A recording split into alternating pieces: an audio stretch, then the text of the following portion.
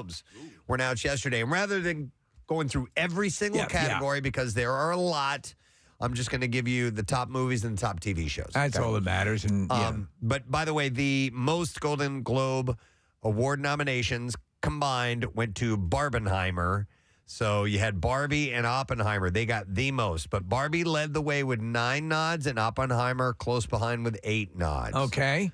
For television, Succession left all the other series in its wake and had 9 nominations. So I assume Oppenheimer led with the song nominations, correct? Yes, Oppenheimer did lead with the musical. No, all right. It's a bomb. It's a big old bomb. The best motion picture drama category is as follows. You have Anatomy of a Fall, Killers of the Flower Moon, Maestro, Oppenheimer, Past Lives, and The Zone of Interest. So Bradley Cooper's movie's nominated, though it hasn't really debuted yet, right?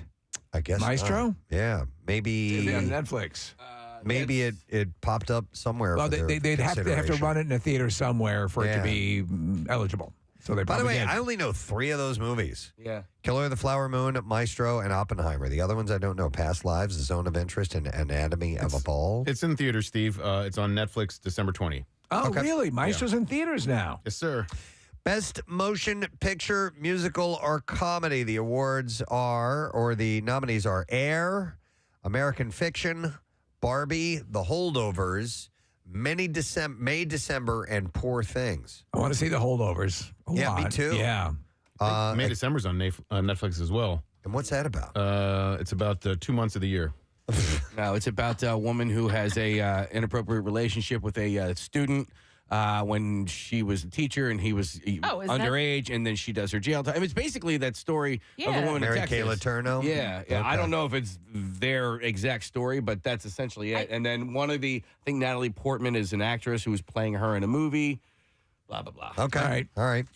Best Motion Picture, Animated. The Boy and the Heron, Elemental, Spider-Man Across the Spider-Verse, Suzume.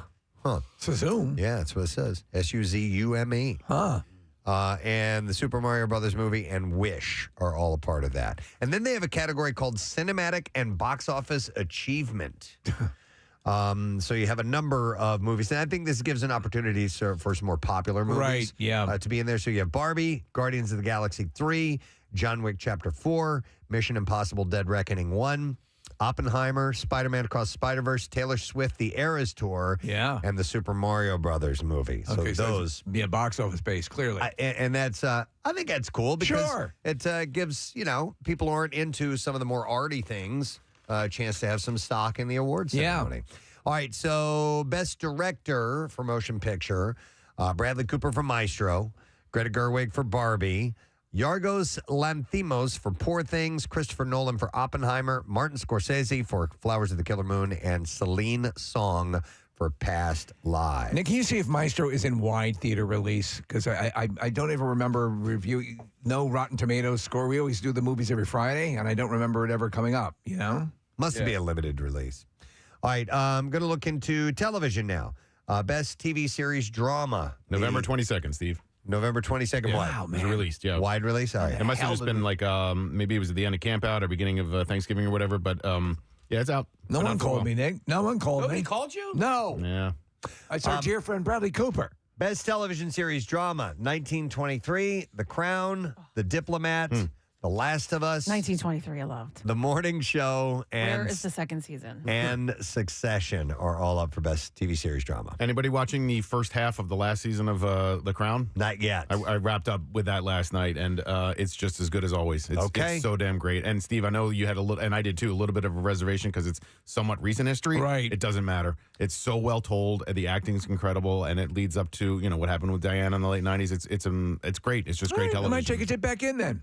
I'm torn between The Last of Us and Succession. To be honest, I'd like to see The Last of Us win because Succession's already won a gazillion awards. What about The Last Succession? Last Succession could be a combination. Totally different, very wealthy rage virus. Best television series, musical or comedy, Abbott Elementary, Barry, The Bear. I would say, in my humble opinion, that the second season of Bear was the finest show of this year. Boy, it's interesting they lumped that in as a comedy. Yeah. I mean, there are funny moments, but it's intense. It is. Then you have Jury Duty.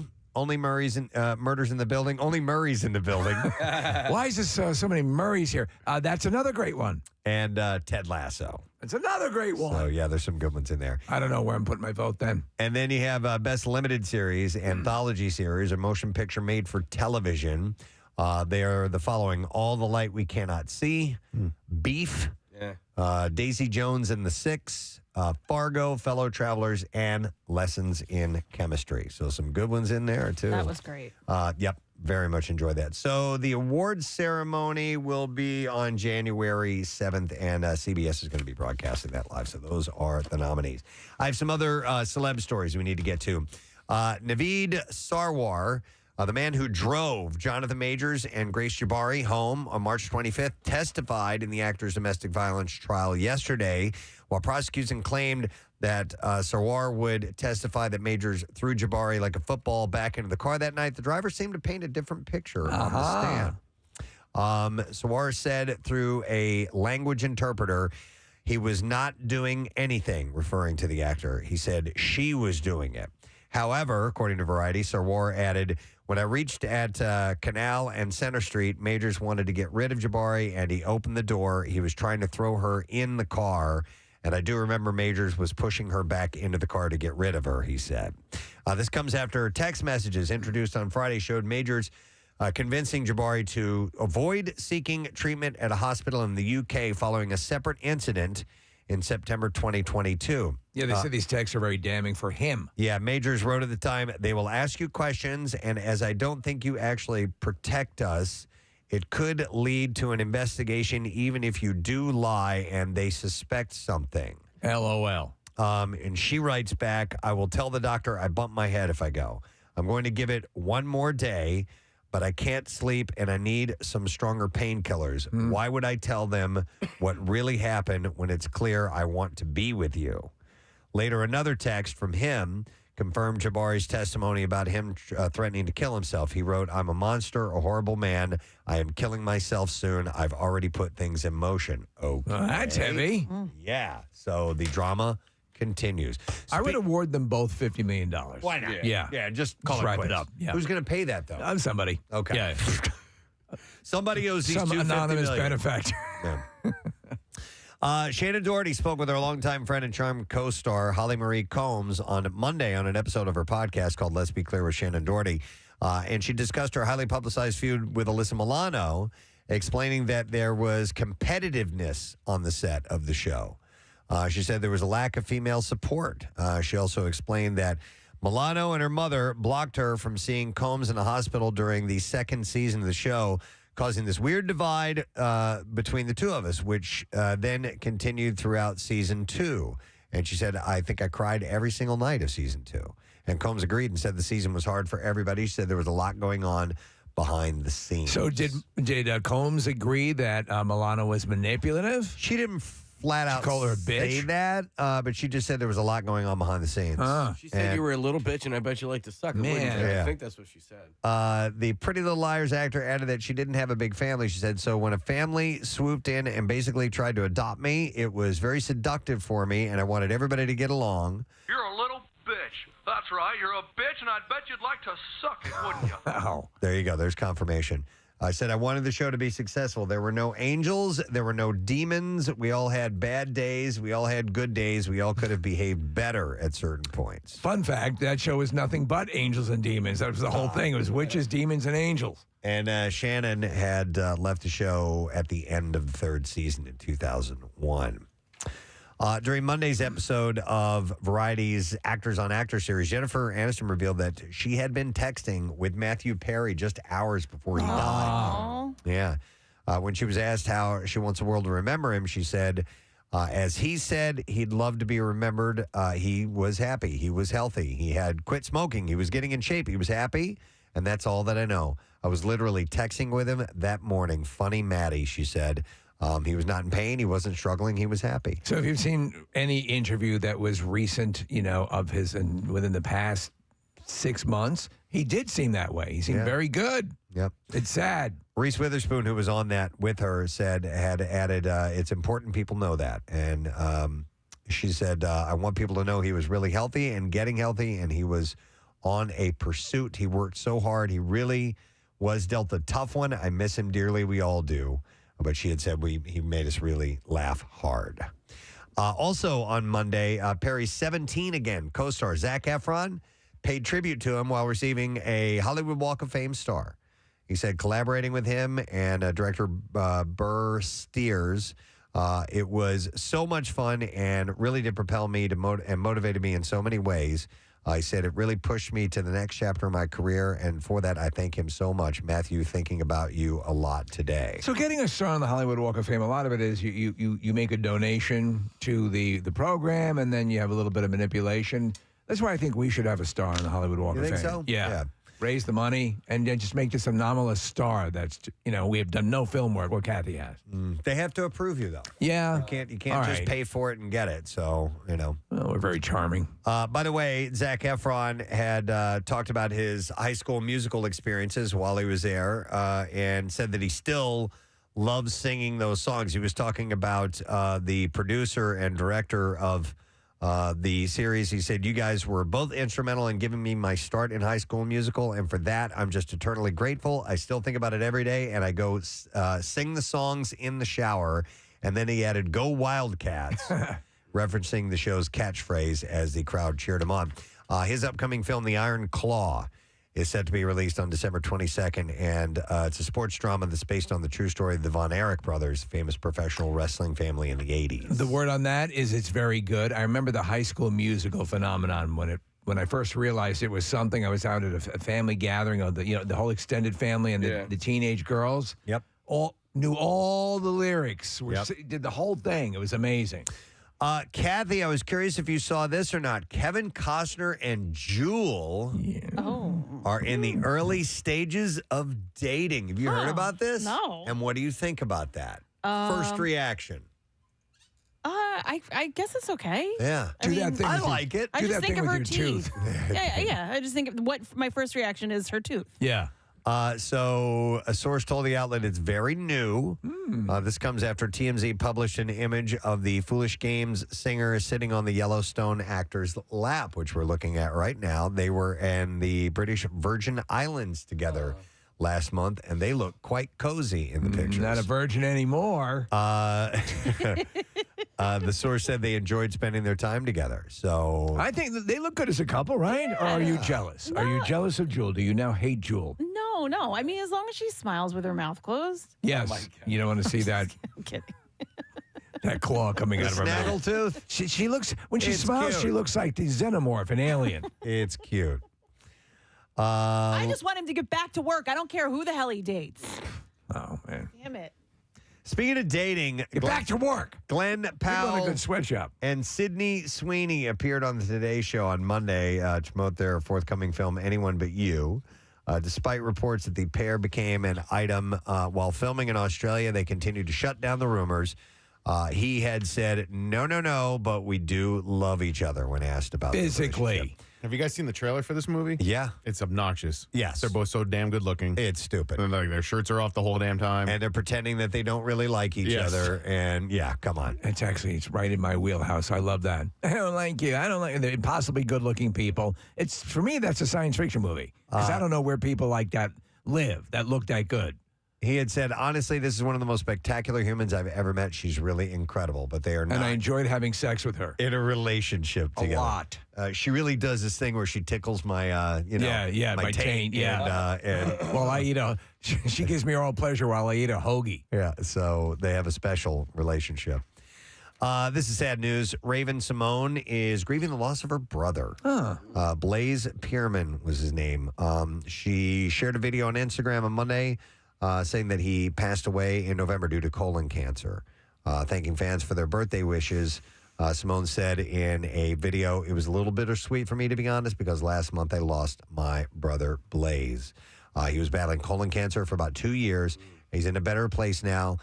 He's loved and missed, and the emotions that have been weaving in and out of my body and mind and family have been a roller coaster. She said, I love you, Blaze. His birthday is December 16th and forever will be. Love you guys, she said. So that must be real. That is sad. Yeah. Now, on the other side of things, Kat Dennings has tied the knot with party hard singer and songwriter Andrew W.K. What? Yeah. She's 37. He's 44. They were married on November 27th and shared some details on their years-long relationship. The two say they met under, quote, mystical circumstances. We love Kat Dennings. And said it quickly became obvious that we were made for each other. Kat said about 3 years ago, Andrew had come to visit me for the first time. At the end of his trip, we couldn't imagine ever separating. We actually proposed to each other in the kitchen at the exact same moment. The nuptials took place at the couple's Los Angeles home, though they considered all their options. In the end, she said, the kitchen engagement moment kept calling back to us. The shindig was an intimate one, about 15 people in attendance. Close friends and fellow actors Macaulay Culkin and Brenda Song were among the guests. That's pretty cool. Yeah. That's an interesting pairing, but they are sort of similar if you stop and think about it. She also celebrated the news that in a series of Instagram posts, including one with a caption that said, just married, accompanying a shot of her and her new husband cuddling up in a field with the sun setting behind them. I'm going to cry. Another featured more photos from their very happy day with the WandaVision star thanking Vogue and photographer Jose Villa. Were there any graphic sex shots? There was just one. One? And it was you couldn't quite see? No, it's kind of obscured by the... You guys have a few of those pictures in your wedding album. Daisies We do, in the right? field. Yes, of course. They got married. So I think that's a good couple, right? That is a good couple. There had been rumors that her character in the Marvel movies would get her own movie or her own series. Right. That might be interesting. Yeah, possibly. David Hyde Pierce has explained to the Los Angeles Times in an interview published on Monday that he skipped out on the Frasier reboot and why he did it. He said, I never really wanted to go back. He said, it's not like I said, I don't ever want to do that again. I loved every moment. It was that I wanted to do some other things. He said, when we got into real talks about the reboot, I just started on the Julia TV show and was working on a musical and going to do another musical. I watched the Julia TV show. He's great. Is he? He's fantastic. He plays her husband, and he's awesome in it. It's a very similar character, actually, from Sort Frasier. of persnickety kind of guy? Totally, yeah. But he said, I just thought I don't want to be committed to a show and not be able to do stuff like this. And also, I thought they don't actually need me. Frasier has moved on to a new world. They have new characters, and I think I'm right. It's doing great, and the new people they have are great. So. I think right now he's in Bogota filming Expendable 6. Oh, is that what he's doing? I have not seen any of the new Frasier. I don't know if it's. I did. Is he good? It is pretty good. Okay. I mean, you're dealing with Frasier, which was tremendous. Yeah. And it's kind of finding its footing. Okay. So, but it's always been a sharply written comedy. Yeah. And it's holding that end up. But he's the only recurring character, That's right? it. Yeah, he goes back to Boston, Nick, to visit his son, who is the antithesis of him now. He's a regular, his son is like his dad. Like his dad was. Yeah, exactly, Okay. yeah. All right, and then last story. Details from the third season of The White Lotus may still be scarce, but returning star Natasha Rothwell says that it will be worth the wait. She appeared in season 1 as the spa manager, Belinda Lindsay. Loved her. She is the only publicly revealed cast member to return to the HBO series for the third season. And speaking to Hollywood Reporter, she revealed that she has received all scripts from creator Mike White. She said, she's read them all. She said, I can't say anything, but I will say it is going to blow people's minds. She said, I gasped out loud no less than 5 times, and that was just reading them, so people are in for a treat. Her character had such a heartbreaking story. You got so excited for her, and she got this big letdown, and it blew. Yeah. Rothwell also revealed that the series is set to start production definitely in the next calendar year. The third installment of the darkly comedic drama series is rumored to be set in Thailand, following previous iterations in Hawaii and Sicily. Last November, White said the next season of the show might be even more unhinged than the prior two. He said it's going to be a supersized White Lotus. It's going to be longer, bigger, crazier. I don't know what people will think, but I am super excited. So at least for my own barometer, that's a good thing, and I'm super excited about the content of the season. It's a wild So much to watch. If only you could just lay in the bathtub all day, watch TV while a medical crew kept your skin moist and fed you. Tip. It'd be great. All right, let's do the clips.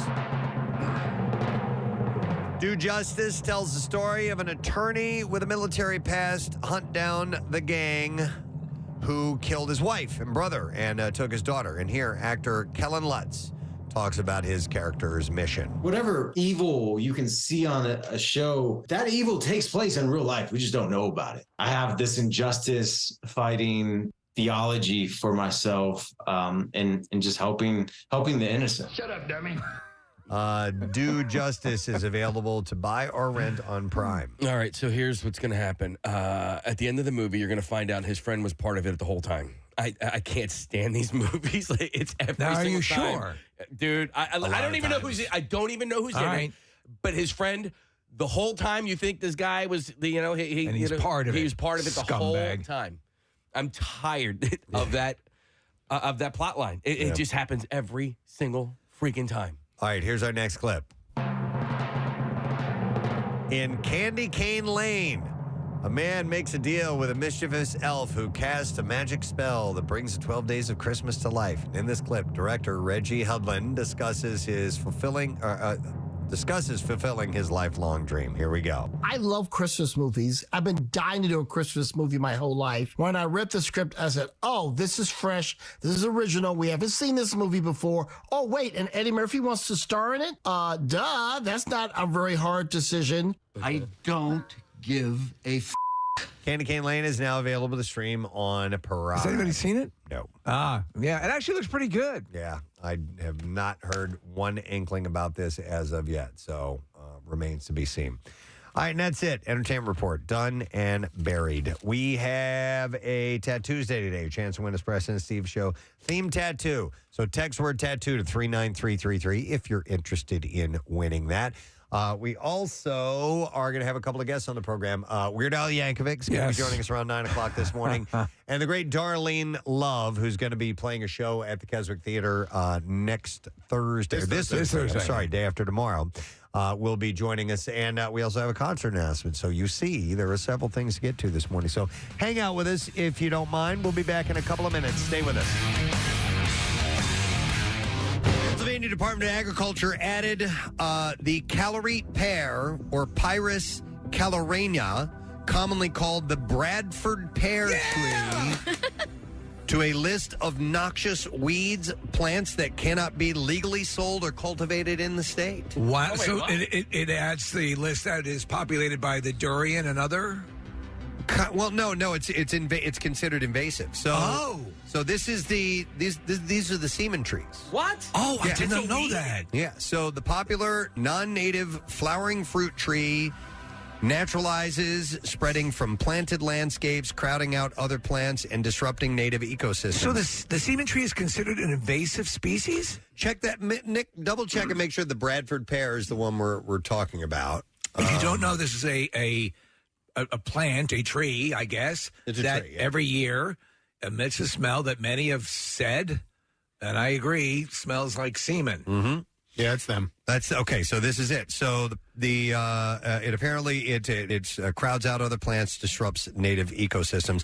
The ban on sale and cultivation will take effect on February 9th, with enforcement phased in over 2 years. I'm surprised because landscapers will sell a lot of these. They'll use them in office parks and people's backyards and whatever. So this is a moneymaker for a lot of those places. I'm really surprised they came down with a ban. Well, it's a beautiful tree. Yeah. And when it does create that scent, it's got these beautiful white blooms. It's just gorgeous. It looks gorgeous. I have 3 of them in my backyard. I have a weeping vagina in my backyard. Oh, my goodness. And it's, well, you know what it smells like, but it's just, it's beautiful.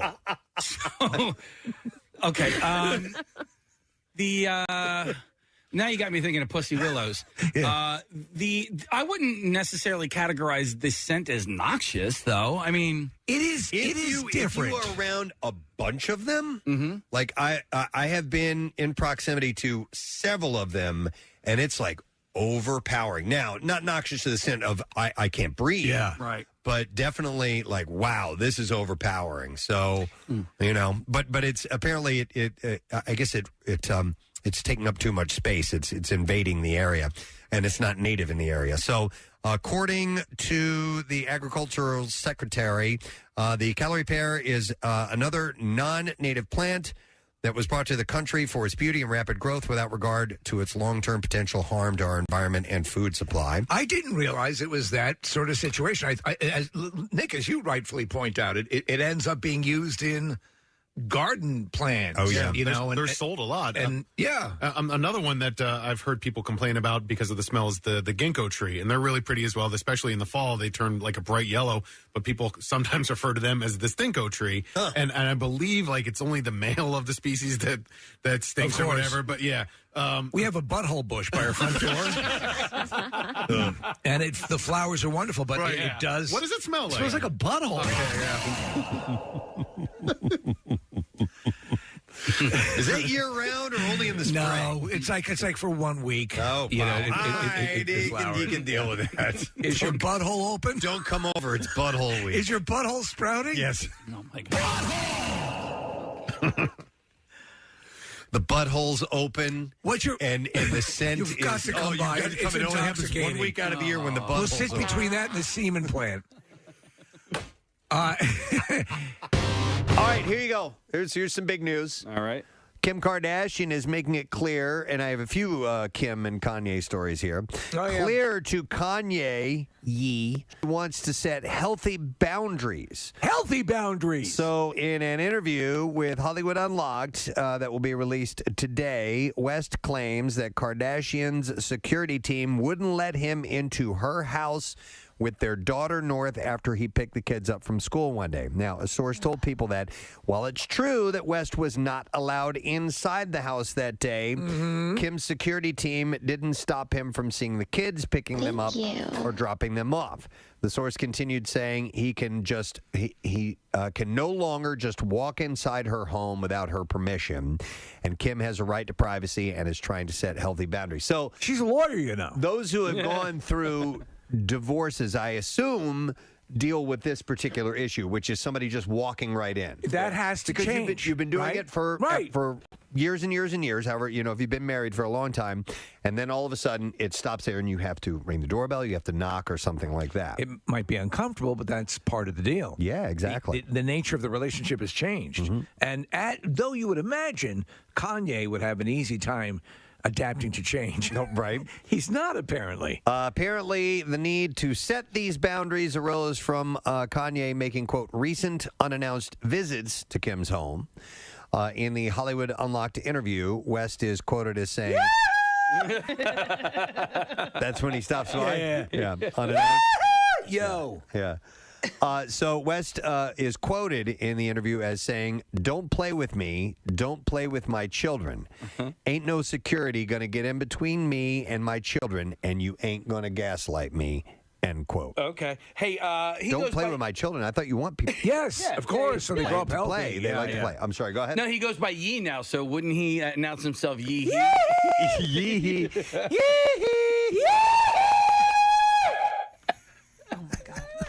It echoes around that house because there's nothing in it. There's nothing in it. Yeah. There's nothing to deaden the sound. We have audio, Preston, if you'd like. He is... All right, so this is about the song? Yes. So Kanye, this is part 2 of the story. Kanye called out Pete Davidson in his new song, The Game, which is called Easy. The track dropped on Friday, and people across all corners of the internet promptly went to work dissecting the lyrics from Kanye's verse. So here's a question, and this to me is indicative of a kind of person. He is in a relationship with someone else himself. Yeah. He's making out publicly with this other person. Why? Well, why is he going off the deep end about Pete Davidson? She's simply moving on as well. He's moving on. Why is it so bad that she's moving on? His ego won't allow it. That has to be it. Yeah, so there's nobody better than him, and his ego won't allow it. And it's narcissism. It is pure no narcissism. Doubt. But did you see Is she in their house? Yes. So that's probably where. But they it have a stems from. multitude of houses, Kathy. Right. He has that ranch, and he actually bought a house, I think, diagonally across the street from her to be close to the kids. Now, is this But that's the song? probably the hard part. You know what I mean? Yeah. Like that was his house. That was where he lived too. So the fact now that he's got to knock on the door, which listen, yes, it needs to happen. Yep. They're not together anymore, but that's probably why he's having a hard time. Steve, is this a song that they're listening to and like Madonna's in the thing? It's like there are all these people in a room and it's like him and Madonna and Antonio Brown. Like, Are you talking about video footage? There's video footage of them all listening to a song. And what's wild is Madonna's like the grandmom, and she's acting like the kid in this movie or in this video. That imagery is troubling. But he specifically mentions Pete Davidson. Yeah, he mentioned a bunch of things. I'm going to go through some of the lyrics in this song. So he talks about his divorce from Kim, and I'm quoting this. We having the best divorce ever. If we go to court, we go to court together. Matter of fact, pick up your sis. We'll go to courts together. Courtney. You already did Love there? it. I haven't heard lyrics this sharp since Poopity Scoop. All right. Co-parenting his kids, he writes, I watched 4 kids for like 5 hours today. I wear these Yeezy boots everywhere, even in the shower today. He rhymed today with today. Yeah. And by the way, he did a little drop on his own product line. Self-promotion. Love it. I got love for the nannies, but real family is better. The cameras watch the kids. Y'all stop taking the credit. Non-custodial dad, I bought the house next door. What you think the point of really being rich for? Yeah. All right. Yeah, no, it makes incredible sense. So he doesn't want to besmirch the nanny staff, which he had a relationship with them as well. But he's saying Kim's not being the mother she needs to be because she's with that Pete Davidson. All right. Then you have grappling with his kid's privilege. And he writes, he spits, when you give them everything, they only want more. Bougie and unruly, y'all need to do some chores. Rich-ass kids, this ain't your mama house. Climb on your brother's shoulders, get that top ramen out.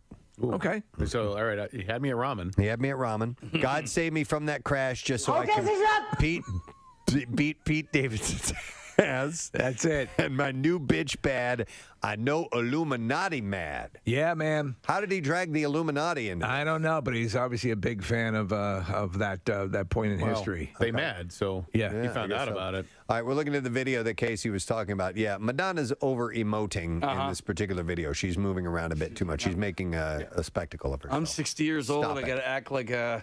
Okay. And what's the context of this? Well, video? she's made them snickerdoodles because she's grandma. Oh, all right. That was nice of her. Is anyone want cookies? I would.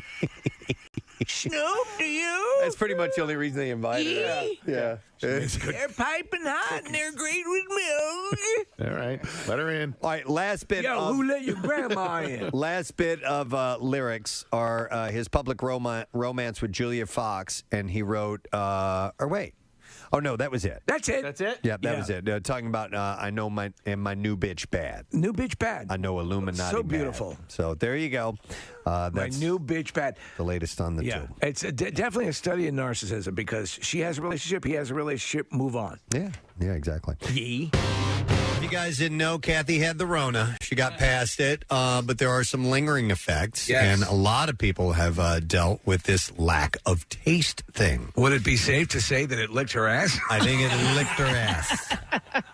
Now, if you don't know about that, she had texted someone that it kicked her ass and accidentally typed in licked her ass. And this wasn't a close personal friend either. It was more of a casual relationship. And I love it. took it to another level. But so your sense of taste, at what point? Because listen, when you get a cold, when you get the flu, it's standard that happens, but it doesn't linger afterwards. So did this happen at the onset of symptoms, or did this happen later on? No, so I was like a few days into having COVID, and I started. I had congestion too. So sometimes, like you said, like if you have congestion, you have a cold or whatever, like taste won't be there. So that's what I kept telling myself. I was like, no, I think it's that, because there was like a little bit still there. So I'm like, maybe it's just the congestion, like normal, and I'm not really losing my taste. No, and then flash forward, now we're a few weeks in, and my taste is, I would say my taste is like 0 to 10%. I don't know. Maybe today I'll see. I thought maybe at one point it was coming back. I had yellow mustard. I told you guys this, but I don't know if it was like whatever. I don't know. Whatever. You don't know if it was like the traffic on 93.3 WMMR. Thanks, Kath. We have a concert announcement coming up around 10 o'clock this morning, or, when we do music news a little later on today, so listen up for that. And also, I just want to remind you about MMR's big friggin' deal this week. You can get lift tickets to Montage Mountain for $40. That's better than 50% off because the regular price is $89. It's terrific. And the voucher is valid Monday through Sunday, excludes holidays and blackout dates. But blackout dates do include the Cardboard Classic. Just a heads up on that. That's going to be March 1st. And Mountain Fest weekend is that whole weekend. Yeah. So we hope to see you there for that as well. You can get the deal now at WMMR.com while supplies last. The keyword to use is deal. So that is up and running as we speak. All right. There are things happening in our city, people. It's time to walk the streets. Scoobity wow wow. He pounds the pavement as hard as he pounds his meat. Oh, it's Preston Elliott. And look at my feet. Look at my feet. There are some goings on in Philadelphia and the surrounding areas that I thought were worth highlighting this morning.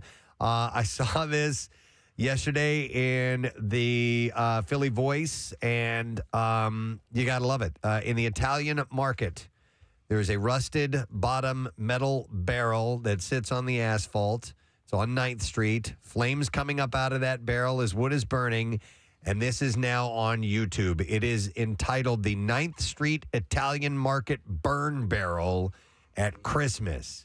So this is the answer to the Yule log, only Philly style. I love it. I love it. So it's the video is compromised, or not compromised. It's comprised of 2 hours of a barrel fire burning in broad daylight at 9th and Passyunk, while slow piano-based renditions of Christmas carols add festive yet relaxing ambiance. And this was set up. It was uploaded over the weekend by Tony Trav from South Fellini. Oh, nice. So we know the gang at South Fellini. They're great. And has added this to your holiday repertoire. What I love is that you'll see off to the side, they'll start breaking up some wood, like pallets, and they'll stoke the fire a little bit. But traffic's just passing by, and there's some lovely music playing in the background. And I can't think of anything more Philly than this. Yeah, every now and then someone will come over and replace the wood and keep it going. But you can have a little taste of the Italian market and a Philly style log burn. By the way, when we were in the early days of the Camp Out for Hunger, we were down on City Line. We had to get sort of special clearance to do a barrel fire like this. Yep. I assume that they just kind of look the other way with this. I don't think so. Right? Yeah. I don't think that it's not wholly legal, but it's. I wouldn't think that it's legal at all. But yeah, you got to stay warm. Yeah, when it's cold. So and it's part of the look, the holidays. The original Yule log had featured a multi-hour film loop of logs burning in a fireplace set to Christmas music, and that was traditionally aired on television in New York City and other locales during the holiday from 1966 until the late 80s. It was originally meant to provide, nostalgic comfort to New Yorkers living in apartments that didn't have fireplaces.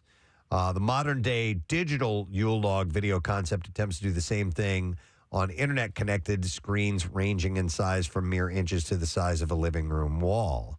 While the concept started for this one, the Philly one, but the concept may have started well before the Rocky film franchise, but that opening scene of the first movie kind of put the practice on the map as a distinctively Philly thing to do, according to this article, when it shows Rocky walking past a group of locals. Of course, Frank Stallone's in there singing Take It Back, and that kind of took on this Philly narrative, Take it back. Yeah, I agree. I think of this as a Philly. This shot, the way it's framed, is totally Philly. So we, growing up, it's weird because my house was built in the 1800s growing up.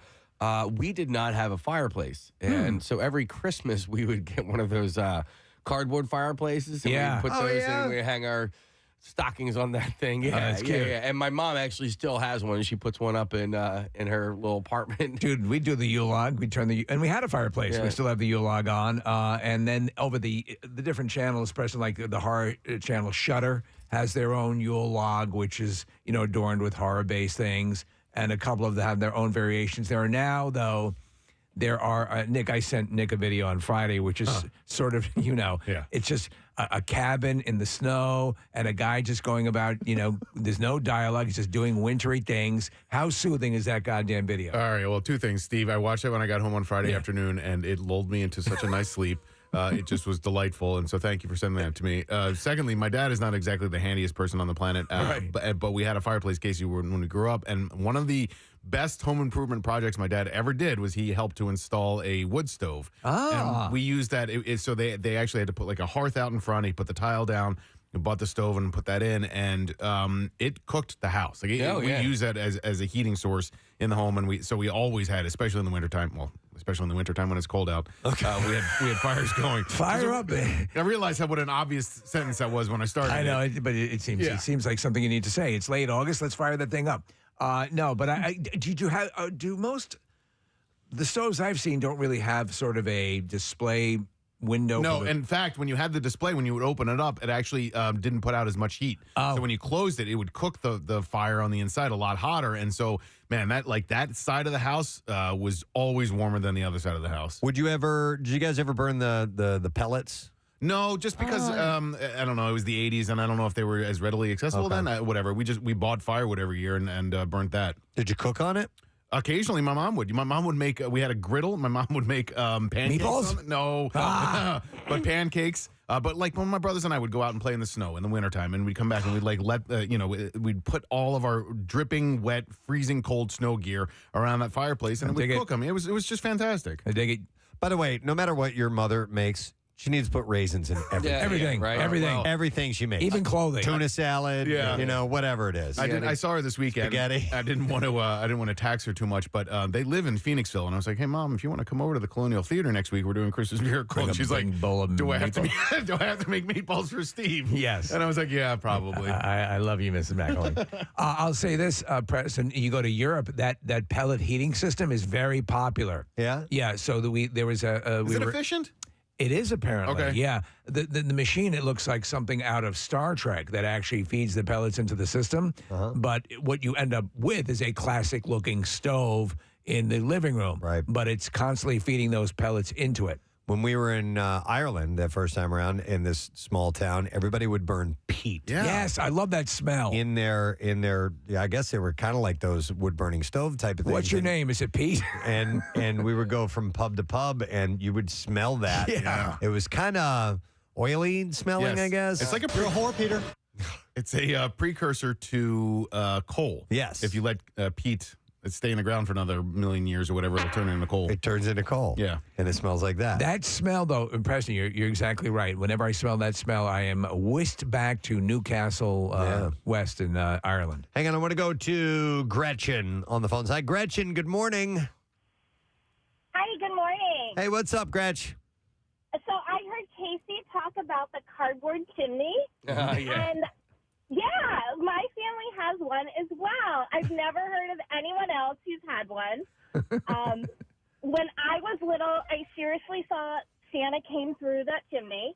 Well, he did. I mean, that's why we put it in there, was so that he had a place to go, right? So that he had a place to go, because we didn't have a fireplace. So Exactly. My mom has purchased one for myself and each of my 3 sisters. And so we continue the tradition. We put our cardboard chimney up every year. I don't hang our stockings from it anymore because it's like ready to fall apart and it's kind of ducking together.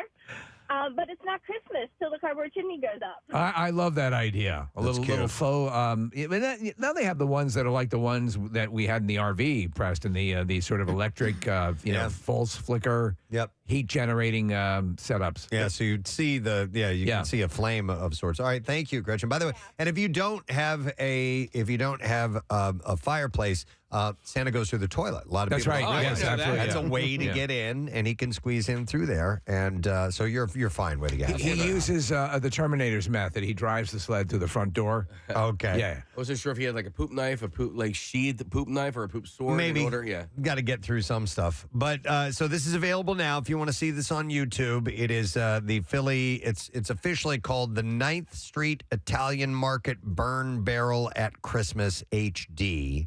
But I'm sure if you do 9th Street Italian Market Burn Barrel, you'll be able to find this. And it runs for a few hours, and you can get a little flavor of South Philly right there in your home. All right, something else.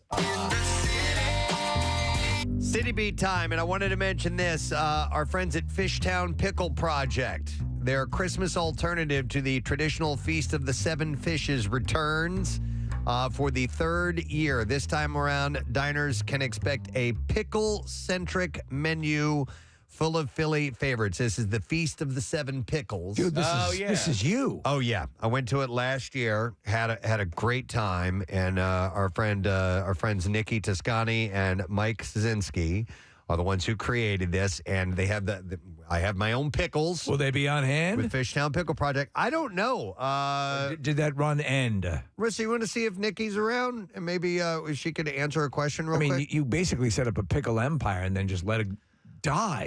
They know it's going on. I mean, they know what they're doing. And in fact, so some of the proceeds are going to go to the Camp Out for Hunger. Oh, excellent. To Phil Abundance on behalf of Camp Out for Hunger. Very nice. For Feast of the Seven Pickles. So it's going to be next Tuesday at the Kensington Bar and Restaurant Martha. There's going to be 3 seatings at 5, 7, and 9. Martha. 50 spots. What, Batman? Yeah. Why'd you say that name? Why did you say that pickle? Why did you say that pickle? Why did you say that pickle?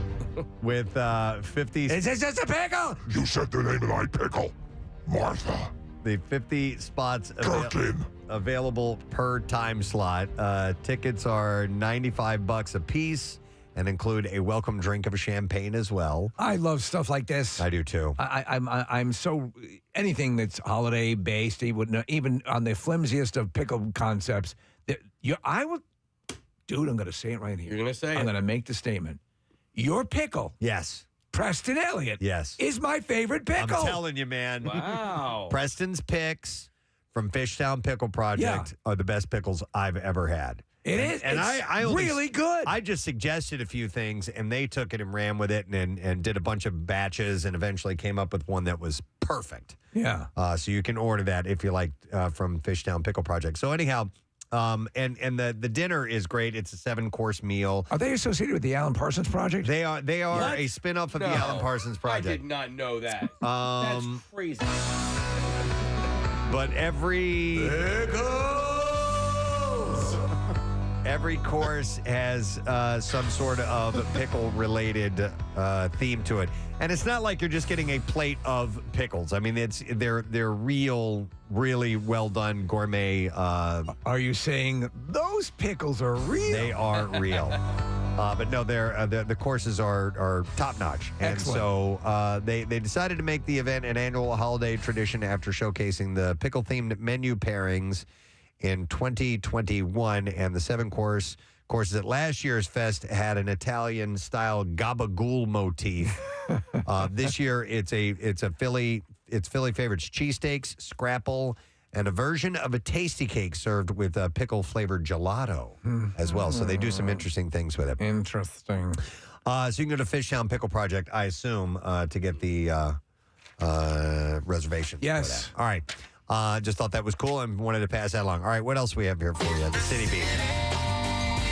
This one actually is in Jersey, and I was not aware of this. So Rochelle and I went to the shore over the weekend, and she pointed out something to me. She goes, the chair fell down.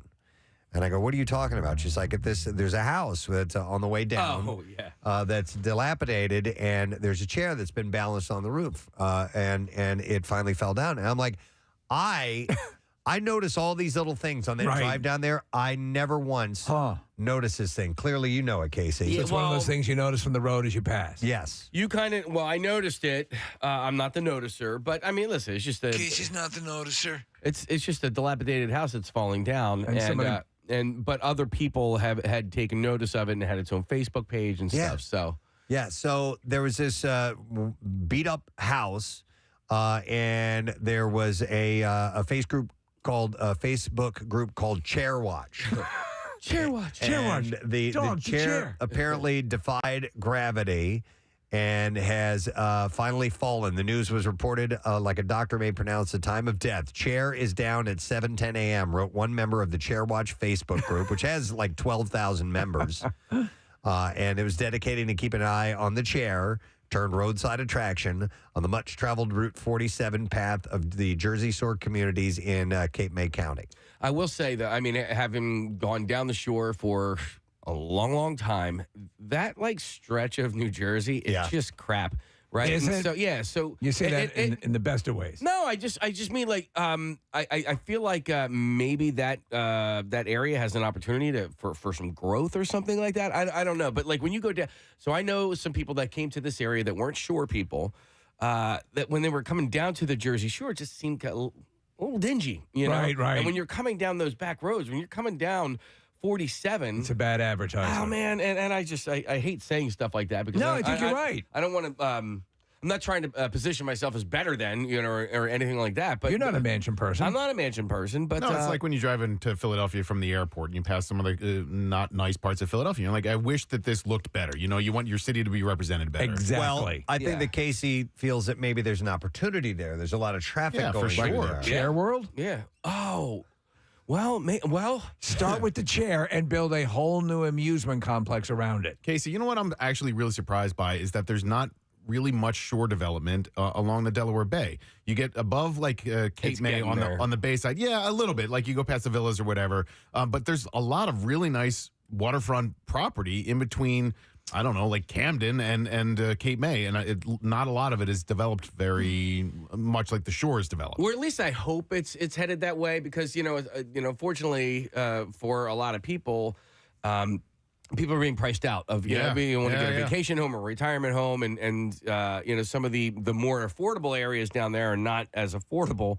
So now those affordable areas are going to West Cape May, North Cape May. Well, look at villas. this place. I bet you can get this one for cheap. But that's not it's a fixer-upper. It's not a bad spot to be because you do have access to a lot of different beach towns in that particular area.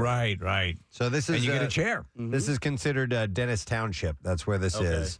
And apparently this home has been in this state for a long time. I mean, it's just like it looks like it's about to crumble, okay? But the chair was perched on just a few inches of splintered wood and somehow, according to this article, withstood nor'easters, snowstorms, and summer thunderstorms without so much as a wobble. Wow. But it eventually came down on Monday. Apparently, it's the birth home of Davy Crockett. When the chair roof line was minus its most famous resident. So Mike is the property's current owner. He didn't want to have his last name used. He said it probably blew down in the storm. It was raining a lot last night. He said that chair was on the edge. I have no idea how it stayed up there as long as it did. Mike is a fisherman who does not use the house. Really? You can't even step in the house. Even on the weekends, you can't stay there? It's going to crumble. He said, but he uses the surrounding property as a work site. The chair fell as Mike was due to demolish the home.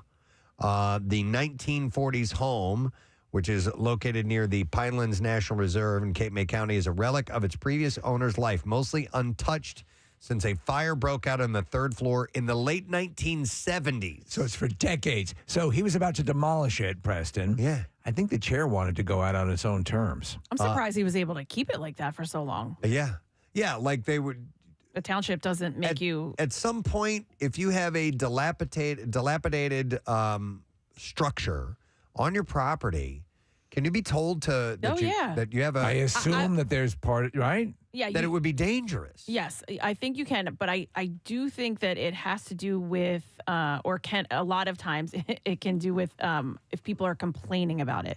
So maybe if no one's complaining, it can kind of sit for years. Maybe they revered it. Well, that this Facebook group did. Well, that must be it because, well, like Casey said, it's kind of a empty-ish area. There's not a whole lot going on around there. Maybe people didn't care. The home was further damaged when a massive storm in 2020 tore the roof clean off, leaving all of its forgotten contents exposed. The chair caught the attention of people crawling by the property on their commute to work or the Jersey Shore, and they started to make note of it. When asked about rumors of auctioning the chair off to raise money for a local cause, Mike said that he had not been contacted regarding any plans, but he would be open to the idea. He said, I'm not looking to get anything out of it. I'm looking for other people to get enjoyment out of it and for our community of dentists to benefit, because the whole thing has never been about me. It's been about the chair. It's about the chair. He says. I've done that 347 drive a lot over the years too, and there are two really pretty camping areas, but I've never stopped at either one of them. One's called Holly Lake, and the other one's called East Creek Pond. Have either of you guys, because you've done that drive a lot as well? I love driving by those little lakes. They're pretty. So picturesque. Yeah. I told Rochelle that this weekend. We went down there, and I just love taking a moment to look across the lake as I'm driving by. Are there chairs? They're really, really, no chairs, but there's a tree on a platform out in the middle of one of the lakes. No kidding. Which is pretty cool. There's a Christmas tree right now on that platform. But Nick, you were pulling up the lighthouse at a certain point, and I had great pictures of me and the dog and the girls at that lighthouse. It's a great spot I for stopped there, sunsets. I stopped there once as well, Case. It's called East Point, and you have to go there, I think, from 47, not 347. Yeah. Okay. But that's all along the bay as well. Okay. Well, so the chair is down. Chair's down. Just a heads up in case you Chair did not down, know that. chair down, chair down. Real quick, going back to the last story, the Feast of the Seven Pickles. Yes. Nikki from Fishtown Pickle Project is on the line. Hi there, Nikki. Hi, good morning, everybody. Good morning. And just wanted to touch base. I was talking about the Feast of the Seven Pickles. Thank you so much. We loved having you last year. We're super pumped to do it again this year on December 19th. So I posed the question, are Preston's pickles still available? They are, at the moment online, they're sold out, but they're coming back hot for the feast. So they won't be on the menu, but they're going to be involved in the mini holiday market, of course, because a portion of proceeds from every single jar goes to Phil Abundance. All right, there we go. That. And so they're still a hot seller, right, Nikki? They are definitely a hot seller. Oh, my goodness. If they're zeroed out online, we've got a lot of people putting their email address in to be notified when they come back. And how about that? Best pickles ever, man. Yeah, I agree. I said it on air. That sweet heat. Preston, you really, don't quit your day job, but you might have a little bit of like a foodie, background in you somewhere to create some new. I got to come for one of you guys' pickle classes, because you guys will do that, right? We will. We would absolutely love to have you. We've got 4 classes coming up in the winter. We will be releasing some in the spring. Perhaps you could be a visiting professor, Preston, who comes in and gives a lecture like a TED Talk. That could be good. A pickle talk. Yeah. We'll have you up there with us, telling everybody how it's done. Here's your flavor profile, guys. Just follow your nose. I'm a pickle fanatic. I love them. All right. So, by the way, do you have any spots left open for Feast of the Seven Pickles? We sure do. I just posted more for each time slot. So it's Tuesday, December 19th at Martha in Kensington. And there's a seating at 5, at 7 p.m., and then again at 9 p.m. We've got a really awesome menu. Samuel's & Sons oysters with a Hawaiian pizza tapache. We have some fermented radish salad with roasted pepper dressing. We are play on a smoked salmon Reuben. We've got a shaved ribeye cheesesteak from good stuff. Told you, man. Yeah. All right. Really well, we're in the pick. It's the pickle time of the season. Yeah. All right. So, Nikki, Fishtown Pickle Projects, your website to get the reservations. Yep, fishtownpickles.com is where you can get tickets, and every ticket includes $10 that goes to Phil Abundance. Excellent. We appreciate that. All right, thank you, Nikki. Good to talk to you. Thank you, guys. Stay well. Happy holidays. All right, see you later. Merry pickle. Pickle on. All right, see ya. Good pickle to you. They're awesome. Real quick, Becky wants to talk about the chair here real quick. Hi, Becky. Good morning. Hey, good morning. How are you guys? Good. All right. So, Becky, you work for the Pineland Preservation Alliance? I do. We're a nonprofit organization, and for more than 15 years, we've done a bike ride called the Tour de Pines. Okay. It's 5 different days. We ride all through the Pinelands National Reserve. one of our most popular rides is a ride we call the Chair on the Roof. I'm so sad to hear we have to change the name. No, that sucks. Can you put the chair back? I know. Yeah, what do you do now? I have no The chair on the ground? Oh, man. Oh, It was a man. huge highlight. People looked forward to it. It was kind of a mystery if they were outside the area because only locals kind of know about this whole like thing with the chair on the roof, and it's been sinking, and the chair got shorter even. It was all like a big thing, and I cannot believe when I turned on the radio that it's gone. Oh, It's man. down. I'm very sad. I don't know what the dude what he did with the chair either. I don't know if he's gonna, stick that back out by the road. I didn't see it there. We drove by there on Sunday. But So he says he's tearing down. He's going to finally demolish the standing structure as it is. So it seems the time of the chair is over. Oh. Well, I guess we have to move into a whole new era with the Tour de Pines bike ride. Well, Yes. to be honest, we had tried to help you out with the googly eyes, but I appreciate it. the town made us take it down, right? Yeah, they did. All right, well, Becky, thank you. We appreciate you checking in. Happy holidays, you guys. Same to you. See you later. All right. Wow. All right. Well, actually, oddly, I have another City Beat thing that involves bikes real quick. So the Philly group Wednesday Night Rides is organizing the Holiday Lights Ride in South Philadelphia. It's a free and family-friendly ride, and it is this Wednesday. It's tomorrow night, 7 to 9 p.m. And basically, you ride the bikes and you go check out the lights, the light decoration. Were you familiar with this, Kathy? Have you heard of it? Because you are the activity maven. No. So this is a route that they follow to check out the lights. The Bicycle Coalition has been running the bike tour for several years, and more recent rides included the Wednesday Night Rides as a partner. They run a biweekly bicycle ride through different parts of Philadelphia. Each ride has a different theme and route, which the group details through its Reddit and Instagram posts. Okay, I love this concept. Can I do it in the back of a limo? Steve, that's what I was just gonna say. I don't like to be cold, so I don't know if this is my thing, but I mean that is pretty cool. Participants need to register online to take part in the Holiday Lights Ride, and event organizers will send the route to those who have signed up. And you can expect to bike through areas like South 13th Street, which recently held its festive Miracle on South 13th Street block party. And along with the ride itself, the event features a costume contest. And the categories for the contest are Best Adult, Best Child, Best Family, and Best Philly Pride. And an after party takes place at the Garage South Bar on Passyunk Avenue. I like that a lot. Yeah. I like. By the way, just on you'd mentioned it earlier in the news. The place Glow, Kathy, or the setup with the lights. Yeah. That guy is going to be on the extreme. The show. The light fights. Fights. Yeah. That watch party is tonight? Is that when it's supposed to take place? Oh, I don't know if it was tonight. I think they said this week. Because I want to check that out. Let's see. I'm not sure when that show airs, but yeah. So it's not that location Glow that's going to be in it. It's his own one home. of his own. Yeah, his house, which is pretty cool. Obviously, that's pretty cool as well. That's a very competitive show. Yeah, most definitely. We've known a couple of people that have been on in contention for that. So. Well, Kat's looking that up. But anyhow, if you're interested in this, you can check out the Instagram post for the Wednesday Night Rides, the Philly group Wednesday Night Rides. And it's the Holiday Lights Ride in South Philadelphia. It's magical. Steve, you're right. It is airing tonight. Okay, cool. And is that on ABC? On ABC, yeah. ABC. So this guy in Jersey who owns Glow, which was vandalized, correct? Yes. His own house is in the competition. Yeah, his family home, which is in Deptford, is going to be on the latest episode, which is supposed to be on tonight. All right, cool. All right. That's it in the City Beat, folks. We got to shut things down, wrap it up for today, and we'll have another installment sometime down the road.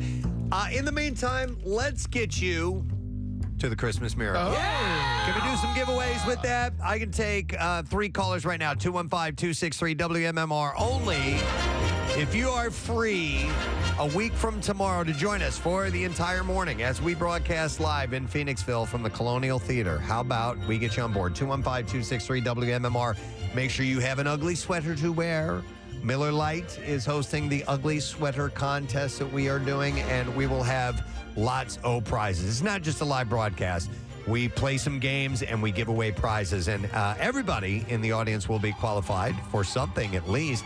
But you, the person who calls in and gets through, will be qualified to possibly be chosen for one of our contests that we will be doing there. And we're going to have some food and we're going to have some music. Should be a good time. Yes. And we've never been to the Colonial for a live broadcast. We're really looking forward to it. So 215-263-WMMR. We'll take those 3 callers. We're going to break. We'll be back in a second. B-File stories are on the way. Is in the mustard, right, that, exactly. as opposed to its actual flavor. Yeah. It's like it's nothing you would be able to compare it to in life. I mean, it's such So a unique weird. thing to have happen. Yeah. And so for the most part, people have what they call the long Rona. Still, even they eventually get their taste back, but it can be a while. God, I've seen stories of people that have gone like a year without having taste. My grandmother, this was a long time ago, went years a loss of taste. Is that right? What and caused then it? It just came back. Right. I don't know. We never found out. And now she's a food critic. No, she's dead. Oh, okay. But anyway, she couldn't taste anything.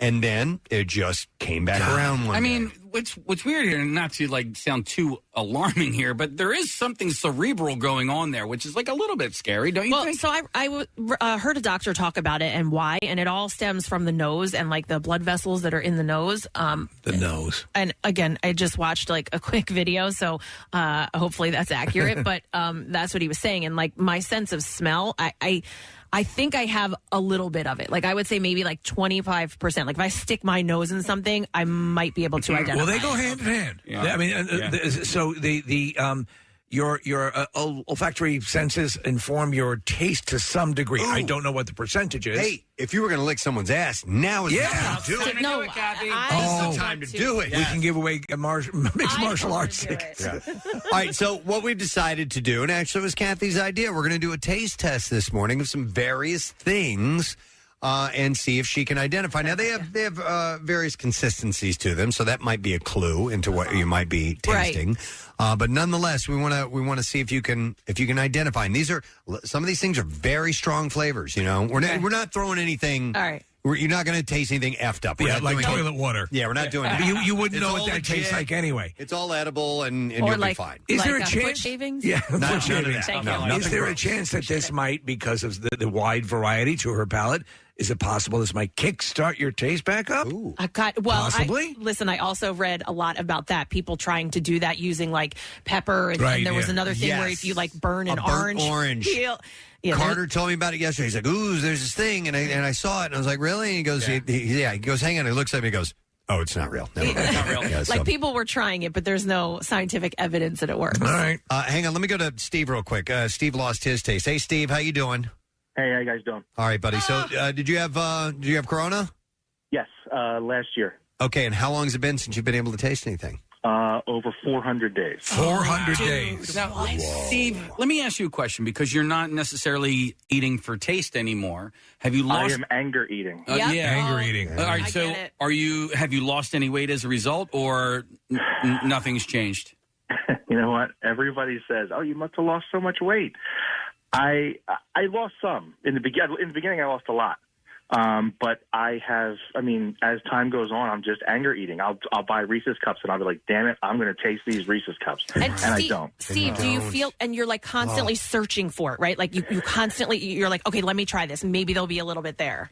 Yeah. And the only thing is I have had twinges of, if somebody has a lemon cookie or a lemon cupcake, I might get the taste of lemon with the first bite, and then everything, and it's gone. There's just nothing. Steve, so this would not affect though your hunger, right? Hunger is. Oh no, of course not. Yeah, of course not. Yeah, that's the best part of the whole thing. Yeah. You still have to eat. You just have no joy in any of it. I always say it's like Captain Barbossa in Pirates of the Caribbean. They just want to watch Keira Knightley eat because they have no joy. Right. They can't experience. Well, but look.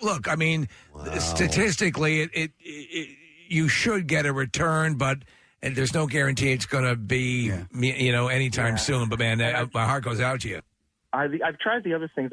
My wife has been getting me to, try this smell therapy where you smell coffee grinds, you smell oranges, you smell. But they say that takes like years to actually kick in and work, because it's supposed to be based on your memory. Yeah, it's really weird. And then I eat things because I like pizza. I know what pizza tastes like. Right. So I eat it. So, but like now I'm more concerned with like texture. So I'll eat things that like I always want nachos because nachos have crunch. They have sauce. They have, but December 9th, 2020 was my my last day. All right, Steve, man. were you vaccinated? Yeah, and boosted. Okay. Yeah, but that was all after. I mean, I know there's connections to any of this stuff. All right. Yeah. Dude, I feel for you. Hang in there. Hopefully it'll come back around. Preston, what about you, if man? If I What lost about my you? sense of taste, forget it. I would be so upset. It's so weird. I find so much joy in eating. But I mean, I guess you... Wouldn't you switch to a healthier eating habit if you don't I'm care? pretty healthy. You're pretty healthy too. So it's not like you're going crazy. Right. But Like, so why I eat eat ice very cream? healthy. Yeah, exactly. Yeah, The little, because of the texture, little treats. Yeah, but it's the texture. Like Steve said, you're constantly searching for something. So, like, you could sit there and eat healthy, but it's like you like. So for me, melted cheese, that texture. Does that give you pleasure? Yes. Okay. So right now, it's like- because I can't taste anything. Like zero sugar ice cream. And Yeah, stuff like can't you that, find know? something that like is Will approximate it? that the approximates the texture and that is not putty loaded with. Case you could. Yeah. Those are great putty. Amy said she did the orange chicken at work. All right. Oh, well, if this is the case, then Let's we hear need it. to do this after the contest. We'll try. Get an orange. I would love to go to these calls, but listen, I want to go through this and see if she can identify these things or not. So let's give this a try. We're going to be drinking things, by the way. We're not going to be eating. Oh my God, she's lost her sense of balance. She can't stand up. You okay? Tripped over her own headphones. I had to move, and I tripped over my headphones. Okay. Oh, these bad headphones. So we have all grabbed some things from our cabinets and refrigerators and brought them in. And I have the sheet here. Don't look over here. Yeah, don't look. She's not wearing her glasses. No, she's getting blindfolded. She's blind and no taste. And Marissa, are we putting the mask on her or no?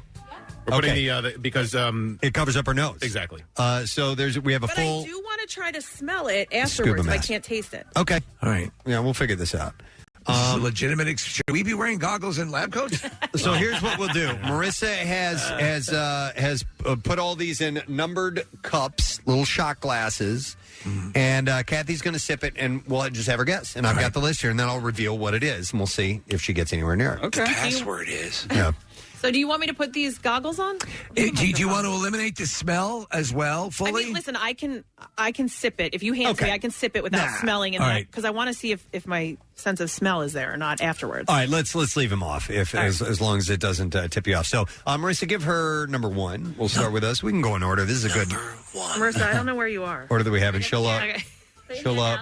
She'll put it in your hand. Okay. Man, I can smell it. Do you know where your mouth is? Shut up. All right, are you guys ready? Yeah, take a sip. Don't smell. And see I'm what not you going to smell. You can shoot the whole thing. Don't smell. Probably don't drink the whole thing. You need to save some room. Okay, so you getting any sensation? Something. It's like, it's not water. Okay, not water. It's I want to say like a I want to say sauce, but it's not that thick, so Okay. it's not a sauce. But that's what I'm getting. Like I would something like a pasta sauce or something. Pasta sauce. So she's guessing pasta sauce. Okay. And what is it, Preston? It's a sauce. Wait. Let me smell it. Hold on. Okay. She just spilled it on her sweater. She just spilled it on the carpet. Mackle farts. You picked the wrong one to spill, too. Yeah, you did. That's going to stain. All right, get her sweater quickly. Kathy, take your top off quickly. I'm sorry. No, it's not your fault. You're legitimately handicapped. I have to touch the boob. Marissa, let me clean her. By the way, go on YouTube now if you ever want to see Marissa feel up Kathy. Oh, my God, dude. Now go a little slowly. I almost have it out. There we go. Oh, my God. Preston, can you smell it on that side of the console? No, not from where I'm sitting now. Because I absolutely can, and the smell is very distinct. Can I guess now? Yeah, what is it? Is it hot sauce? No, it is not. Kathy, that is soy sauce. Oh, yeah. Yeah, so that's way off. Not even clear. And by the way, she took a sip. Like most people would go, "Whoa!" Yeah, it's soy sauce is very strong. It's very, very salty. All right, wait. And you could only handle a little bit of that straight, but she shot quite a bit of it. Yes. All right, I can't see, so I don't want to spill it again. Marissa, where's my water? A little bit. All right, here we go. Oh my God! I need to use some water. Helen Keller had it. Okay. Together. Let's go with number 2. Don't spill this one either. You can do it. There's the microphone is right in front of you, so don't hit it. All right. Don't tip it or tilt it. Take a sip of this and see what you think. All right. So, by the way, Kathy's lost her sense of taste. Let's see. We're testing this out on her, and if you're just tuning in, that's where we're going. All right. A little thicker, isn't it? Thicker and sweet. Okay. Oh, so sweet you could determine. Yeah. Maybe. I honestly don't know what it is. I know it's sweet, and by the texture, I'm gonna say maybe like you put it. What the hell is it called? The chocolate that you put on ice cream, like a Hershey's, like a chocolate syrup. Yeah, like a chocolate syrup. She got it right. Kathy, lucky you that one of the things you can taste is chocolate syrup. Honestly, if you're going to lose anything, and keep one thing, keep your ability to taste chocolate. Did the texture help with that? Yeah, I think. Well, that's why I think I was able to get it. But you definitely picked up on sweet, and you know why you probably could, because you just had really, really salty before that. Right before it. Okay, let's go with number 3 and try this one out. A shot of this one.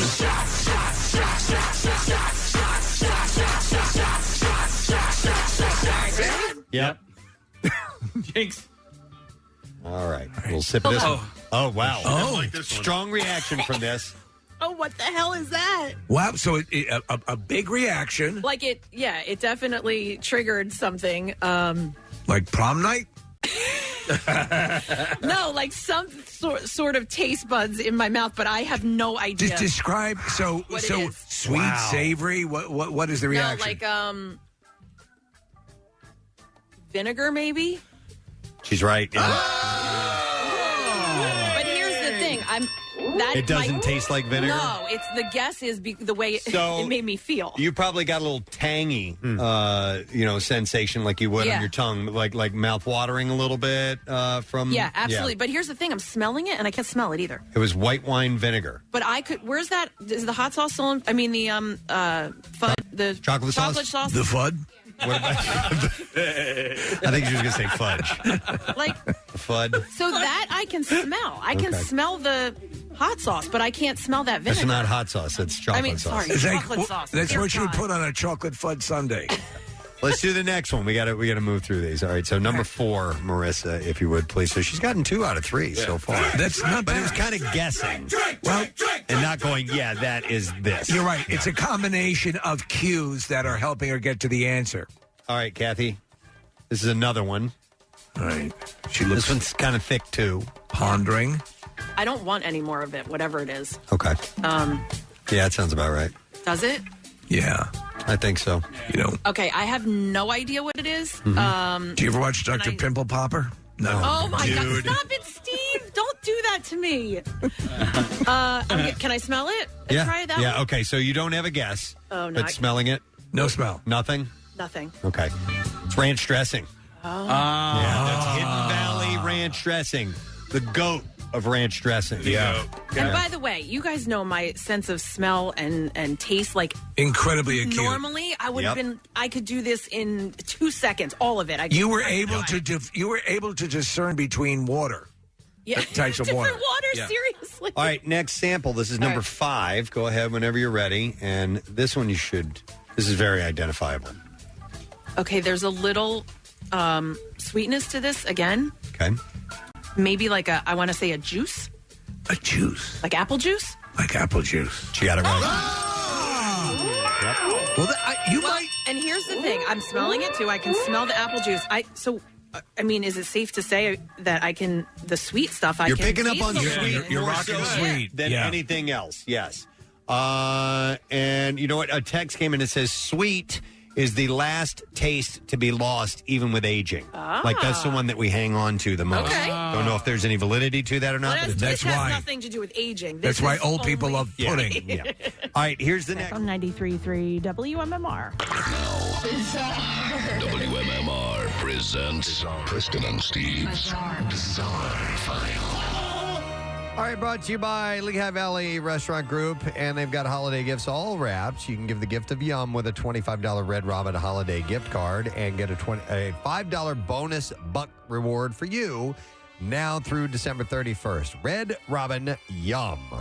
A passenger departing Bangkok was arrested attempting to smuggle a prairie dog and 2 otters in his pants. In his pants. Out of the country, yes. How do you do that? I do not know how this is possible at all. Hey, you guys, I'm putting you in my pants. You guys just play. This is on Thai Airways Flight 632 to Taipei. He caught the idea of authorities because of the unusually large bulge in his pants that was wiggling around. Yeah, of course. The man was scanned and then strip searched, revealing the 2 Asian small-clawed otters and a prairie dog that he had tried to hide in his underwear. Did he have him in a package or strapped to his leg? Or I didn't How do you see do that? how he did this at all. The suspect is now facing a slew of charges brought under Thailand's Customs Act, Animal Epidemics Act, and the Animal Conservation and Protection Act. So it appears here that he has like 2 pairs or a flap that he has them in,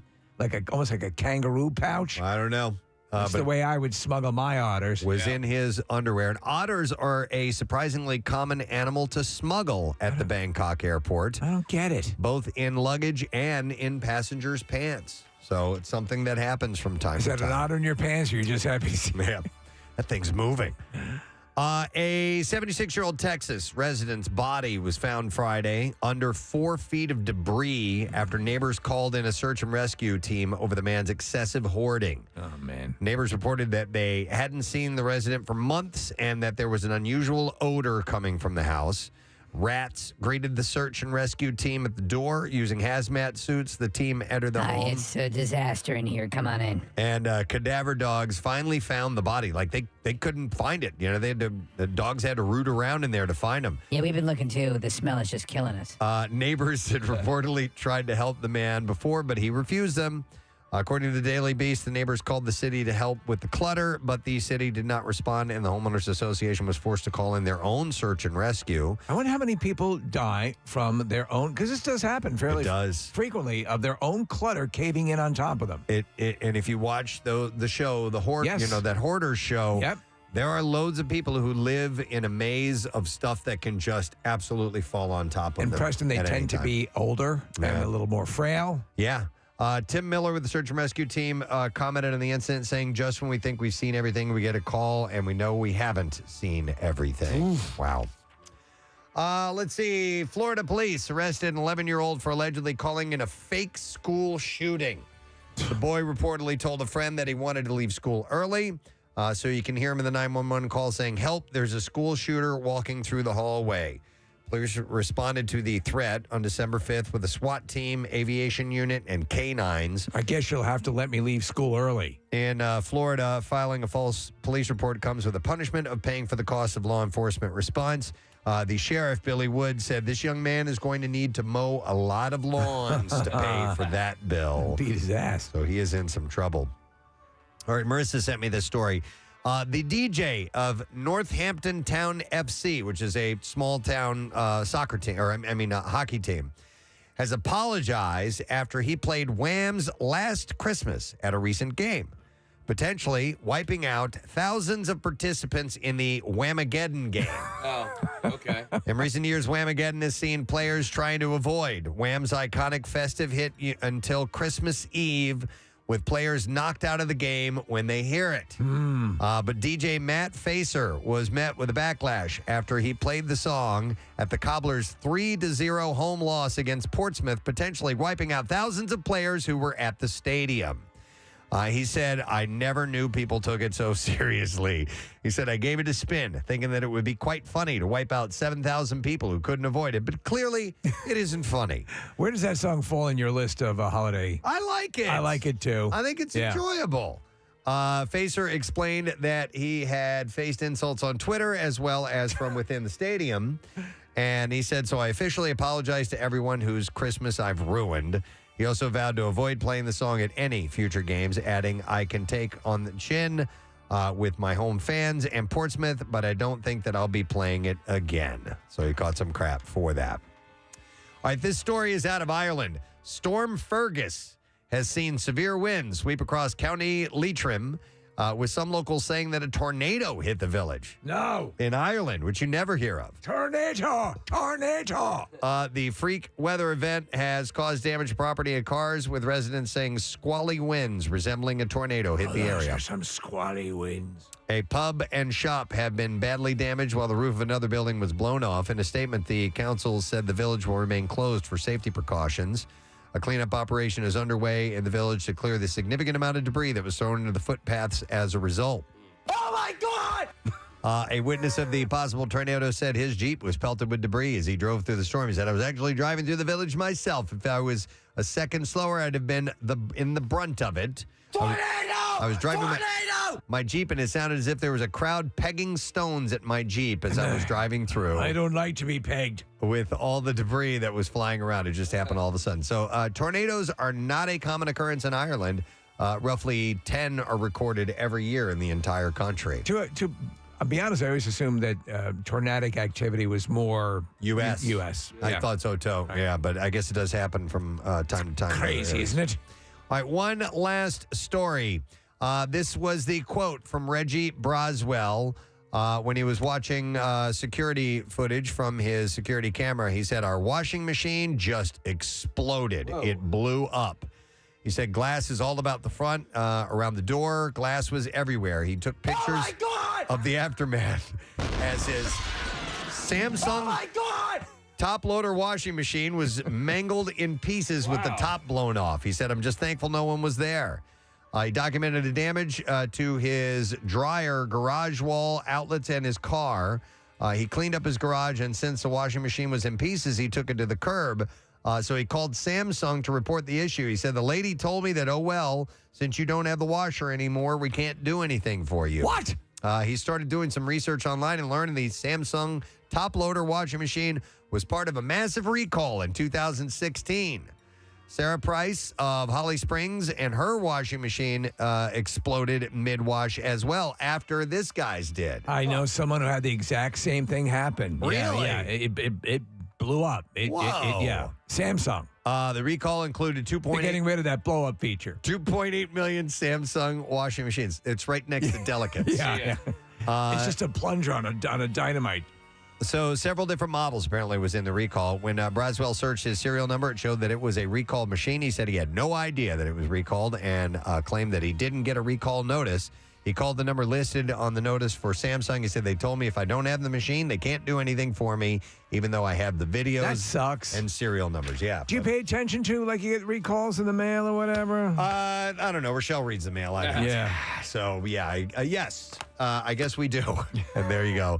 That's what I have in the bizarre file for you. Hey, don't forget it's Tattoo Day. Text the word tattoo, 39333, because we have a chance for you to win a free tattoo from Floating World Tattoo and Piercing. It's a Preston and Steve Show themed tattoo, mind you. So do that now. And don't forget to check out their artwork samples, floatingworldtattoos.com or on Instagram at Floating World Tattoos. We'll be back in just a moment. This is mystery drink number 6. Mystery drink number 6. She's grimacing. I know this one. What is it? I can taste it. Is it pickle juice? You got it? Wow. Kathy, so that is not sweet, unless it is sweet pickles. No, I don't know. And you don't like pickles, do you? No, I love pickles. All right. Well, good for you. So, See, we're finding things that you'll be able to eat and taste. That's Kathy, great. that's awesome. So chocolate and pickles. We're curing her. You're pregnant. No, we're Preston, you're legitimately curing her. We're getting somewhere. We should set up an institute. If you've had the taste issue, you should do this type of thing at home as well. You might find one or two things that stands out. By the way, Kathy, though you can't see it, I'm wearing protective goggles. Hey, I had to take mine off. You know what? And also, the caller that we had earlier, though, Kathy, had said that he could taste lemon for a moment. Yes. And then as he continued to eat, it would go away. So this is something you'll have to test with... Why don't you forget the moose? Oh, for a moment. For a moment. I got it. Yeah, that happens. That happened to my mom. She lost her taste for a really long time, and the same thing. She said it came back. She would eat, and she'd get it at the beginning of the meal, and then by like mid-meal, she couldn't taste anything. So eat quickly. Here's the next one for you. Let's try this. This is number 7. We have 15 of these, by the way. All right. Not a clue. Looks like she doesn't really like the way it tastes. Or are you just I'm perplexed not like a by huge fan. I think it might be on the sweeter side, but it's not as sweet as that chocolate sauce. it? Okay. Like a pudding? Pudding. No, it is not a pudding. Let me smell it. Hold on. Okay. What kind of pudding are you drinking? Puddings. I smell something, but I can't. I would say pudding again. No, it is maple syrup. Which would be something very sweet. Mrs. Butterworth's. Not like pudding. No. Is it Miss or Mrs.? She married? I think it's Mrs. Butterworth. Yeah. All right. Good. She's spoken for. Yeah, absolutely. All right. Mr. Butterworth is an accountant. Here's the next one. This is number 8. We're at the pretty much the halfway point now. Let's see if you can identify this. No reaction facially. I thought for sure I would see a facial reaction from this one. Well, I mean, you should. I'm going in again. All right, this drink is all of it. It's a popular paint remover. She shouldn't be able to say, I'm going to go again on this. No, I don't think so. Wow. What do you think? Wow. I like it. Okay.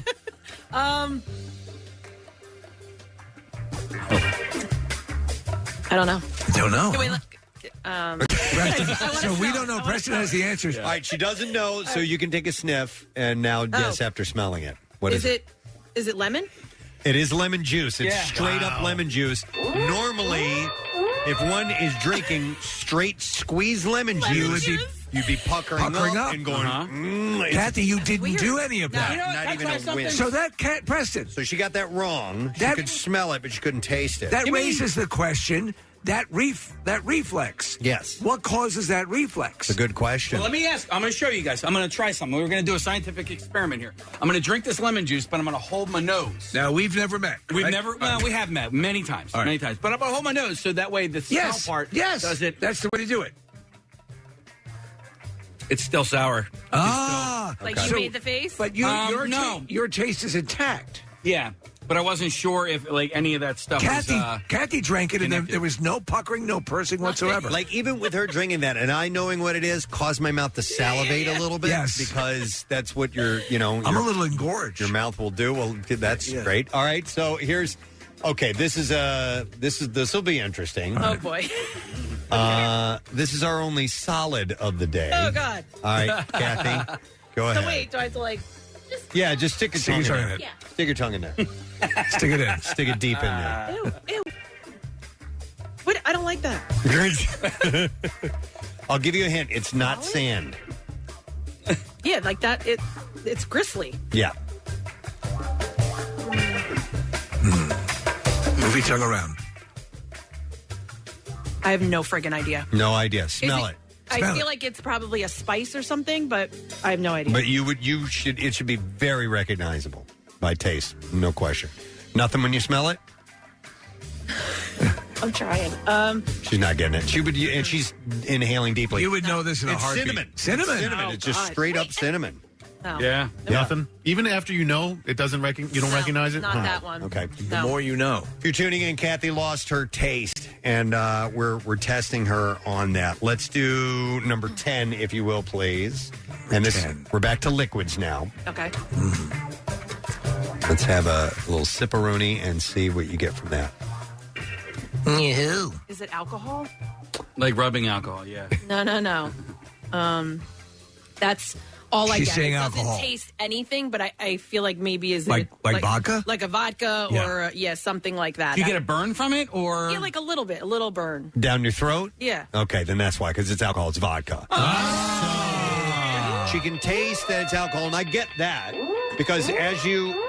Outside of the taste in your mouth, once it goes down your throat, you get this warmness, this heat. Right. So, Marissa, can I taste that one just to? Hey, Kath, a question for you then, because I know you like to drink wine, and you're pretty particular about your wines. Will you just go buy the cheapest ones possible now? Well, no, what's funny is, because they'll probably give me a headache. Yeah. I was at my brother's house, and, he knows what I like to drink, and he didn't have it. And I go, what is this? He goes, it doesn't matter. Just drink it. You'll be fine. Thunderbird. When friends drop by who can't taste anything, give him the cheapest crap you've got in the house. That's why I reach for the Thunderbird. James Mason approved. All right, here's the next one. This is number 11. You should get something for this. 11! Let's see. There's a reaction. Got a real scowl. She actually did De Niro there for a second. Yeah. You're talking to me? Whatever it is, I'm not a fan. Not so much. Interesting that there are bad tastes that work through Nick, it's not a bad taste. It's like that vinegar feeling again. Like if so I have no idea. That makes sense for this. Do you want to smell it? Smell it. Smell it. You can smell it. You can smell it. Do you smell something? Yeah. Okay. She's doing De Niro again. I don't like this. I don't know what it is. I don't like it. It's Worcestershire sauce. And you know what? I don't put that on anything. So Okay. Not even in Bloody Marys? Well, it's already in Bloody Marys. no, usually, I'm not a Bloody Mary fan. Okay, all right. So no dice on Worcestershire. We've got 4 more to go. 4 more. Here is number 12. You've had a pretty decent degree of success, Kathy. At least your ability. Well, the vodka one I'm kind of only half giving to her because she couldn't identify it. You should be able to tell that it was vodka. All right. A big scowl on this one. Preston's the only one who knows what this is. Preston and Marissa. So we're guessing along. This gave the, puckering again. I don't know what it is, but again, it's like triggering something in my mouth. Take a smell. Take a sniff. You don't know. You can't taste it. Vinegar. Okay. But it's a very specific kind of vinegar. Yeah, the kind that smells like feet. Okay. It is apple cider vinegar. It'll cure everything. There's a shot of that every day, right? That's what they say. I should get my taste back after that. Yes. Right. Right. All right, we have 3 more. This is mystery taste number 13. And let's see how you do on this one. My stomach's going to be great after this. I know, right? Fortunately, you're just taking little baby sips, so. You're going to be farting clouds. All right. Didn't get a reaction. Spending some time with this one. Okay. Not as much as a scowl from the Worcestershire. All right, so she's feeling it. There's like something in it, some peppers or something. Would you say Thunderbird? It was like there was substance to it. There's particles in there. Particles. I don't know what it is, but it's making my mouth burn a little bit. It has a little kick to it. Burn a little bit. All right, but you don't know. Can I smell it? Sure. Can I? What do you think? What do you think, Kath? Can I don't know. I want to say like good. Pickled something again. Pickled something. It's hot sauce. Straight up hot sauce. Yeah, What's the title of it? Mr. Deck's hot sauce. This is I'm the marketing director of this company. Yeah, the name this particular flavor is called Butt Blaster. Oh, really? Seriously? They're out of Newport Beach, California. I like that. So All it's right. very, it's a very Powerful. hot. Yeah. Who brought that? I did. I'm seriously the marketing director of this company. Are you really? Yeah. Oh, okay. Yeah, I brought it in. Did you come up with the name Butt Blaster? It was a collaborative effort, so yes. Who's Mr. Dex? A college friend, and this is a side project. And this is as far as I've gotten as marketing director. How do you like the taste? I love it. I put it on. Do you put that as on but I put it on pizza. I put it on eggs. By the way, this particular heat rating is 2.5 out of 5. Yeah, it's not that hot. So not crazy All right. hot, but enough to give you some sensation. Yeah, All right, definitely. 2 more. This is another solid. I didn't know we had another solid. This is the only other solid in our list. So do the tongue thing. Stick your tongue in. Okay. Yeah, stick it Do in that there. tongue thing. Stick it in there. Okay. Love it. Stick it down in there. Come on, man. She's like an inquisitive look. This, I get absolutely nothing. Really? Absolutely nothing from Okay, this. so that's a nothing, and you should be able to taste it, smell it, and see if you can come up with something there. Nothing, huh? Like a, I don't know, maybe there's pepper in it? No, because I didn't feel that on my tongue at all. No. It's garlic powder. Oh. Garlic You would powder. absolutely know, I'll give you a right? piece of gum later. Yeah. Thanks. All right, we have one final taste in our test for you, and let's see how you do with this one.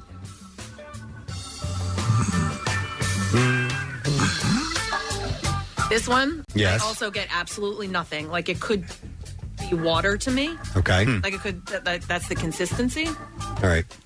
Take a little bit more. This is the last one. Finish it all off. Put your tongue in it. Go ahead. No, is it going to make my stomach hurt? No, not at all. Not at all. Oh, yeah. Nothing. Nothing. Nothing. I get absolutely nothing. Take a sniff and see if you can tell from that. Not really. I want to say, is it another alcohol? Sauvignon Blanc.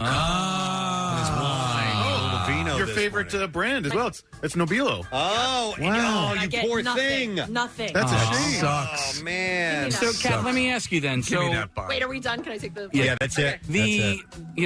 People will often describe water as not having a taste, but it does have a taste, and so Kathy can tell those taste and differences. you can tell those taste differences. So, water for you, like legit, has no taste. Back on 93.3 WMMR. All right, thanks, Kath. Real quick shout out. This is from Joelle Miller. And she says, "Hey, Totally Presbo. My name is Joelle, and I'd like to give a shout out to the YouTube community of Preston and Steve, including Kyle Mack.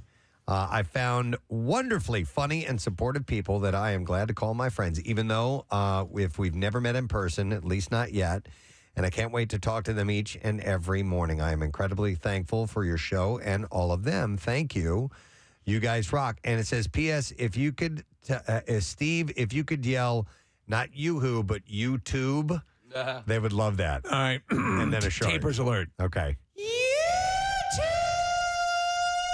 So that is for our YouTube community, which you can watch at any point in time as we are live. And thank you guys for checking in, and you can see everything that's going on in the studio. Pretty awesome, yeah. While you watch it, and then when we're in commercial breaks, we have like old clips that we'll play, which is pretty cool. I walk out to go to the bathroom because you pretty much through the breaks because we can go to the bathroom. Yeah. We walk out and you'll see a clip playing on Connor's computer out there, and it's like, that's I remember that. Yeah, it's a little bit of nostalgia. By the way, speaking of the bathroom, real quick, isn't it great that we have security locks on the bathroom door that actually have the code to the security lock written on a piece of tape on the door? By the way, did you notice it? Yeah, it's totally going against purpose. Yes. But did you notice that they replaced the toilet paper dispensers in the stalls? No. Oh, they didn't, not yet in the female bathrooms. So, Kathy, the new mechanism allows you to pull it out without being an Olympic competitor. Yeah, okay. Seriously. Yeah. We are still in the Olympic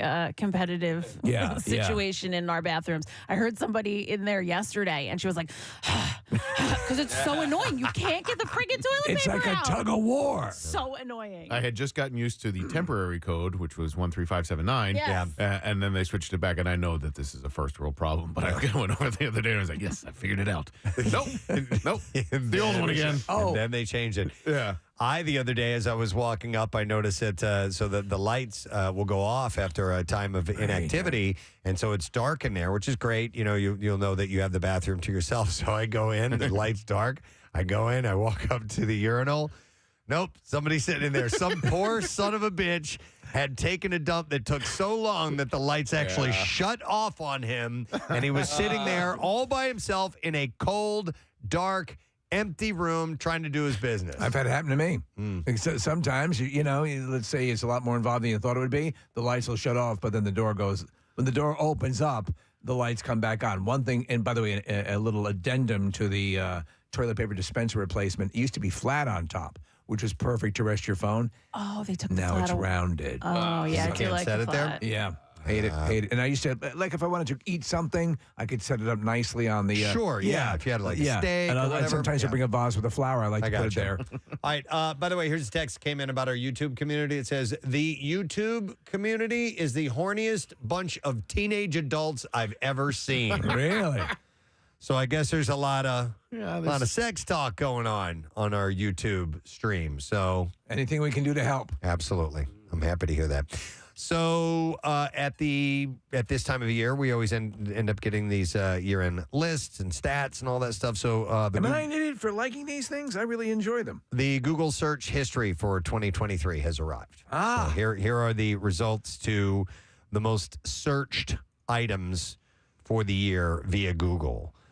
So the ongoing Israel-Hamas war was the top news trend. Oh, there's something going on over there? Of the past year.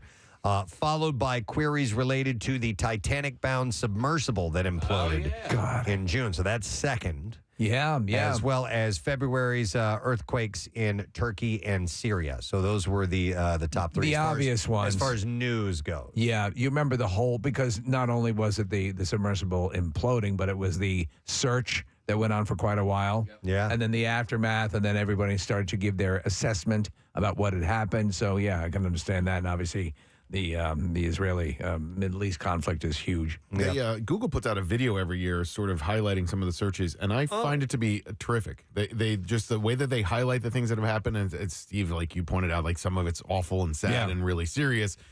But they usually end it with some uplifting stuff and reasons for hope and optimism. And so the way whoever puts that together and edits it, they do a great job every year. I love that approach. And I've mentioned this, and I'm Preston, you apparently follow the same YouTube account. It's called Weird History.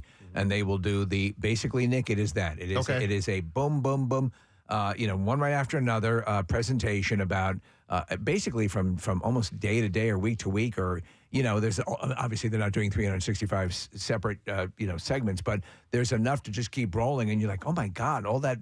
Yeah. You forget. I was saying to Preston, when you say, wow, things couldn't possibly get crazier, and then you look back at like the early 70s, you're like, oh yeah, it could. Yep. It was. Yeah, most definitely.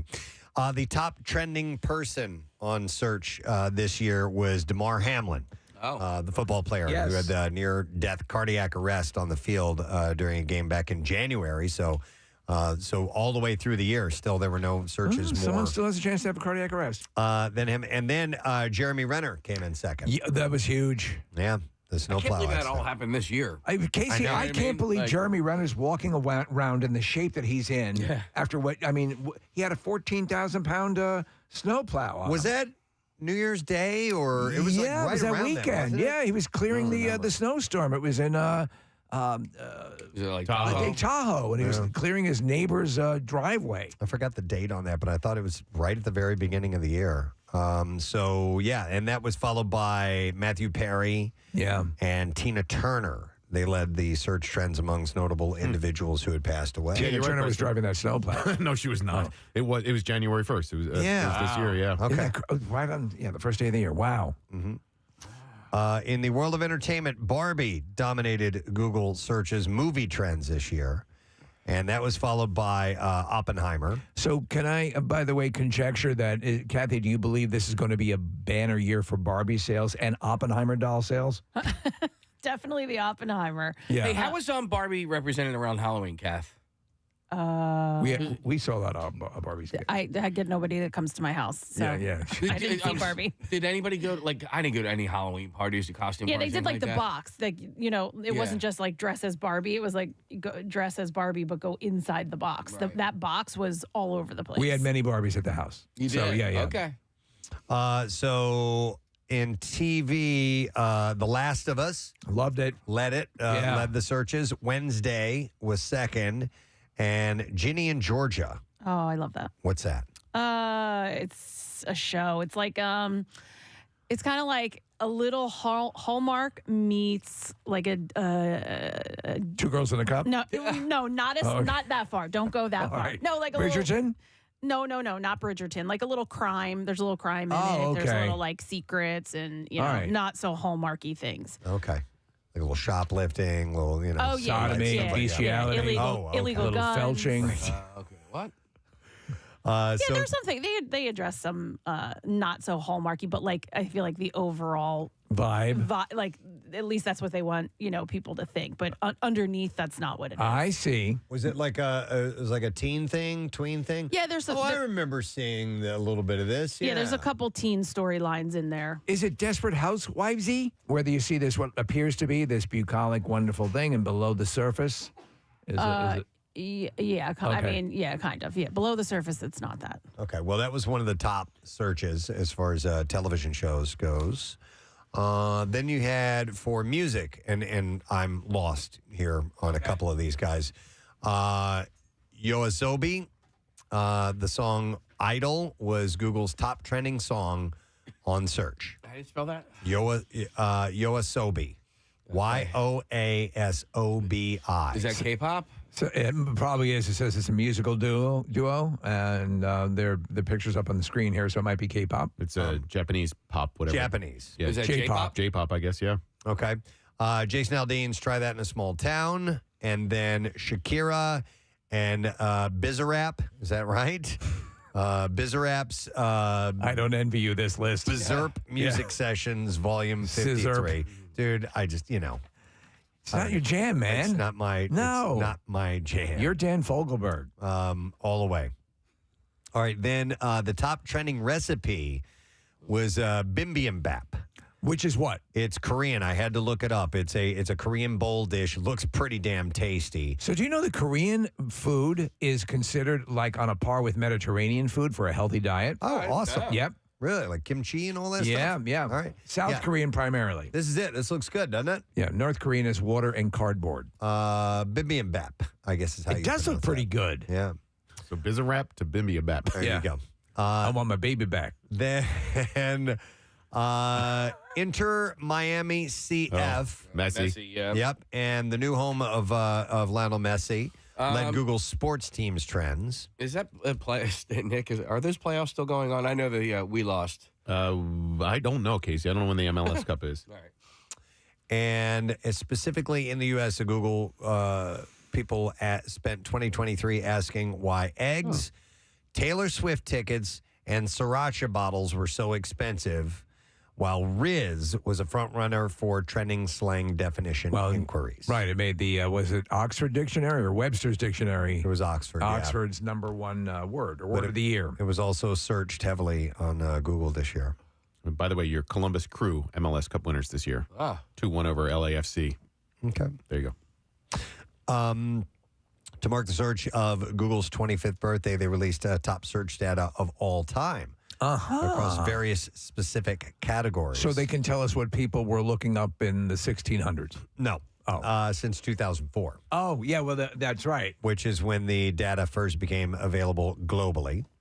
The most Googled Grammy winner of all time has been Beyonce, for example.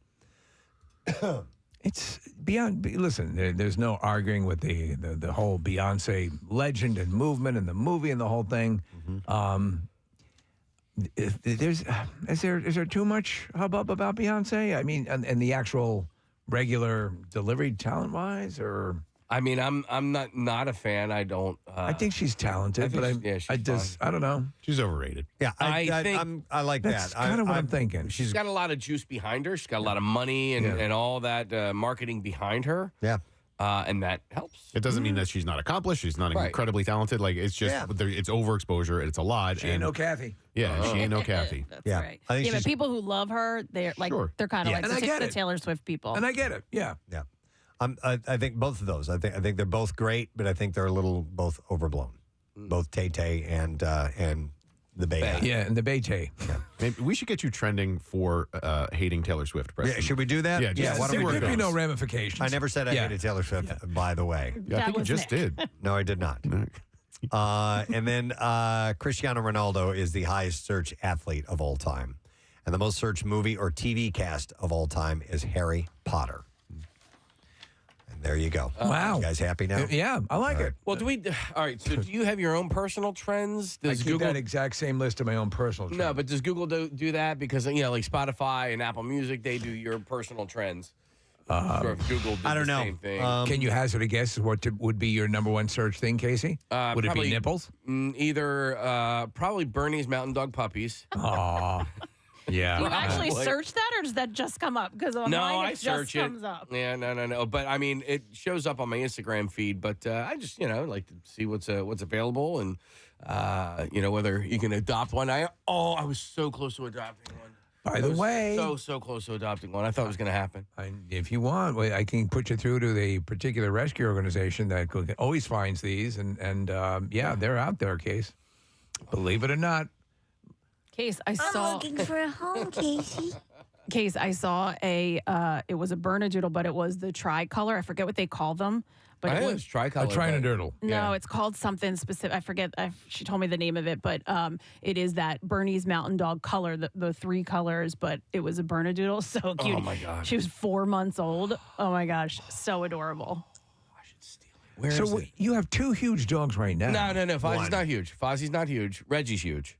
And he's not even huge. He's just big. He's like pretty big. 75 pounds. How big is Fozzie? Fozzie is like 35 pounds. Oh, I thought Fozzie was bigger. No, he kind of looks like a little rat. And then Reggie, when his hair grows out, he looks really, really full, but he's pretty lean. He's a pretty lean, strong, But muscular he's dog. tall. Yeah. My friend has same as Reggie. They look very similar, and her dog also is tall, like comes up to my hips. So, what do you think you Googled the most? Golf. Kathy's feet. Yeah. And I found Because nothing. you were looking for my OnlyFans page. Yeah. What about Foot Finder? Yeah. Oh, maybe I threw you for a little loop. Yeah. I don't use Google. I use Bing as my search engine. So, I don't know if. What on Bing? I don't know if they do. I bet you it. golf. I don't know. Right? Golf related. I mean, it's mainly what I use that stuff for is all work. Yeah. So probably not golf. Florida. Yeah. I'd love to see the difference between my Google work searches with stuff that you guys have me looking up every day. Yeah. It's the Right. stuff that I have to, It's just do on my dirtier own. here It's than it much is at dirtier home. here, which is why I use the work computer that Preston and I share when I do work research. When Steve drops something about cucks or whatever. Yeah, no, I'm up to speed on cucks. Yeah, well, You don't need to Google it. occasionally I got to do some research. Yeah. Oh, there's plenty of things you guys say on my work computer. I'm like, what is? Like, oh God, they're gross. That's disgusting. Kathy, yours would have to be activities probably because you are just String, constantly ribbons. trying to find that stuff. Yeah, like Get ready for Philadelphia holiday events, Montgomery County, Delaware County, Chester County, like all Yeah. New Huffing paint. Jersey. Yeah. You know, if I'm looking for like a place of business, I rarely use Google, and I'll use my Apple Maps. I use that, I would say, 9 times out of 10. If I'm trying to find like a restaurant or a store or anything like that, if you just search it in your Apple use Maps. Apple Maps, oh, interesting. I mean, it shows you exactly where it is. It gives you the hours of, and it's all right there. And it gives you the hours of website operation. option as well. Website option, or if you want to order, if it's a food place. You're buying something for your cuck. Yeah. So if you're searching for almost anything, you use maps? Yeah. Okay. Yeah. I don't know why I do. I just feel like it's easier that way. Okay. Do you think that there's too much ad interference when it comes to Google? I do. Yeah. I do. Because as a matter of fact, when I Google something and like the first 5 choices are sponsored, I go right past that. I'm like, I don't give a crap who's spending money I to agree. sponsor this. I go right to the. So there are other search. Obviously there's Bing. Yeah. And there's some others. Yeah, but I mean, just be aware if you're doing Google searches, those first spots, they're paying to be at those spots. But it says it. It'll tell you. It says sponsored right It has there. to. Yeah. There was another list that came out recently, and it indicates it's about medical malpractice. And this is kind of interesting because we fall in this list. There was data looking at the number of medical malpractice cases in all 50 states, and this is from 1990 to 2023. And it showed that states in the Northeast were most likely to misdiagnose conditions or fail to treat patients. Yeah. Dr. Mike's head is going to explode. It's comforting, right? Medical malpractice is a legal action that alleges a doctor or healthcare professional was negligent, failed to perform their basic duties, or caused a patient to die or become injured needlessly. And it may be because of missed or late diagnoses, bungled operations, dangerous prescription mix-ups, and stuff like that. Pennsylvania came in second place. Second place with all of the top. But then again, if you stop and think about it, we have a tremendous amount of medical facilities here. Yes. So by sheer ratio, we would skip up, right? That's kind of what they indicated in this as well, that if there are so many patients. Yeah, Mayberry leads the world in no malpractice suits. Yeah, that we may have a higher number of them because of that. So New York took first place. Yay! Nearly 65,000 cases of medical malpractice among 51,500 doctors. Now, fortunately, I always I make people sign a waiver before I do my tracheotomies. Oh, you do? Yeah. Well, even in an emergency. Well, yeah. Okay. Yeah, I'm sorry. I have to protect myself. Due diligence. New Jersey was third, by the way. So we're surrounded by medical malpractice. I mean, this is a really great hub for medical. We have top flight facilities and hospitals here, and that's why we also have a lot of commercials on TV for lawyers who work in medical malpractice. I mean, we really are lucky to be in this area. I mean, Absolutely. obviously, Penn is. I think maybe at the top of that list, but like, dude, Preston's Pickles. Well, you can't, don't sleep on like Temple and Jefferson and Nemours and Good Times and Good Times. Sanford and Son. Exactly. I said Jefferson. Oh. Man, all I call was Good Times. I'm like, how do we get to that? Jefferson's. Yeah. I was following along. No, yeah, I go like Jefferson has this specific. You went to dry cleaning headache clinic, which I went to for my migraines. Dr. Mike, who works at Penn, actually sent me over there because he's like, this is what they do. I'm done with you. So they're no. They're I think they are the preeminent headache research facility in the world. Might be. Yeah. I'm number 11th in tracheotomies, by the way. You are? Oh, wow. Yeah. Nick was just researching tracheotomies. I was, yeah. And then I went to Good Times. Okay, why not? Yet again. What are we asking about? The powerful episode of Good Times with the tracheotomy episode. Well, so where my head went was, which was a better show, Good Times or The Jeffersons? Oh, Jeffersons. I was thinking Good Times. Wow. Well, I mean, like just to I've make never me really laugh. watched Good Actually, Times. of your black sitcoms from the late 70s and early 80s, I would go What's Happening is my What's favorite. Happening? Yeah, but Good Between Times, the Jeffersons and Good Times. yeah. Interesting. You raise an interesting question. I here. haven't watched enough Good Times I just know the song. I actually found myself laughing more. Drum roll, please. Okay. Ladies and gentlemen, Steve's decision is Good Times. Wow. No kidding. And to what do you attribute that to? JJ Jimmy Walker. Yeah, he was funny. Yeah. You got to love it. What's a better song? Jefferson's. Yeah, pretty damn better good, theme too. song Yeah. for sure. This is a good one. Not getting hustled. Keeping your head above water. Making a way when you can. Temporary layoffs. Good times. Easy credit rip-offs. Good times. Scratching and surviving. Good times. Hanging in a job. Good What did she say there? Hanging in the chow Jamba line. Juice. Hanging in the chow line? yeah. And this is the money shot right here.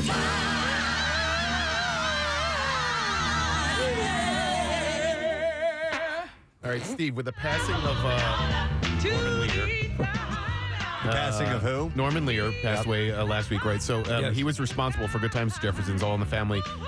Which came first out of all of them? Was it All in the Family and then Maude? All in the Family. Maude was a spinoff of All in the Family. And so Maude were was Jeffersons. right, and then the Jeffersons and Good Times was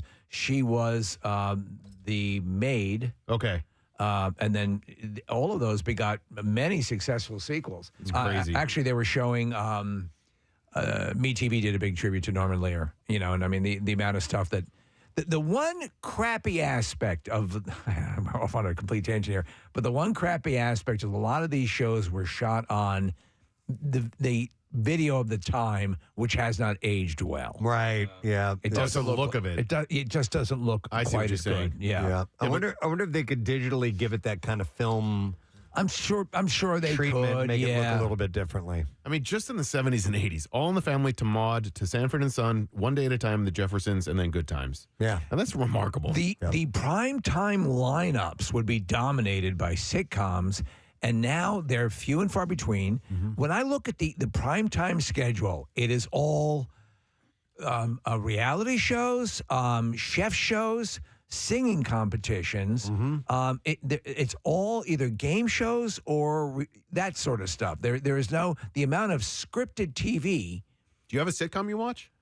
Because I don't think I do. No, I used to. We were talking about The Bear this morning being a comedy thing for the Golden That's all Globes. streaming. What about Abbott Elementary? Is that Abbott Elementary? Okay. Abbott Elementary, I do watch, and that continues to be great. I have not faithfully watched a sitcom in ages. And the Wonder Years. Ages. The Wonder Years was great. The new Wonder Years is great. Oh, the new one, yeah. I haven't really. I watched one episode and I liked it, but I fell out of sitcom mode a long time ago. Like, what about Modern Family? Did you watch that? I watched pieces of it. I watched bits in here, and that one. What was fun about that is you didn't have to follow religiously. You could just jump in an episode and watch it and get it. Modern Family is one of the great sitcoms of all time, but it's run its course. It's over now. Yeah, nothing's over. Well, apparently that is, but. So this was about medicine in Philadelphia? Yeah, so there's Weird Pennsylvania comes in second for medical malpractice. Yes. Yeah. Listen up, Jeffersons. And the Jeffersons. Well, we're moving on now. It By the remains to way- be seen if they were better or not. It's than very Good relevant. Times. I think that entire cast is dead. Maybe that would not have happened if they had better medical care. I ran into, I know we have to take a break, Casey, but I ran into, the actress who was the female lead on Good Times, and I cannot Wait. Esther Roll? Esther Roll. Esther Roll. I ran into her at the Striped Bass in Center City, and I went over and talked to her. Oh, she's great. She was. I just came over and I said, I hate that. She wasn't eating at the time. She was sitting either waiting or something. I came over and said, I just want to tell you how much I love that show. An incredibly accomplished actress. And I talked to her about Bookman, the janitor. And, Really? Oh, yeah. Because I said, I had asked I know we got to wrap up. I had asked a trivia question. This is when we were Y100. I asked what Bookman's favorite or what her favorite thing to cook that Bookman loved that she cooked. And she knew the answer. It was sweet potato pie. Wow. Yeah, so she got What a nice connection. It was really sweet. You know what she was sensational in? Driving Miss Daisy. Oh, yeah. Yeah, terrific Absolutely. All right. And that means we need to take a break because we got to get Weird Al on. Yes. All right. But before we do that, I want to give away some movie passes. There's a screening of Rebel Moon. Casey is hosting this. It is a week from today, 7 p.m., AMC Fashion District. If you would like to go, be caller 10 and 11 at 215-263-WMMR. We'll give you the passes. You get to see it before it opens December 22nd. Rebel Moon from our friend Zack Snyder. Oh, yeah. We'll be back in just a moment. Stay with us. Weird Al is next. What? He's saying that a lot of people describe water as having no taste. Right. You were able, I think I am as well, slightly able to discern between tap and bottled water. Yeah, yeah. Yeah, so it so has you a can, taste. but right now. Right now. Oh, yeah. Yeah. It has zero taste. Yeah, probably not. I can't believe I couldn't taste the Nobilo. Oh, that's a bummer. that's so crazy. so to review, she got correct and guessed correct and wasn't definitive though, but said, well, is it chocolate syrup? You know, so you kind of knew what it was, but you really didn't say, oh, that's it. No, none of them I knew 100%. Yeah, all of these were semi. So chocolate syrup, vinegar, apple juice, so the sweets you could get. And one that you could definitely, that I think you got the best was pickle juice. Yeah, that And was, so yes. so maybe if Have you some really pickles. want to taste something, Put pickles on it. flavor wise, you could have pickles. Yeah. And the other one was vodka, or I put in alcohol because you didn't quite get the vodka right. So out of 15, you were able to identify really 4, and that's it. Marissa, was the I'll just say it, the honey that was that usable? By the way, I just grabbed these things out of the Oh, you know what? I just stopped at 15. We brought so No, many no problem. things, There- so. it You wanna has see if you can smell it. the yet? honey has a taste to it. Is that like spice There's, habanero or there's something? another taste, and I'd be curious if she'd be able to taste. Don't show her the label if you can avoid Oh, it. what? Like it's It's flavored honey. certain It's got honey? another fruit in it, Oh, and right, I'd be okay. curious if with the sweet stuff you could do it. All right. I guess I can. You can look at it. Oh, Yeah. geez. All right. Yeah. All right. All right. Rub it on your sweater. Stick your tongue in it. Yeah, it's going to be kind of hard. Oh, yeah. Did you get it? No. Nothing. Can you taste the sweet of the honey? A little bit. Okay. Yeah, I can taste the sweet of the honey. Nothing else. No. Because it's blueberry honey. Blueberry honey. Okay. No, and I'm having even the smell with this one is a little tough. All right. Wow. Well, that sucks, man. You know, hopefully this is going to be quick. Just acting 400 days. And yeah. I know that poor guy. I know. I 400 really days. hope it doesn't. He said he was rage eating, just eating out of anger. Even though he can't taste it, he's still going to eat something that he knows his body likes. I'll tell you what, though, I'm not. I mean, I'm still eating meals because yes, you still get hungry, Yeah. but Yeah. I'm not really snacking because what's the point? Like, I don't feel like anything because I know I'm not going to be able to taste it. Yeah, a lot of times snacking is just you want some flavor. What about You so know? hot drinks or things like that, like coffee? Nothing. Not really. I mean, I Because know people have it's said coffee is a big insider. well, and you know what, Steve? When it first happened, I was not leaving the house, obviously, Right. so I wasn't going to get my coffee. I could make it Yeah. at the house, but I was kind of skipping it because Right. I couldn't taste it, and I was getting the headache. Do you think And you'll I'm try? like, oh my god, wait, that's like the caffeine headache. You need it. Do you think you're going to try that orange thing?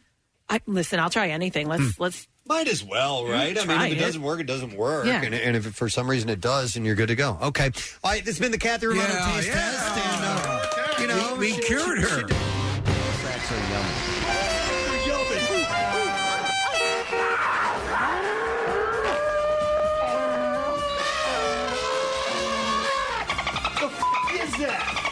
The Flyers lost in an overtime shootout against the New York Islanders last night in South Philly. The team stretched the shootout to 9 rounds, but the Flyers extended their losing streak to 9 games. The is that? Oliver Wahlstrom scored in the 9th round of the tiebreaker to lift the Islanders to a 4-3 win, keeping the Flyers winless in January. Casey was looking for the Ferris Bueller clip of 9 times.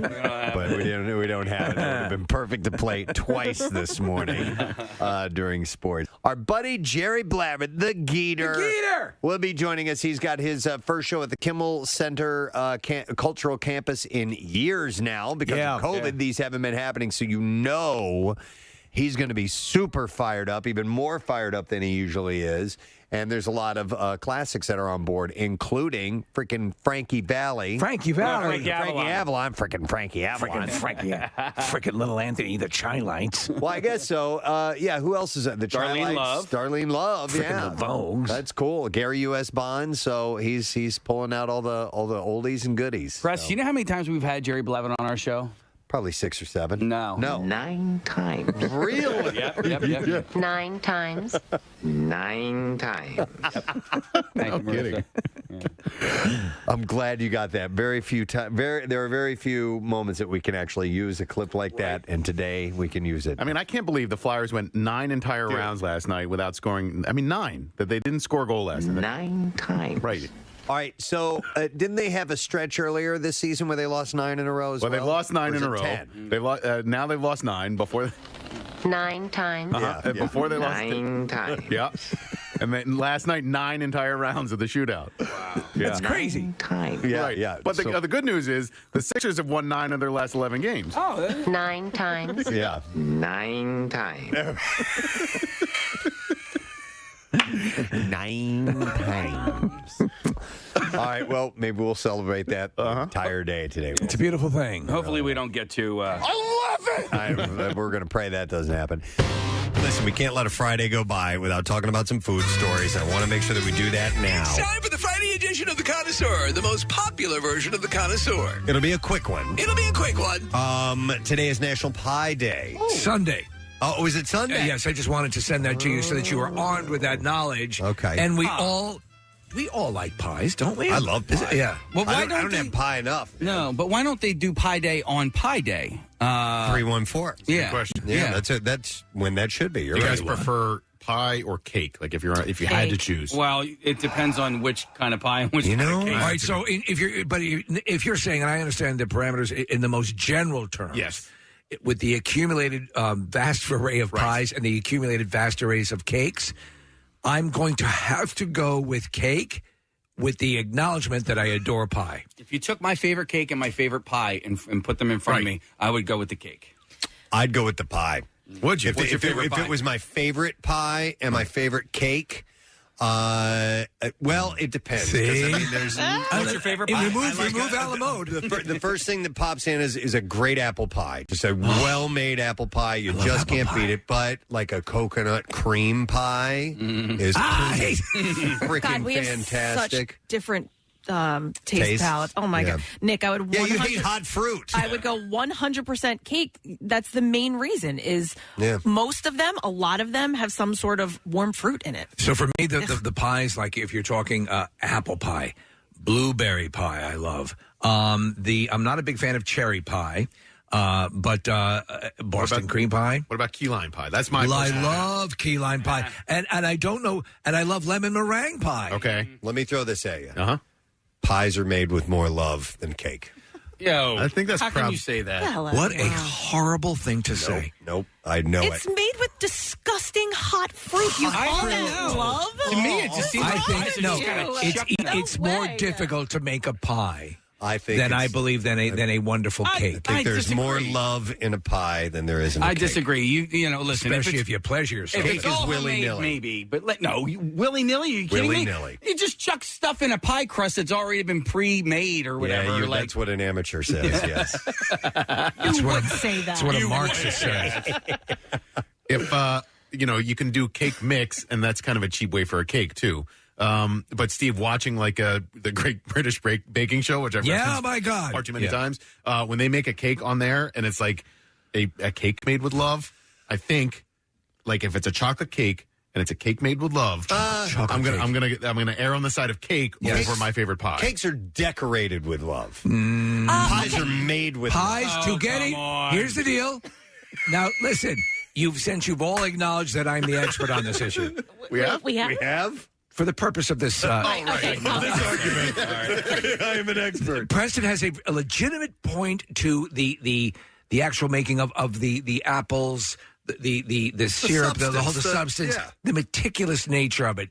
You're more likely to accidentally make a good cake than you are to accidentally make a good pie. I don't know. But well put. But I still believe, acknowledges right? Steve Morrison. And since you've all acknowledged that I am the expert, Right. Well, then why don't you get birthday pie on your birthdays? Because it's not made with love, and cakes are made with love. This is love you. Here's a cake because I love you. I don't believe it's bereft of love. For example, my mother used to make me my favorite devil's food cake with she'd have the different layers joined by grape jelly and which helped. Was very thin, little bit of grape jelly. Okay. And then she'd make the homemade chocolate frosting. Yeah. And to me, love. probably one of the greatest cakes I've That ever says had in my love to life. me. If I compare the greatest cake experience against the greatest, now mind you, my pie experiences have been incredibly rewarding. But I had a Nutella cake one time. That was so good, and it's like they talk about the luster cocaine, and all that, chasing the dragon. I feel that I've been doing that now. I haven't been able to replicate that taste in a cake. Okay, team cake here.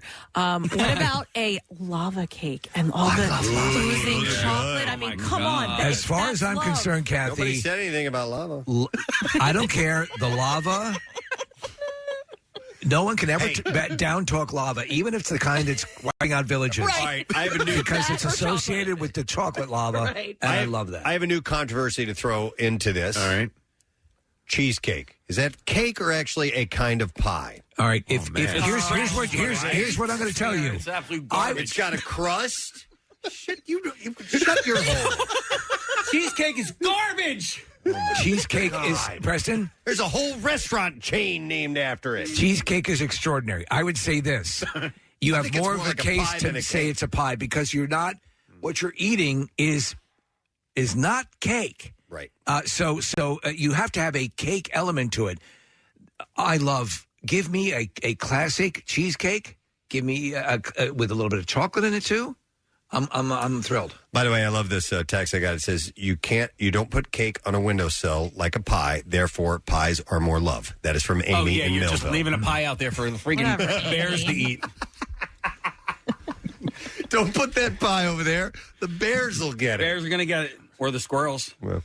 I don't know. There's cake shops. Are there pie shops? Yes. Yes. Really? Where? Yes. They're called bakeries, and they sell both. How about that? Do they? So we have do they? Bed and Breaks, the right up the street. So it's that is a well. Do they have pies? They do have pies. Oh, they I'm do. just saying, man. Right. When you're celebrating the life of somebody, you give them a cake and you don't give them a pie. Clearly, cake is love. Pie. So let me ask you. Pie. Let me Don't ask get me you. wrong. Don't get me wrong. You don't bring them a cake. What about you bring the grieving a pie? No, you. What don't. about You a bring large hoagie cookie? The large cookie. What does that cost? Is it a cookie? It's a cookie. Or is it a cookie cake? It's a cookie. Yeah. Yeah. I'm a little surprised at your distaste for cheesecakes because me too. Because I'm fat and I got big time sweet tooth. And you just do you have the feeling that I have, Nick, that he has not had the right cheesecake I think yet? that's probably I true. think we need to set up this the same way like with Grindr. We need to hook you up with the right cheesecake. No, he's got to go and to let you guys Kriebel's. spend the night together. Kriebel's. Oh, Kriebel's. yeah. Yes. Or they should come here. Yeah. They're Make it easy for us. I Yeah, will say, cheesecake though, is unbelievable. I love a cheesecake crust. Okay. So if I had if you're at a wedding, right? It's not. You're at a wedding and you're. It's not a classic pie crust though. It's not. it's It's a graham cracker cracker crust. So Right. if Yeah. if the Lots of you're butter at a in it. wedding and the meal is done and then they bring you a cheesecake and that's all you can have for dessert, I will eat the crust. No problem. Crust eater. Preston, here you go. So we're going to go to Bread and Beck's Bakery. We'll say that they are they would be experts in this. They're right? an exceptional bakery. On their menu, Preston, they have cheesecakes listed with the pies and tarts. So there you That's go. it. That's it. That's Okay. it. Yep. Okay. Should we put up like a Twitter poll? I bet you Marissa already has. Yeah. Why did I even bother bringing that up? It was already done. Marissa actually had it up before we started talking well, about she did the cheesecake question. Okay. That's good as well. All right, yeah, but I'm also curious as to whether or not people prefer cake to pie. You'll get cake. Cake. Listen, I'm just sticking up for pie. It's okay. You'll probably get cake because cake is universally known for celebrations. I think, but I hear you on some of the greatest experiences of my life have been with a pie. Yeah, I think there's more love in a pie. I think that it takes more to make a great pie. Cake is a worldly known good dessert. Yeah. Yes, and I'm not talking about decorating. Do you know what I also love too? What? The very interesting offshoot, the bundt cake. Oh man, bundt cakes are fantastic. Nothing bundt cake is just... Nothing bundt cake. Sweet mother of God. Mm-hmm. They should really send us stuff. She's so sweet, Kim. So she Kriebels and bread and becks. So, nothing. I'll go in and I'm on a diet. Why have we need this stuff? Here's the deal, Kathy. I'm on my January diet. I order so many things when I go in there. Like we'll have people over or whatever. When we're having people over, and you get so much that they're like, look at you like. You're really going to eat all this? Well, Steve, and they have the little ones, the little right? mini buns. They're- No, but I got to get the big. Also, the big version. Okay, so so they have the little ones, right? And I've ordered them a number of times, and they're absolutely delicious. Like 5 dozen. And you know how sometimes when if you go bigger, it doesn't taste the same, blah blah whatever. We just had one for a birthday cake, like the big one. It was just guess what? delicious. It's exactly the same. It's so good. I'm going to a text, and I quote: "She's my cherry pie.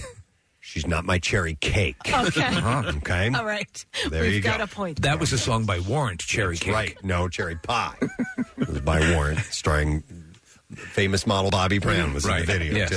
Also from... And that's your traffic on 93.3 WMMR. Thanks, Kath. All right, even flow baby bottles. Yes. There you go. That's what it is. I knew I remember Not that from Summer's somewhere. Eve, which is a... Summer's Eve. It's a baby douche. It's a douche. It's not a baby douche. Oh. It's for adult women. Adult women. By the way, Don't get them confused. Steve, I think I invented a word, speaking of douche, and it's called douche. So you know what touche means. But when somebody gives you a great point, but they were a douche about it, you can say, oh. I heard you mention that to Preston yesterday. It seems like you're both Touche. going to invest in this company. I do like that. Yeah. That's not bad at all.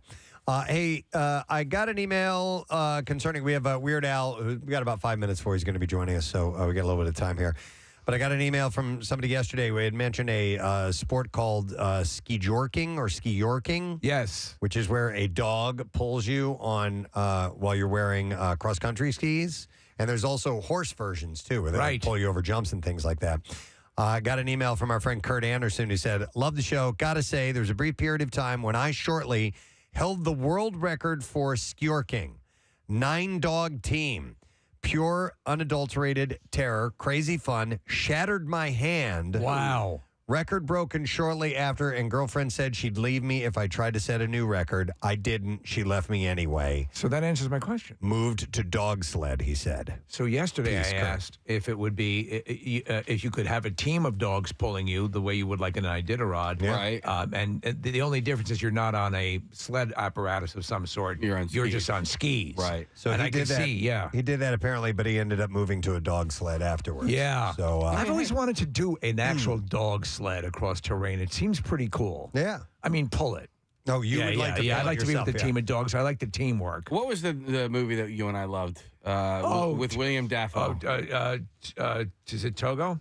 Togo. That's what Togo it was. is one of the greatest dog movies ever made, Preston. It'll make you cry your eyes out. It made me hate Balto so much more. You know the story of Balto, the dog that helped get the serum through that outbreak in the 1920s. Yeah. The bigger story was this other dog. If you Togo did like 270 miles, and then Balto did like the last 10. Hailed a cab.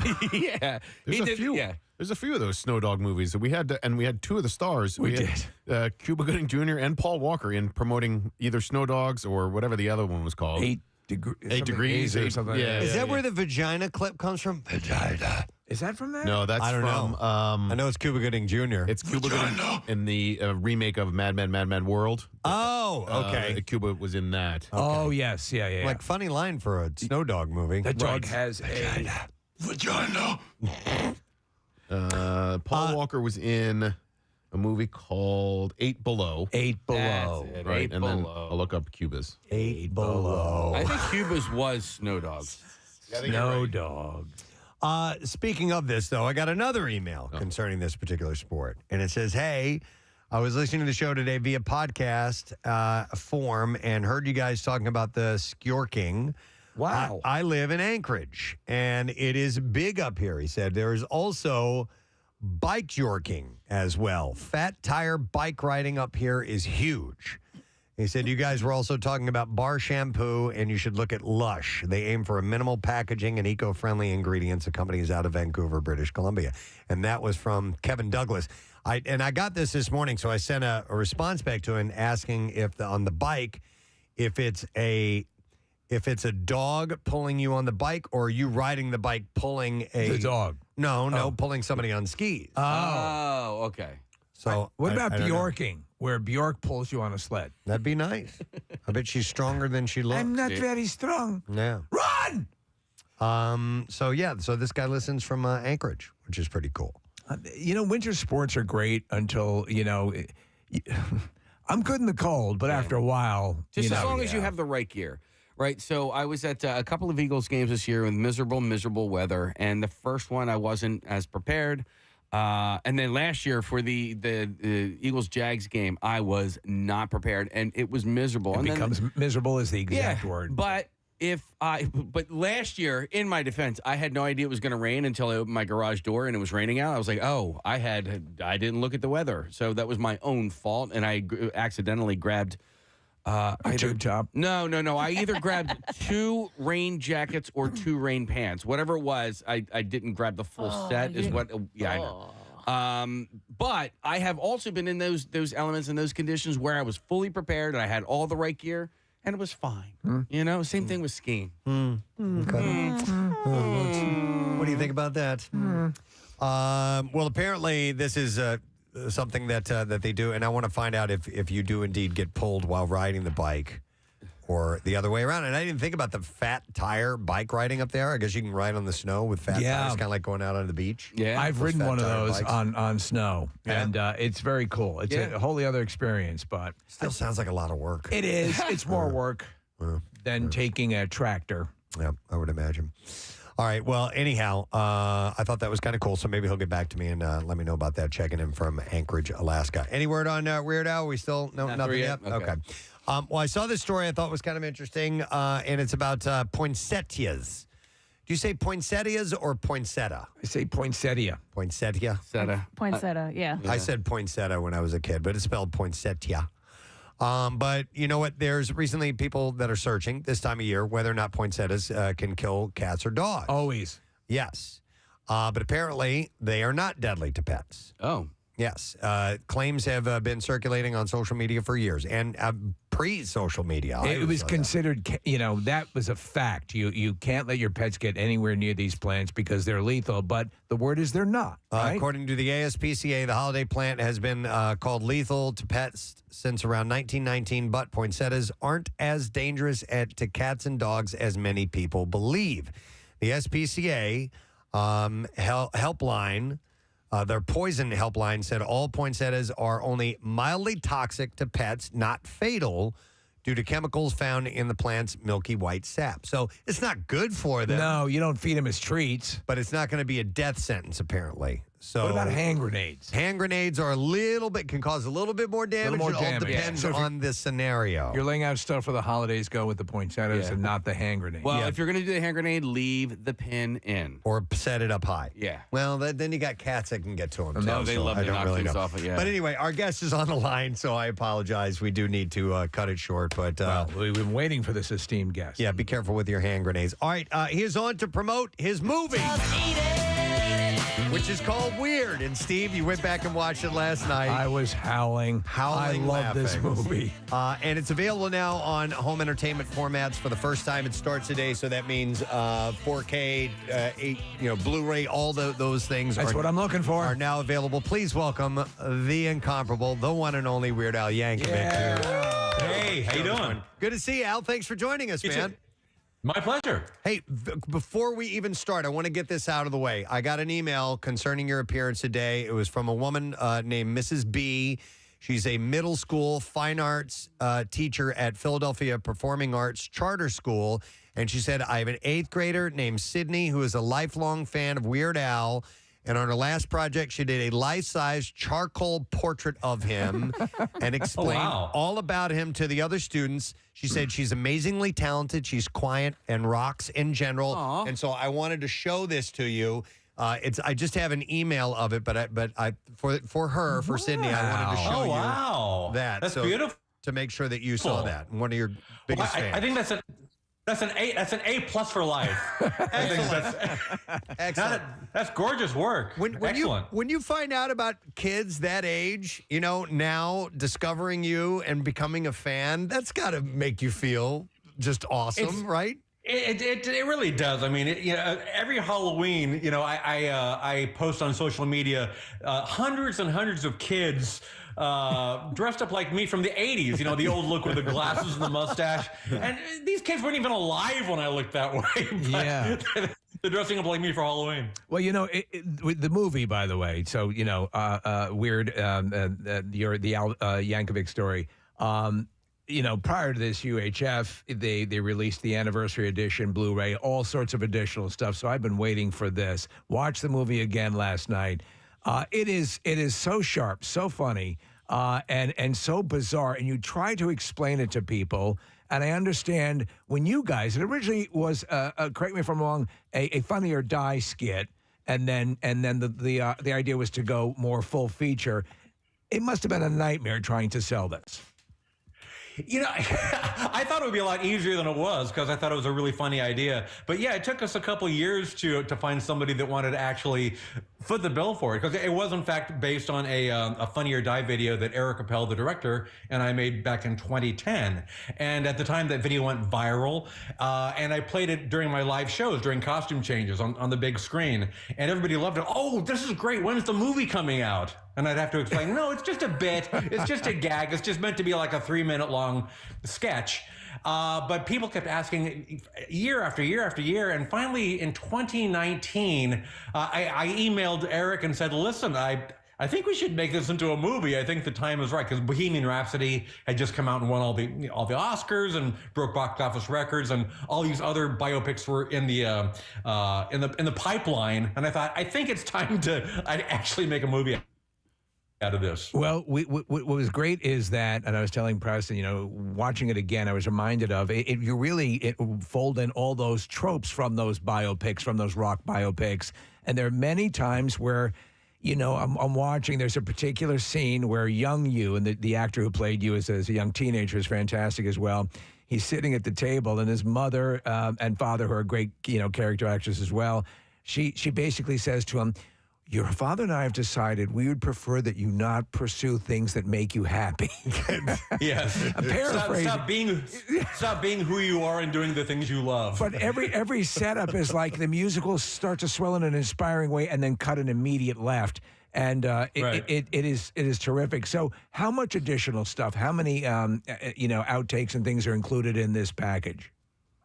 Well, there weren't a lot of entire scenes that got cut out. Yeah.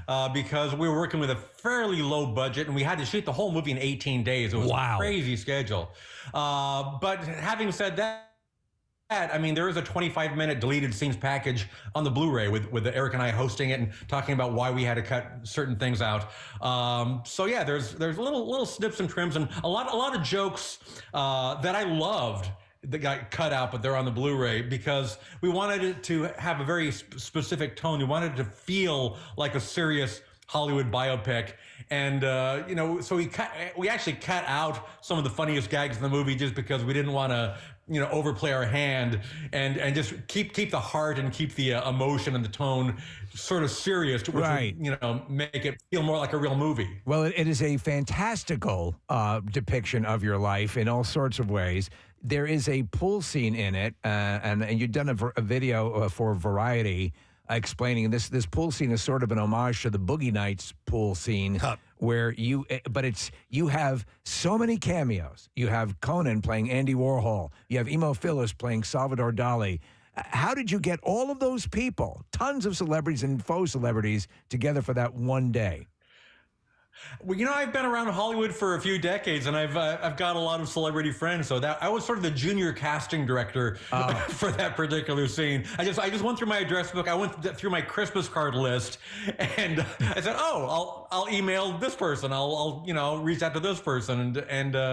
And thankfully we shot in L.A. because if we shot in Atlanta, which I think was the original plan, I don't think they would have maybe gotten on a plane to do a little cameo bit. But they'll get in the car and drive 15 minutes and show up for the silly movie. All right, so Al, how much of this is of these fantastical tellings are rooted in some base of reality? Did you take real scenarios and go, and then let's just blow it up and add this? Yeah, I mean, it is a comedy, and there are a few times when we've stretched the truth a little bit, but there are a few nuggets of truth, some of which are crazy enough that you might think we made them up, but they're absolutely true. Like, I actually did start taking accordion lessons because of a door-to-door salesman. This really? Is like the mid-60s. The whole concept of door-to-door salesman seems so alien now, but in the mid-60s, they existed, and there actually was a guy that came to our doorstep and said, "Would your child like to take music lessons? We're offering accordion lessons and guitar lessons." And my parents, of course, were visionaries, and it was the mid-60s, and they thought, "Oh, of course, accordion lessons! Like, who wouldn't want to learn how to play the accordion?" That's hilarious. So the sequence where My Bologna is created.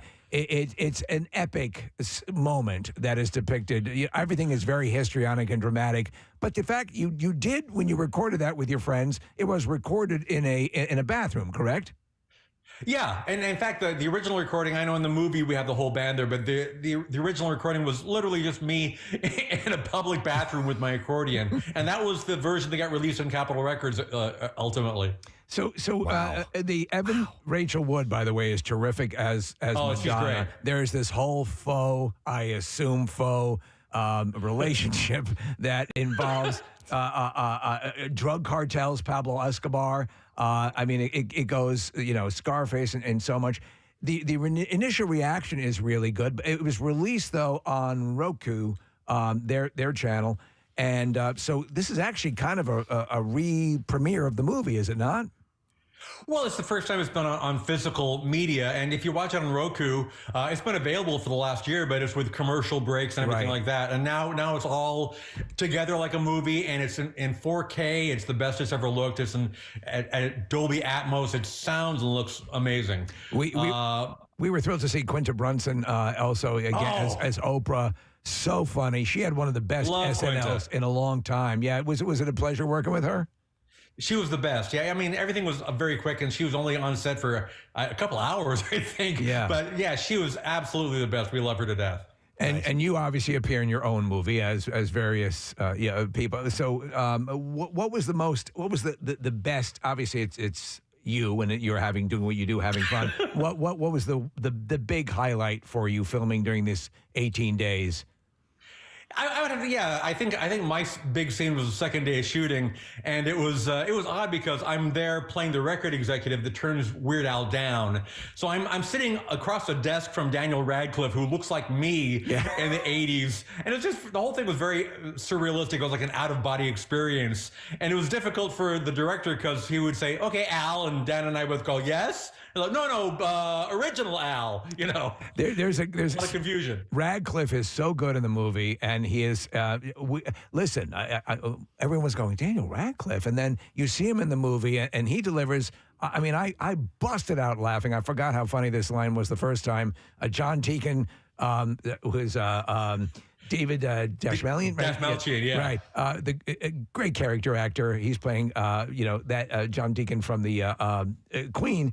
And he says, "Listen, we would be honored," after he's blown away by your music virtuosity, and he says, "We'd be honored if you were to play on stage with us." And I was telling Casey about this, how hard I laughed this morning. And he's like, "Oh, you figure he's going to be honored?" And he goes, "That's a hard pass." And it's showing you.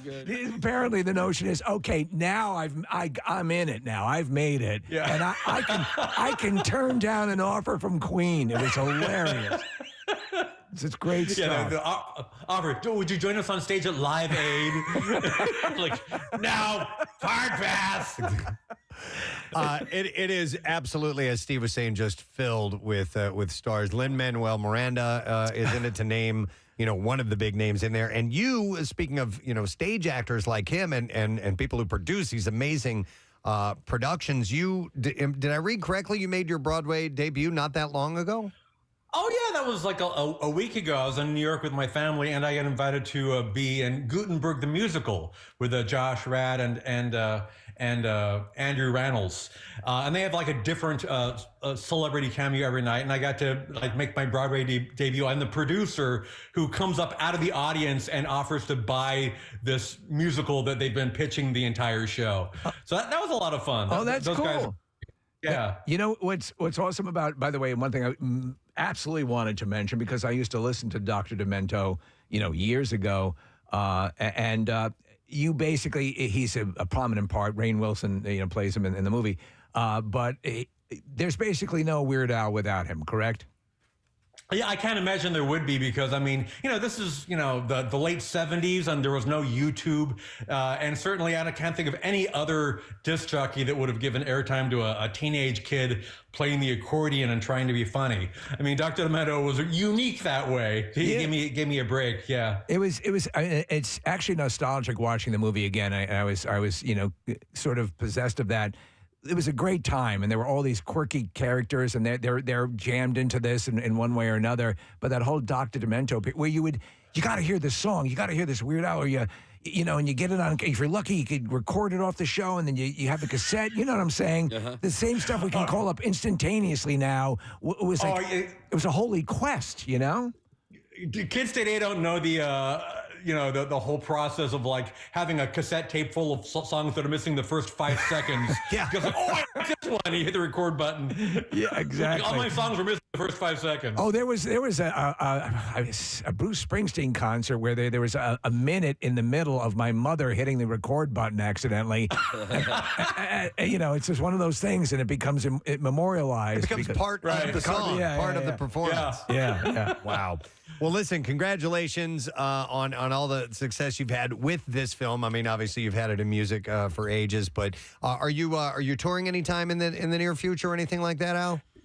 I toured the last couple of years, so I'm going to give people a little bit of a break next year. I'm thinking maybe 2025. That feels good to me right now. But I'm going to be working on various other projects next year and coming back strong whenever that happens. Excellent. Well, make sure there's a stop in Philadelphia if you can, okay? Absolutely. Excellent. Yeah. All right, Al, thank you so much. We love you. Good luck with everything. We'll talk Love to you you too. soon. Take care. Al Yankovic.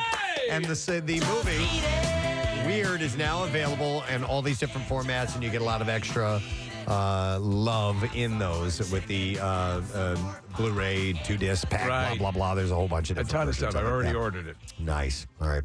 It's so wild that the Daniel Radcliffe was like he jumped at the chance. Oh, and he's hilarious. The funny thing is that Dr. Demento is sort of shorter, and Weird Al is much taller. Right. And in the movie, Weird Al is Daniel Radcliffe, much shorter than Rainn Wilson, who towers over him.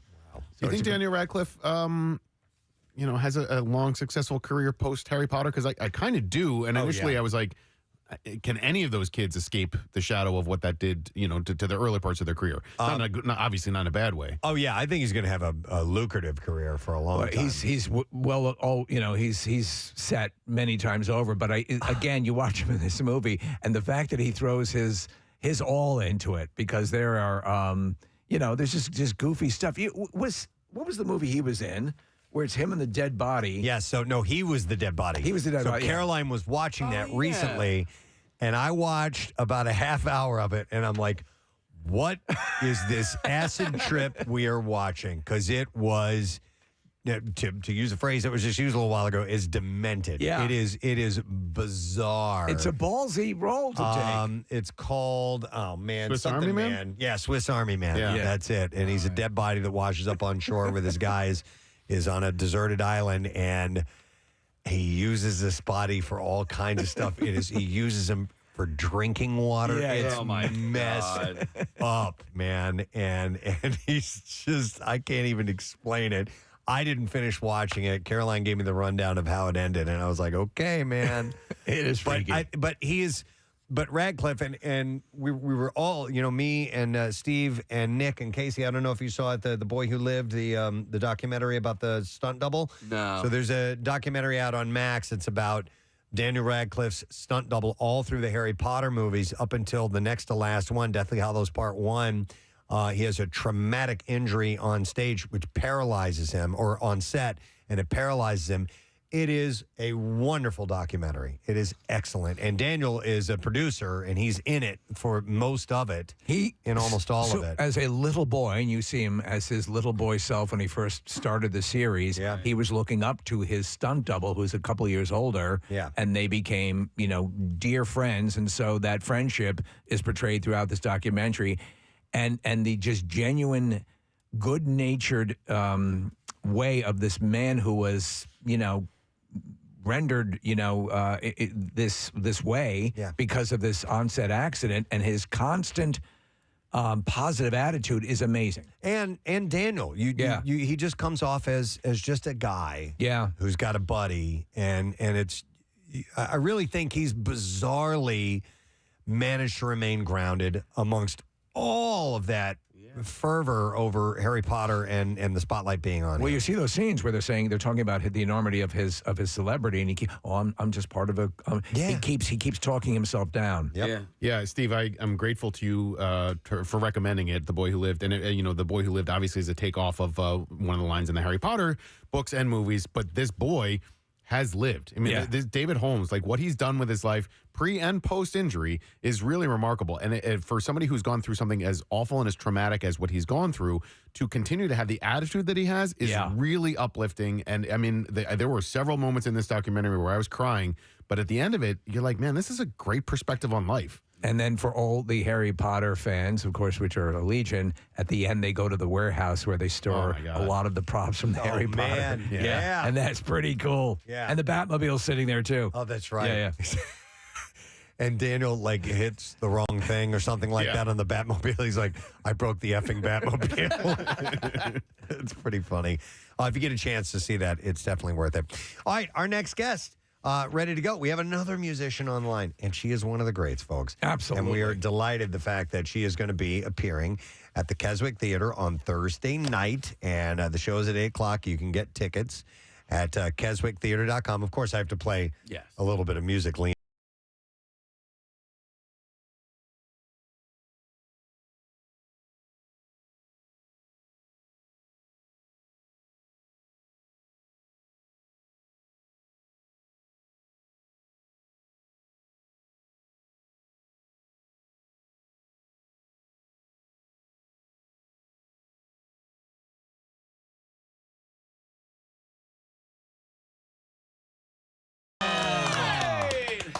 Good morning, Darlene. I don't think we can hear you. I think you might be muted on your end. If you don't mind clicking a little button. There. Is that it? Is that it? Nope. Wait, we're getting somebody stepping in, the tech crew. And she looks lovely. Good morning. Hi, Darlene. How are you? I'm fine. How are you guys? We're doing wonderful. Thanks for coming on, and thanks for coming to town, Philadelphia. What's your history? Yeah, it's been a while. Yeah. It's been a while. What have you had some good times in Philadelphia before? Yes, I have. I mean, back in the day. Yeah. Oh, yeah. I used to play at the State Theater. Wow. I saw an interview with you and Jerry Blavitt, of course, the Geeter. We lost him recently. And, you're obviously well woven into the legend, the music going back to Phil Spector and obviously good and bad with that. But the fact that you are, it's not Christmas without hearing your voice. And this is so perfect. It's a gift to Philadelphia that, you're going to be playing. And Nick often brings up about your used to be annual visits to the Letterman show for the performance. Yes. And while you're not doing that anymore, we're thrilled to have you here. So it's a good trade-off.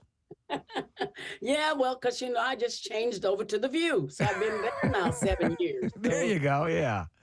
Yeah, Darlene, See me or hear me somewhere, that's for sure at Christmas time. Well, we're lucky to be able to hear you because there's a YouTube video that somebody assembled, and it's basically every appearance you ever did on Letterman, starting in 1986 all the way up to 2014. It's 28 years. Wow. It's 2 hours long. And for me and my family, every year when we're decorating the Christmas tree, that's what we put on. There's no variety. It's just Darlene Love singing the same song over and over again. But it's so wonderful, and it's such a part of my Christmas life, a part of my family's life now. So I just want to express my gratitude to you for doing Letterman year after year, and now for doing The View and for coming to Philly. But I have to acknowledge Bruce Kapler, the saxophonist for Paul Schaefer's band, because as the years went on, his entrance for your performance became more and more elaborate. He'd be lowered down from the rafters. He'd come out from behind the wall. It was remarkable. Did you have one memory from doing those appearances on Letterman that sticks out among some of the others? Oh, all of them were great, but you had to wait for the guy that was throwing the pizza on the Christmas tree. I mean, there was something always going on, and then the guy that Bruce is saying with the saxophone. The one night he came truly out of the ceiling on a wire. Yeah. Tried to not look stupid, like. So we were all amazed every year because we had no idea what he was going to do. So, it was always amazing to us, too. Your history is so amazing, and looking through, obviously, Rolling Stone has acknowledged you for your voice, the Rock and Roll Hall of Fame. I believe you're inducted by Bette Midler. Amazing stuff. The Beach Boys, Elvis Presley, Tom Jones, Sonny and Cher, Bill Medley, Sam Cooke, all of these people. And when you started and with the Blossoms, You always hope in the moment that you get a hit or you get on the radio or whatever. Could you ever have conceived of a career that has spanned this long where you're still vital and putting on shows for this Christmas? Could that ever have been in the game plan? No, and I don't think it is with anybody. We're hoping, praying, we work hard that we will last long, but we have lost so many of my dear friends over the last 20, 30 years, you know what I'm saying? And it's like a mystery to me that I'm still alive and still well and still able to perform. And I just thank God every morning that I'm up, I'm breathing, get up for shows like this. Yeah. And it is truly amazing. One of my good friends, Cher, said, it's kind of stupid. Who knew? Stupid might be the word, but good stupid. I know she says that more than I do. It's amazing. And then even with Cher, we went around completely in a circle because she was one of the background singers on Christmas Baby, Please Come Home 60 years ago. Jeez. And now look, here we still are. The biggest thing I think about me, when I have been so surprised about, is Christmas time. Yeah. Never even entered to my mind that I would be such a big part of Christmas, which is a wonderful thing. Well, obviously, you sang in church, and you've had this in your history. But have you traditionally been a big embracer of Christmas? Because sometimes I think in people's lives, they go, I don't know, and they may move away from it, or then I think this year a lot of people just seem to be. I'm seeing more houses decorated. I'm seeing more people embracing it. The music and the whole thing. I think people really need this. I think they need you. Where are you Christmas wise? Has it always been a major part of your year and your celebration? Definitely. My father was a pastor, and so we grew up in a church family history. So Christmas was always a big deal for us, especially at church. We had Christmas programs. The little bitty kids learned little speeches to say in the program. So I grew up with that. But as I got older, it was amazing that I knew we still had that foundation where we were in church and we did all of those programs and things. But I'm always just amazed that this one record, Christmas Baby, Please Come Home, that was not like a solemn song like Silent Night or, something like that. Even though I love Silent Night, don't get me wrong, but this song, sometimes I just have no words for the feeling and everybody loves this song. Love it, yeah. It's a top 10 record every year. And now I got a plaque from Bruce Spring. This was the year for Darlene Love. and it's great how I got him to come on and give me this plaque. Yeah. I've never personally received a Darling Love plaque. I've gotten plaques from my friends where I sang background and things on them. But for Bruce to come out on stage with this platinum album and present it to me, I mean, it was like, okay, girl, what are you going to do next year? I love the fact that the classics have, they have staying power, and that's why they're classics. I mean, most recently, Brenda Lee hit #1 with Rockin' Around the Christmas Tree. And right, exactly. With all these years later, and it is still, it doesn't go away. A great performance, a great song, you put those things together, and they can be eternal for as long as we're here. And you've got a couple of songs. And beyond. Timeless stuff. Ronnie Spector and I recorded Rockin' Around the Christmas Tree. Wow. About 12 years ago. We did it for the White House Christmas party. Wow. And I'm going, these great songs, you can't find them anymore. So you have to go back and get those. Darlene, it's amazing that, and I'm curious about your origin as a singer, because there are so many talented vocalists and musicians, and nowadays that we see on things like YouTube. I could be encountering at the convenience store somebody who has a voice that is unbelievable, and I just would never know it, because we're now starting to see these talents pop up all over the place when you used to have very little resources for that, some TV shows here and there, and that would be about it, but now we can see all this stuff. But you managed to surface amongst everyone else and make it into this business when you were young. How hard was that, and who helped you along? Was that your parents getting the right management? How did you manage to break into this really tough industry? Well, you know what? I did it in an unusual way. You don't get in this business and stay with staying power like I did. I started out as a backup singer by accident.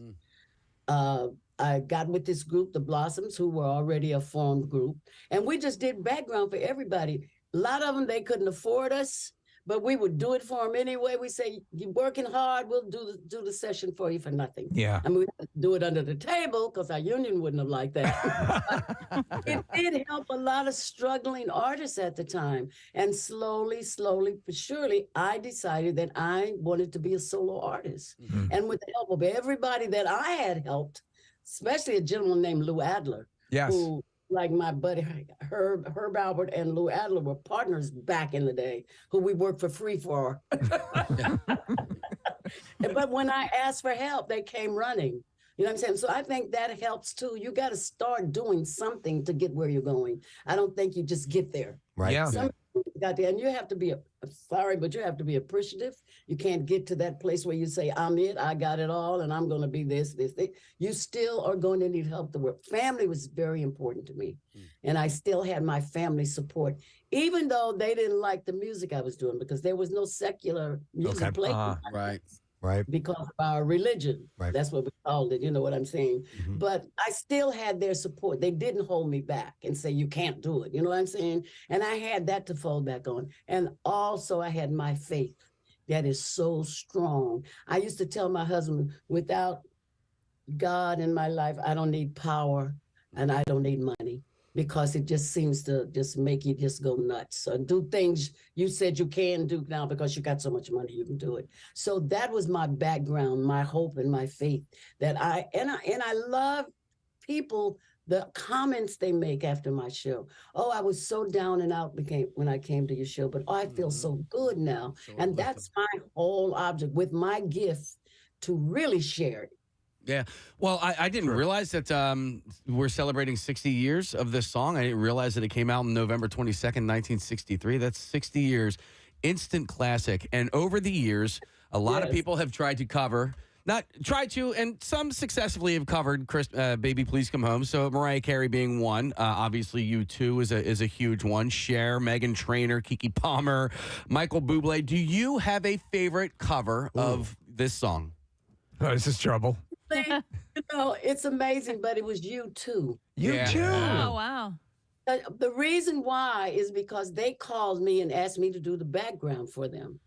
So I'm the only person singing background on that record. I did all harmony parts and everything. So that's like, we really did make something here, guys. Not thinking either that it was going to be as great as it was. Wow. So that is probably one of my favorite artists that recorded the song. All the others, they kind of did it in their own fashion. You know what I'm saying? But everybody else kind of stuck to what we did.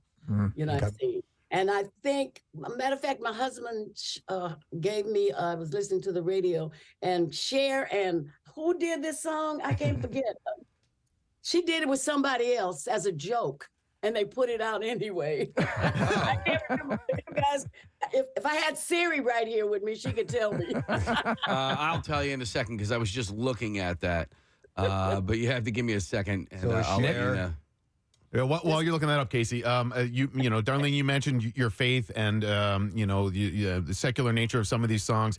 I have to ask you about what led to "Christmas Time for the Jews," which was a song that you sang on Saturday Night Live. I think it was a Robert Smigel production. And so, how did that come about? And what made you decide to just do this purely ridiculous skit?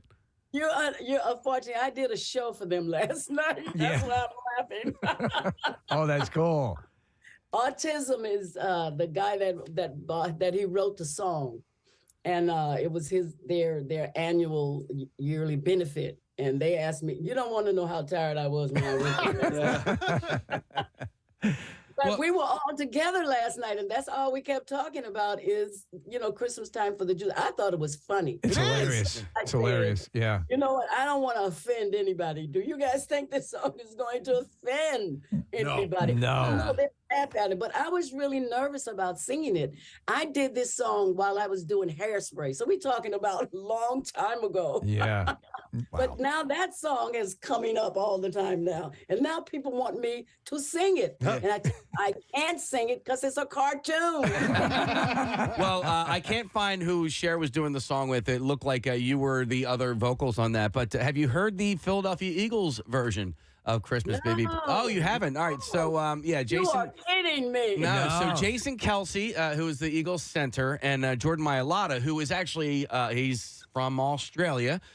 He's our left tackle. He's got the voice of an angel, and those guys, along with the right tackle Lane Johnson, last year they did a Christmas album, and it's really, really good. If you get a chance, listen to "Christmas Baby, Please Come Home" by I think they call themselves the Philly Specials, is what they're called. Believe me, I will. That's one of my teams, you know. Well, I love you even more. And by the way, I'm a football fanatic. Matter of fact, I get up at 5 o'clock in the morning to do kickboxing class. And on Monday nights, if they are playing on Monday nights, on Sunday night, I will be up watching them. That's great. That's great. I said, you know, I love you guys if I'm up till 12 o'clock, you know, on the East Coast watching y'all play. What are your other teams? Well, I call him Babyface. Kansas. Oh, my God. You just gotta have a baby face. And I've been calling him Babyface for years. I keep saying, I'm going to meet you, Babyface. Nobody else calls He does you have a baby face.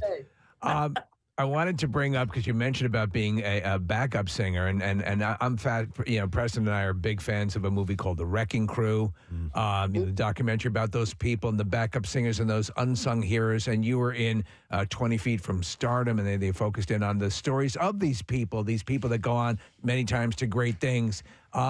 There's a special camaraderie amongst those backup musicians and backup singers. Is that something you cherish? Yes, because you know what? They were almost like our families. Not that we hung out together at Christmas time or anything like that, but as a musical family, because we saw these people every day. The Blossoms was the first Black group that sung background for anybody. And so we were in the mix of all those wonderful musicians, and everybody was friends. We didn't get to meet their wives or their children or anybody, but we had such a camaraderie because we would leave one session at 10 o'clock in the morning and get through at 1, and then we were all racing to go to the next station. Yeah. And everybody drove their own cars because everybody lived east, west, north, and south. But we would always come together in the recording studio. And I will never forget those days. They really resonate, and I feel so bad about being a part of that. When you were singing with the Blossoms, did you sing backup for Johnny Rivers? Yes, we did an album with him live at Whiskey Go Go in the Wow. studio. Johnny Rivers is one of my favorites. Poor Side of Town, I think, is one of the greatest songs we ever. on all those records. We Yeah. did all those records. But we hung out with the Beach Boys. Yeah. Dan and Dean. I mean, it was like that family too we had for a long time. With all the geniuses that you were around and all of the music legends, you being one of them, is there one that stands out to you as being in a class by themselves that just rises above the others, that just constantly amazes you? I always remembered Sam Cooke. Sam Cooke. And I think because we came from the same background. But he struggled more than all of us. I think because he was a male. Yeah. He was black and he was handsome. Yeah. And everybody wanted him. And they wanted him to stay in gospel music. I didn't have that problem. People saying, you can't go there, you can't. But Sam had to face all of that. And he got through it anyway. And he got through it in a great and a wonderful way. He made himself a star when he said, this is what I'm going to do. And none of us put him down for it. It was our church people. Yeah. They were the ones were pulling, especially on him. So he had a lot to fight. So it was tough to live in both worlds, to perform and record gospel music and popular music at the same time? Oh, please. They have a saying that the secular music was the devil's music. So there was your fight right there. Yeah. If it was the devil's music, I've never read anywhere in the Bible where the devil created nothing Yeah. but hate. Right. Yeah. Not love, but hate. So he was making that battle for Sam because, we never thought it was anything wrong with secular music. But the church people holding to their faiths and their beliefs, whatever it was, because now that you've grown, you can look back and say, are you kidding? Yeah. Darlene, I mean this with all due love and respect because I am a huge fan. But you've made it to the ripe old age of 82. And is the secret to making it to 82 getting up and kickboxing every day? 'Cause I can't get over that fact. The fact is, don't think I like it. I will never tell that. So, I just love getting up at 5 o'clock in the morning. No. I do it because it keeps me healthy. It keeps me strong. And, I've come through a hip replacement. I've had a heart attack. But through it all, I had to listen to my doctors. And one of my doctors always says, you know your body better than anybody. And I listen to the truth of that because you're the closest to yourself. You know what you can and cannot do. And sometimes we push ourselves further than where we should. We do it. But my whole thing is always the next day coming home and just relaxing. Yeah. Not worrying about nothing. The day is going to take care of itself. Well, we'd be remiss if we didn't bring up, a lot of people know you from Lethal Weapon, know you as Danny Glover's wife. And, Trish. Yeah, and you were terrific, and your acting chops are clearly established. Do you enjoy the memories of working on those films? I did. I really did enjoy. The first thing that I remember when I got the part is Dick Donner calling me on the telephone, the director. And I said, who is this? He said, this is Dick Donner. And I said, and who are you? I forgot that quick who I was talking to. He said, excuse me, have you ever had a director before? I said, no. Well, I'll never forget. I'm your first director. There you go. Yeah. And it kind of stayed with me. Yeah, it seemed like the whole collective there, the movies just came out of left field, but you were phenomenal in it, and the chemistry between you and Danny Glover was solid, was good. Did you guys hit it off immediately? Oh, yeah, because Dick Donner was that type of director. Everybody had to really know one another, know their background. They sat, Dick Donner and Danny sat on the phone with me one time before we started filming for about an hour talking about our backgrounds, what we did, how we know each other. Let's figure out, though you don't have to say it in the movie, you guys met, say, in a club and Danny fell in love with you. We'll talk all about that before we even started the movie. Well, so that really did help. Now with your kickboxing, you can be in the next Lethal Weapon movie. And we will look forward to that. If it ever gets done, if they don't leave the planet before. Starring as Riggs, Darlene Love. I would love to see that. All right, Darlene, it's such a treat to speak to you, especially around this time of year. But the show is at the Keswick Theater on Thursday night, 8 o'clock. Tickets available at keswicktheater.com. We hope you have a great Christmas. Thank you so much for coming on with us this morning. You guys, too. God bless you. All right, take care. Darlene Love, guys. Oh, man. How great is she? I love her. And she, 80, I had no idea she's 82 years old. She looks I want to look like her. incredible. Sound like her. I'm not kidding. I'd put her in her 60s. Easily. Yeah. She's still listening to us. You're beautiful. You are beautiful. You're gorgeous. Wow. And this song is, I'm really happy to hear that U2 is her favorite version of this song, because I love that version, and I did not know she was singing backups.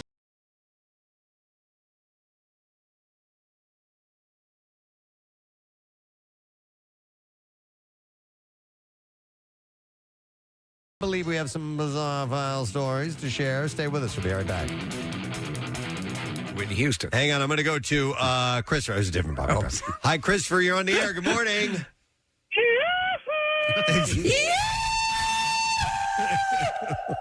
Oh my God, this is insane. This is my first time ever on the radio. Wow. Welcome, sir. Welcome. God, and what did you want to share with us, sir? So there is someone on the show asked if there was an exclusive pie shop. Yes. In Ambler, Pennsylvania, there is a restaurant called Pie and Plate. Wow. And they are an exclusive pie restaurant. Okay.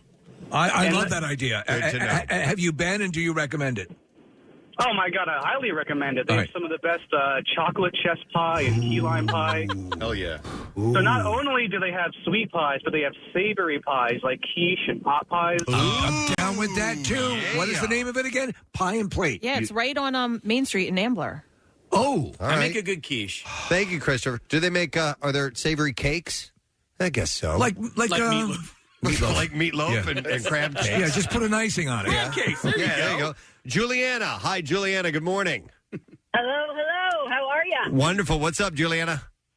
So there's an awesome pie place down in Kenneth Square owned by a great gal named Molly, and it's called Nomadic Pies. Nomadic Pies.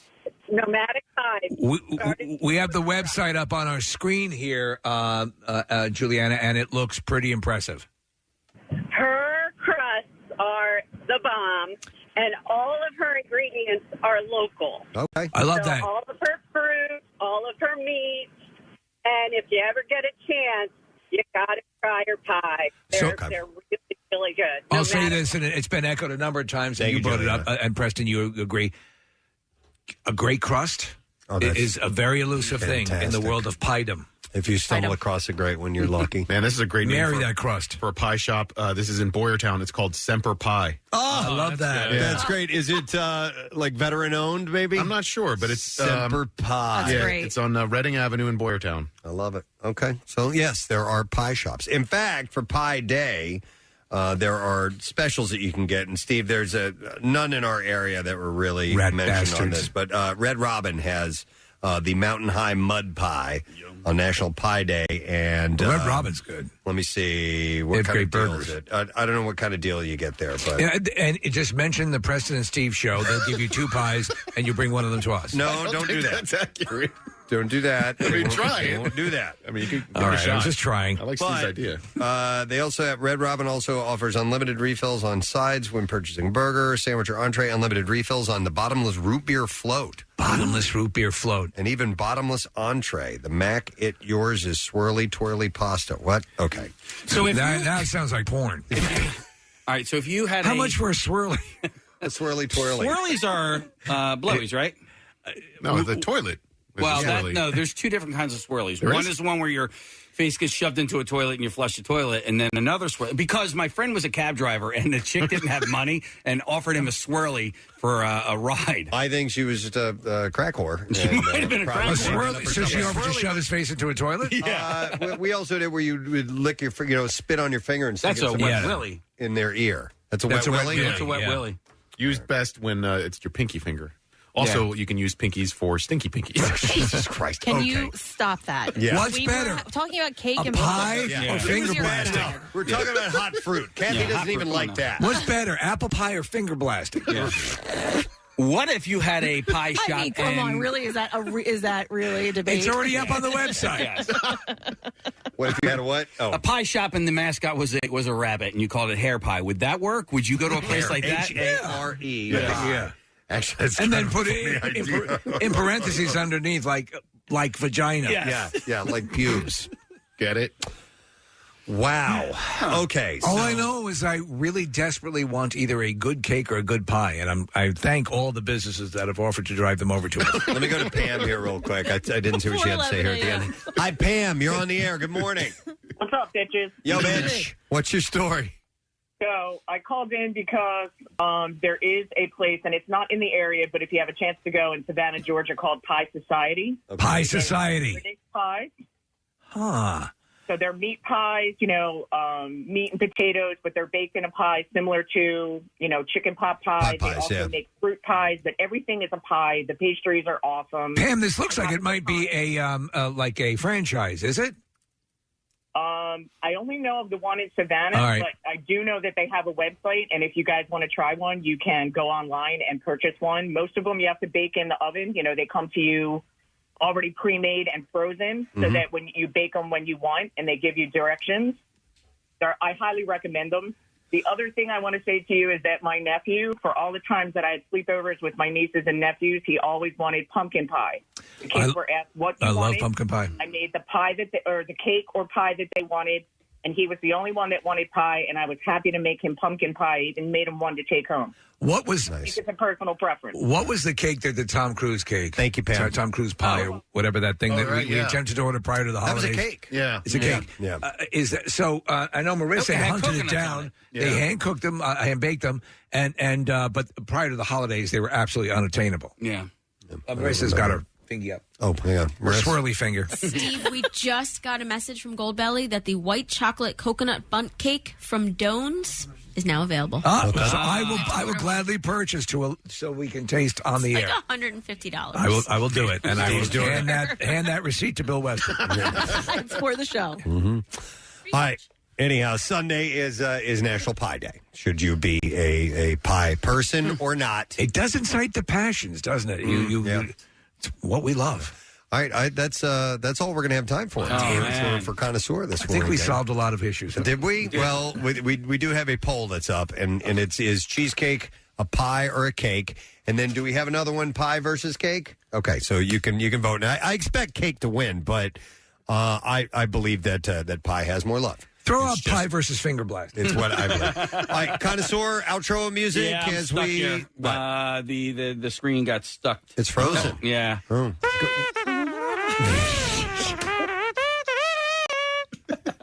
Thank you. I mean, just go out on that. I think that's it.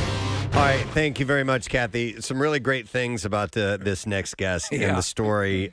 We were in here yesterday. We were watching the video. Marissa goes, "You got to see this," or was it you that showed? No, it it was to Marissa. Marissa's coming. Yep. You got to see this. She goes, "She's from Philly," and she plays the clip. And we're going to have her on in just a second.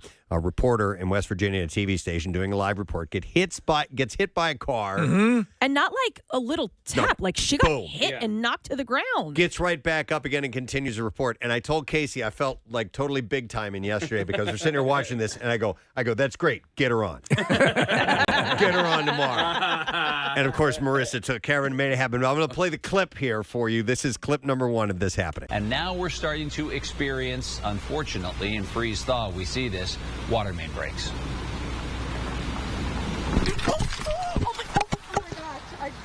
Got hit by a car, but I'm okay. I just got hit by a car, but I'm okay, Tim. That's the first for you on okay. TV, Tori. Woo! We're all good. I'm okay. I actually got hit by a car in college, too, just like that. Wow. I am so glad I'm okay. You One sure woman you're band. okay, Tori? We're good, Tim. Ma'am, sure you're okay? are so sweet, and you are okay. It is all good. Oh, my God. Is that the woman that hit her? Yeah, I think so. Yeah. And I was, when she said I got hit by a car in college one time, I was like, oh my God. It's okay. I get hit by vehicles often. And then one last part to play here. All right, here we go. You know, it's my last week on the job, and I think this would happen. So you were bumped specifically to in, me, Tim. were you bumped down low, Tori, or were you hit up high? I couldn't really tell from the looking. Do you know if I was bumped down low or up high, sir? I just saw you disappear I don't even out of the know. screen. I don't even know, Tim. My whole life just flashed before my eyes. Oh my God. The pride of Plymouth White Marsh. Please welcome Tori Yorgi. Yeah. So there's one. Thank you. Hi, Thank you. Oh my God. Oh my God. Are you okay? Yeah, I am okay. I am good. I'm just a little sore. Thank you for asking, but I'm totally okay. So what happened was it wasn't a head-on. It was more of like a side swipe, but a fairly vigorous side swipe, correct? Yeah. You know, I thought about it afterwards, and I was really grateful for the way that she had hit me because she pushed me forward. And, you know, I don't know, that could have went a lot of wrong ways. So I was just kind of, she I guess she must have hit me with the headlight and, you know, tossed me essentially. But it was all good. There was a patch of snow there, and I think that might have helped break my fall. I'm not really sure because I kind of, you know, blanked out a little. But, you know, it's all good. Yeah, we just got back up and kept going with it. Okay, so what day did this happen? Was this on Wednesday? This was on Wednesday night, at 11. Wednesday night. So then it hits the social media craze on Thursday. Yes. Today, you were on the Today Show this morning. Oh, yeah. And so I would imagine yesterday was an absolute whirlwind for you, right? Oh, yeah, it was for sure. I've never had so many text messages, emails, calls. It was crazy. And everyone wishing me well. It was so nice. I feel like, I definitely need to go through all them and thank everybody because I really appreciate it. But, you know, fortunately, I was good. I was at an apartment complex. I was off the roadway just right at the entrance of where you would drive up the hill or down the hill. And, you know, this is West Virginia, so it was a pretty steep hill. Right. But she was coming out of the complex. So luckily, you know, she was going slow enough, you know, that it wasn't too bad. No, it wasn't too bad. I think what happened, what people instantly connected to is that you had just been sideswiped. You're saying to her, you're so sweet, and you were concerned about her, and people immediately heard you. You didn't jump up and go, "You crazy bitch! What did you do?" You took a more sobered approach to the whole thing, and that's I think what people connected to. You were clearly concerned about her as well. Yeah, no, and I appreciate that. And a lot of people are saying that, you know, the thing is she didn't mean to do it. And I could tell as soon as she got out of the car, her face, her voice was super distraught. And I was like, you know what? I haven't hit anybody, but I've definitely been in a situation where I, was like, oh, I can't believe I just did that. So I didn't want to make it any worse on her. And, and now I feel even worse because it's like everywhere. So she's just kind of, probably having to see it more and more. But she was really a nice person and genuinely didn't mean it. So I just figured, let me just reassure her, let her know I'm good. Everything's fine. We're good. When Marissa told me you were from our area, I was almost expecting you to go, "It's okay, I'm from Philly." Yeah. No, yeah. Oh, I was going to say, we got to hear about the college thing. All right. What's that story? I know. Do you know, it's funny. I don't know why that was like the first words to come out of my mouth. I really don't know. It was one of those things, just shock, Yeah. But basically in college, I went to Penn State University, and I was walking home from the library one night, true story, and I was walking past an alleyway, and the guy just rolled a stop. And he wasn't going, not maybe like 10 miles an hour, if that, just gave me a little push. Mm-hmm. And he got out all concerned. I was like, dude, it's good. Just keep going. We're good. And I just kept walking. And then, so I think in my head, I was trying to just reassure her, this has happened. It's fine. I get hit all the time. Yeah. It wasn't that bad at the time. I just was like, let me just let her know. That's the only thing I could think of as to why I said it. It's just funny because it'd be akin to someone saying, "Oh, it's okay, I get hit by lightning all the time." Mm-hmm. Mm-hmm. Yeah. Well, but so what happened with her? Why did she hit you? I don't know.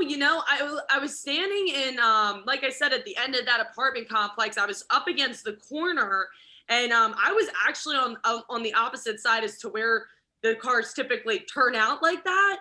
I think she just MMR. Thank you, Kathy. Want to mention Christmas Miracle? There is a pre-party that is taking place, and it will be on Wednesday, December 20th. So that's the live broadcast. Tomorrow is when this event, and Marissa is going to be at Milk Boy in Center City from 4 to 6. A little kind of happy hour thing going on. Yeah. So if you stop by, she's going to give away 20 essentially passes. Oh, the odds are pretty good then. Yeah, to be a part of the Christmas Miracle live broadcast, which will be a week from tomorrow in Phoenixville at the Colonial Theater. So stop by and see Marissa tomorrow from 4 to 6 p.m. at Milk Boy in Center City. And our friends at Miller Lite present this whole thing. And we're excited to bring this to a new location with some new opportunities for you to win. So stop by and see her. All right, we're going to do the Bizarre File now. WMMR presents Preston and Steve's Bizarre File. All right, brought to you by Horizon Services. 0 down, 0 interest financing on select Energy Star rated systems, plus no payments for a year. Visit horizonservices.com/radio. A man hiking in the Inyo Mountains was airlifted by helicopter to a Fresno hospital early Wednesday morning after he became trapped beneath a boulder weighing thousands of pounds for 7 hours, necessitating a challenging rescue in dark and cold circumstances. Like, this guy had a lot of things working against him. He couldn't move it himself, right? He could not move it himself. Search and rescue was called to comb the area and found him. California Highway Patrol's Air Operations helicopter flew 2 rescue team members to the man's location while 7 other officials followed closely behind in vehicles. The team arrived at the hiker's location well after dark, finding the hiker in great pain with his left leg pinned beneath a large boulder on a steep hillside. Wow. They estimated the boulder weighed between 6,000 and 10,000 pounds. There's a boulder on your leg. I know! The team had limited resources, but determined that by using a system of ropes and pulleys, they could shift the boulder enough to free the hiker and assess his condition. Due to the seriousness of the hiker's injuries and the difficulty of the terrain, it was decided to extricate the hiker despite the darkness using a helicopter. Because there were no suitable landing zones nearby, a U.S. Navy medic rappelled from the helicopter. It's amazing. The hiker and the medic were then hoisted into the helicopter and flown to Fresno for treatment. The extent of the man's injuries and his current condition remain unknown. That is wild, man. But they got him out of there, so hopefully he's doing okay. A dispute over a driveway has led to one elderly man being seriously injured while his attacker has been charged. The bizarre incident unfolded in a normally quiet suburb. An 82-year-old man was at his home when his neighbor, a 74-year-old man, entered his property and assaulted him with a baseball bat. You old son of a bitch. Yeah, I'm not much older. The older man was badly beaten in the attack, with the younger man arrested at the scene. He was charged with aggravated burglary. What set him off? The investigation in the incident is still going on, but the issue between the pair appears to stem from a dispute over the shared driveway that they have. Shared driveways, man. Dude, I think that there are tons of issues. Lots of shared driveway stories that are out there. You've had a lot of them yourself. Yeah. All right, here is a follow-up story. You guys will remember this, and I'll refresh this for those who do not remember. 72-year-old man in Oregon is going to spend more than a decade behind bars for rigging his home with a series of booby traps inspired by the Indiana Jones movie franchise that were designed to injure or kill law enforcement, including a hot tub set to roll down a hill like the infamous boulder from Raiders of the Lost Ark. I remember this. Gregory Lee Rodvelt, whose traps did hospitalize one FBI bomb technician, was sentenced to 150 months or 12 and a half years in a federal correctional facility. Hot tubs. I hate hot tubs. Why did it have to be hot tubs? The sentence was handed down earlier this week after a federal jury found Rodvelt guilty of 1 count of assaulting a federal officer and 1 count of using and discharging a firearm during and in retaliation to a crime of violence. So, upon arrival of the property, they had heard about this guy. They were going to investigate, and they arrived at the property. The bomb technicians encountered a minivan obstructing the gate. Investigators said they found steel animal traps attached to the gate post and underneath the minivan's hood. And additionally, homemade spike strips were discovered. which the attorney had unintentionally driven over in the past. As a technician near the residence, they observed a large round hot tub that had been placed on its side. Authorities said that the hot tub was rigged in such a manner that when the gate was open, it would activate a mechanical trigger that would cause the spa to roll towards the person. It was on its side. Jesus. So that's really big and heavy. Inside the garage, a rat trap had been modified to accommodate a shotgun shell. Although the trap was not loaded, it was connected to the main garage door and designed to activate when the door was open. As the bomb technicians congregated near the front of the residence, they utilized an explosive charge to breach the front door. The group carefully entered the premises, diligently searching for additional traps. In the center of the front entryway, they encountered a wheelchair, which, when inadvertently moved by one of the agents, triggered a homemade shotgun device. The device should discharge a .410 shotgun shell, striking one of the FBI bomb technicians below the knee. The injured technician was promptly given first aid and transported to a hospital. Investigators said Rodveld admitted to setting up the booby traps, including the one involving the hot tub. So he's going to jail for 12 years. Yeah. Wow. In California, one last story. A teen recently became the youngest to pass the California bar exam at 17 years old. Pass the bar at 17. That's college, law school, and passing the bar. You can't handle the truth. At 17 years old. Peter Park of Tulare has broken the previous record of being the youngest person to pass the bar. The previous record holder was 18. He received his test results on November 9th. After taking the exam in July, he turned 18 in November. He said that it was not easy, but it was worth it. It required discipline and strategy to pass the bar, he said, and I made it in the end. I'm extremely blessed to have discovered this path, and my hope is that more people will realize that alternative paths exist to becoming an attorney. He wants to become a ventriloquist, though. At age 13, he began high school and simultaneously enrolled in a 4-year Juris Doctor program at Northwestern California University School of Law. I'm so stupid. He graduated this year and is now a law clerk with the Tulare County District Attorney. He said, I aspire to become a prosecutor because I'm driven by a moral obligation to uphold liberty, equality, and justice in society. I admire how prosecutors keep our community safe and bring closure to victims. If you need me in court, I'll be there. You just might have to pick me up. Yes. 17 years old. And that is what I have in the bizarre file for you now. All right, we're going to take a quick break. We'll come back in a second, and we'll test your knowledge of today's program. The lesson question is on the way. Trash and music news, too. Stay there. We'll be right back.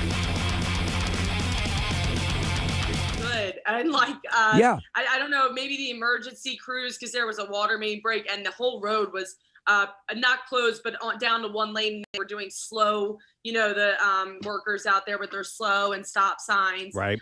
So maybe she got a little, distracted with that, or, just it could have been a lot of different things. I definitely know I will not be doing a live shot in that area, in that spot ever again, though. Well, I've learned from this. It's all good. I don't need to get hit by another car. Yeah, it's clearly, and this is a common thing. They send, you do the live shot from a location with a water main break or whatever, and it happens constantly. But we've had stories here. We had the Fox 29 reporter, Steve Keeley, just got blasted by a snowplow. And that became a viral sensation. The truth of the matter is, you guys are out doing this stuff. Are we good there? Yeah, you guys are out and doing this stuff. And it's always a risk when you're standing roadside or by something that might distract a driver. So do they, when you're one of these kind of reporters that's going out to this sort of thing, do they give you a little instruction on how to maintain your safety while you're out there? Yeah, they definitely do. And, we do have safety gear if needed, but I wasn't on the road. Yeah. So I didn't think, I just had so many indicators that I'm in a safe spot. Even the water guys were like, yeah, just park up there. You won't be in our way. You'll be good. And I was like, okay, great. This is going to work out so good. And but the thing is there is a lot of journalists out there now taking this incident and they're, kind of advocating for journalism safety. And I totally understand. I think it's a conversation that should be had. However, in that moment, I did not feel in danger. Right. Had I felt in danger, I would have left, and my boss would have never second guessed it. She's first to tell me, just head out if you're not feeling safe. Cool. But it's just one of those freak accidents. But yeah, they do teach us to be safe and stuff. I don't know. It was just a crazy incident. And I really don't know how she hit me. My car was parked like 15 feet away from me, look up a little bit. But I thought that was going to be safe because people typically just go around it. Yeah. So they'll kind of, go around you too. Sure. Close enough to it. Just didn't work out in my favor, man. Yeah. Well, Tori, so you talk about people advocating for your safety, and that's one of the things that started happening last night. Is people were commenting, journalists all over the country and maybe even the world have been talking about, because there have been cost cutting measures that TV stations are implementing, where normally you'd be out there with a photog, and so now you're out there by yourself. So people are saying that if you had a photog with you, he or she could have warned you that somebody was on the way, right. Somebody was coming, and so there has been that sort of viral aspect of it all. Is your contemporaries are advocating for you and other people like you. Absolutely. Yeah, and we could do the what ifs all day about it. The thing is, when you are in these size markets, they're smaller, not as many people, so smaller, mid-size, even the larger markets though, I've noticed lately, they're having one woman, one man bands. And the thing is I signed up for this. I knew what I was getting into. This wasn't my first rodeo on a live shot by myself. So the issue, I understand advocating for the safety. I am all for it. And again, think a conversation should be had. However, in this situation, I didn't feel in danger. I was just like, all right, I'm just going to do a quick live shot. And then, a car hit me. But I mean, it's a water main break. Yeah. It happens. You know? So Tori, listen, I know you're going to Pittsburgh next in your career, and oftentimes as you move up the chain in broadcasting, you'll hear from directors and producers to lose that Philly accent. Please never ever lose your Philly accent. We can hear it. It's so endearing. You know what? I know it's because I'm comfortable with you guys, so that's why I'm talking the way I normally would talk. But yeah, on TV they do tell me you can't have an accent, so I do try and clean it up, but. In that incident, I was like, there is no way. I do try and put a filter on it and try, and I practice my speech. And, but yeah, it's always going to be there. It's just one of those things. And I appreciate that so much because, it is home for me. Yeah. So, I mean, just part of me. By the way, if you're just tuning in, it's Tori Yorgi. She went viral yesterday, works as a reporter in West Virginia and was hit by a car during a live report. And her last week of work, by the way. Oh, my gosh. I mean, like, this happens on the last week. Somebody had texted in and says, your aunt owns a restaurant in the area. So why not go ahead and give that a plug? Oh, yeah, I would love to. It's the best restaurant in the whole world. My Aunt Peggy, it's on Flint Hill Road and King of Prussia. It's called Gateway Cafe. She was they actually a few years back when I was interning at Fox 29, they went out there, Bob Kelly, and so Gateway Cafe, Flint Hill Road. They have amazing food. I think they are relocating soon, but of course we'll keep up with that. But yeah, no, that's too funny. Maybe they'll name a dish after you, like pedestrian or head on or something like that. Yeah. My uncle was saying last night, he's like, we need you to sign a picture. We'll just frame it. Just for being launched. That's too much. Well, too much. But yeah, I am a Plymouth White Marsh graduate. I'm very proud of my high school. Nice. And, Montgomery County was where When did you graduate? So I'm proud of my roots. When did you graduate from PW? I graduated from PW, in 2014. Then I went to Penn State. Okay. So if you think of the confluence of events here and how everything worked out, and it's your last week at this station, you're going to a station in Pittsburgh, and you have this, I saw it, the whole incident was covered in the Daily Mail, for crying out loud, with the video and everything. It's global. Yeah. For all of the way this could have played out, it played out in the absolute best viral way possible. It's got to be mind-blowing to see that as a journalist, you get information out, you try to get information to people, and yet it's the reporter being sideswiped by a car that becomes a global news event. I know, it's crazy. I mean, and you're right. The last week, like today is literally my last day at the station. I'm thinking, I'm going to be a big old crybaby going in there and saying bye to all my people that I love here. And, now I'm like, okay, I guess I'm going to interview with a bunch of, it's just crazy how things have unfolded. But yeah, I don't know. I really enjoyed my time here, man. And I definitely, it's just, you're right. It's just crazy how the timing happened. Yeah. And of course, my goal is to get to Philadelphia one day. So now as I'm sitting here talking to you all, it's just super unreal. And, Pittsburgh's next, but hopefully that's not my last stop. Tori, what's the station in Pittsburgh where you'll be working? The station is WTAE. It's the Pittsburgh's Action News Sports. All right, cool. You will officially be the most famous new reporter they ever have. I just hope people don't look at me. Well, I know they're going to look at me and be like, oh, yeah, she was hit by a car. It's going to take a little while.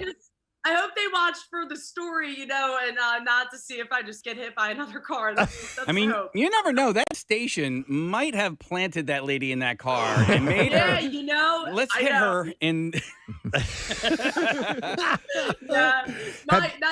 That station too. They did call me like right away, the first thing the next morning, and checked on me, and they were. That's nice. That's cool. Did they want to have you on for an interview or anything like that? No. I think he was like, no. I told him I was a little overwhelmed with like the request that I got yesterday. So I think he was kind of, we'll get her when we get her, and it'll all be good. Yeah. So no, I haven't been on there yet. So, but it's kind of a weird situation. Yeah. Yes, absolutely. All the way around. Tori, I know you're a big Eagles fan. Did you see that Lane Johnson actually tweeted at you yesterday? Oh my goodness. Yeah. I screamed. I think I was like crazier than the Today Show. And then, I talked to Brandon Graham this morning on WIP. Yeah. It's just been a crazy like 48 hours. Wow. I love my birds, and that part was like, oh my gosh, that's when I lost it. Honestly, I was like, this is too much for me right now. That's cool. Wow. Well, listen, I can't say I'm happy you got hit by a car. No. I mean, that's just there's no way to say that. But I'm glad you're getting the attention you're getting. That's really cool. Yeah, thank you. I know. I it's going. I don't know. I guess it's just one of those things. You just take a negative and make it into a positive. Everybody tells me my reaction was priceless, and I don't know. When you're in the moment like that, and the personality and just the person I am, I talk myself through situations, and I think that's what I was trying to do. And I figured, well, you know what? If I keep going on with the report, I won't cry, and I'll just forget about it. It'll be fine. And then, of course, when I was done, the report, it did not. That was. It didn't mitigate it at all. Yeah, but that's it. That's what a professional does. Yeah. You carry. Preston and Steve, 10:23, and a Tuesday morning, Tat Tuesday. Make sure you get on that. Text word tattoo to 39333. Clothing World Tattoo and Pearson giving us a $350 gift certificate for your Preston and Steve Show themed tattoo. All right, but we're running out of time on that. You need to do it now. We're going to give something else away. We're going to do a lesson question and a 4-pack of tickets for Luminature at the Philadelphia Zoo is what we're going to give away. Nick, I'm going to go off the board. I'm going to bring one up here. Now, we found out that poinsettias are not dangerous for cats or dogs, but what are? 215-263-WMMR. Poinsettias they can make them sick, but they're not lethal. Maybe if you eat too much of it, but these definitely are. Yeah, sadly. What did we find out are lethal for pets? 215-263-WMMR. Call if you know the answer. The trash business is a gold mine. 93.3 WMMR with Preston and Steve's Hollywood Trash. Brought to you by Embers Smokehouse and Tap in Chalfont, PA, offering a unique twist on classic barbecue. You can enjoy chef-inspired plates that are perfect for dinner, a game, or holiday parties. You can visit Embers Smokehouse and tap.com for the menu. What's going on this morning, Steve? Well, Cardi B announcing her split from husband Offset, referring to him as dead weight. Cardi says she knew the magic was gone when her WAP dried up. Oh, wow. Hey! Disgraced Today Show host Matt Lauer and co-host Savannah Guthrie had an informal reunion over the weekend, with both attending the Today Show producer's Jennifer Long's wedding. Matt later admitted to being nervous, but said it turned out to be a wonderful chance to reconnect with so many people he had molested. Oh my God. And finally, a Grammy Award that was awarded to John Lennon expected to fetch $500,000 when it goes up for auction this week. The Grammy is worth even more because a cryptic message to Lennon on the bottom of the statue reads, "Blink twice if Yoko is holding you hostage." Wow. That's a ton of trash. All right, let's see if somebody does indeed know the answer to this. So poinsettias, turns out, are not lethal. They can make pets sick, but they're not lethal. But what is? We did find out. 215-263-WMMR. We'll go to Josh. Hey, Josh. Good morning, buddy. Good morning, bro. Hey, bro. All right. What's lethal for your pets, Josh? Hand grenades. Yes. It's true. A lot of people don't know that. Grenades. Hang on, Josh. We are going to give you a 4-pack of tickets to Luminature at the Philadelphia Zoo. Luminature is back for another season of sight, sound, surprises at the Philadelphia Zoo. Now through January 6th with more than 1 million twinkling lights. It's the biggest and brightest holiday light show yet. And you can reserve your tickets now at philadelphiazoo.org. Now, Preston and Steve's Music News on 93.3 WMMR. Brought to you this morning by Wawa. Wawa's got you covered with gift cards for everyone on your list, from Wawa gift cards or a gift card from your favorite brand. Happy holidays from Wawa. This is out of left field. 6 women have now accused famed LA DJ Rodney Bingenheimer of sexually assaulting them when they were minors. And among the accusers is Jane Weedlin. Oh, from the Go-Go's? Co-founder of the Go-Go's in 1978 when she was 15. I'm not familiar with this DJ. Weedlin says he was on KROQ, and I think he has stuff on Sirius XM. He's like still working. Is he? Yeah, so he's an older guy. In 1978, she was 15. Weedlin says that she frequently sneaked out of her parents' home to visit a West Hollywood nightclub notorious for being a hotspot for underage girls and rock star patrons. It was called Bingenheimer's English Disco. It was one of these nights around 1974 that she alleges that he sexually assaulted her in a back room. Jeez. She previously detailed such an encounter in a chapter of Under the Big Black Sun, which was ex-vocalist John Doe's book on L.A. punk history. She didn't name him at the time. She had said, "I wasn't entirely sure what had gone down until we went back out. He disappeared into the crowd. I went back to my friends." I'm not going to say what he did. Me personally, Right. I read the passage because it's pretty graphic. But Let she said, Kathy say it. "And my satin pants were a big mess." Oh, my she told my the God. outlet. Yeah, the guy had done his business on her. She said it was weird. It never occurred to me that had been a crime. I didn't know what to think. It wasn't until the Me Too movement that started when I realized I was sexually assaulted by an adult when I was 15. So who did they mention any of the other people that have come forward? Or 4 other women told Rolling Stone they had similar encounters with him. All of them alleged that they were minors at the time. The allegations follow a lawsuit filed in April by Carrie Crome, songwriter and co-founder of The Runaways. In the lawsuit filed against Bingenheimer and the estate of the band's late manager, Kim Fowley, Crome alleged that the man sexually assaulted her in the 1970s, starting when she was 13. So he ran this club? This was his club? Yeah. Fowley died in 2015, by the way. After the Me Too movement took off, Weedlin reconsidered what had happened and confided in her bandmates and one of her old friends who sneaked out to the guy's club with her all those years ago. Her friend, who didn't want to be named, included in the Rolling Stone article, told Weedlin that Bingenheimer had sexually assaulted her as well as another friend. So these stories are starting to surface now. And there's a lawsuit against this guy. So yeah, we'll see where this a ends long up time going. ago. But, Yeah. you know, a member of the Go-Go's and a member of the Runaways. Wow. There is a new video that's out from Green Day, streaming online, called Dilemma. The high-energy clip, shot in black and white, shows the band performing in a small club. Billy Joe Armstrong says the song was easy to write because it was so personal. He said, "We've seen so many of our peers struggle with addiction and mental illness. This song is all about the pain that comes from those experiences." This is the third single released from the album Saviors, which will be out on January 19th. Is this the one that samples Baby Shark? No. I think it's a completely different song. Foo Fighters added 3 new headline dates to their Everything or Nothing at All tour. May 1st in Dallas, May 7th in Raleigh, North Carolina, May 9th in Charlotte, North Carolina. Support on the new dates will come from the Nova Twins.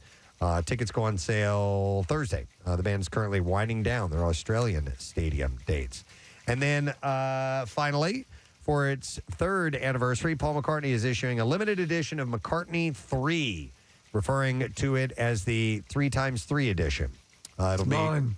It'll be what? It's 9. It's 9? Oh, 3x3 would be 9, yes. 9. I thought it was a question. It will be released in 3 randomly... Was you asking a question or not? Don't I get acknowledged for knowing math?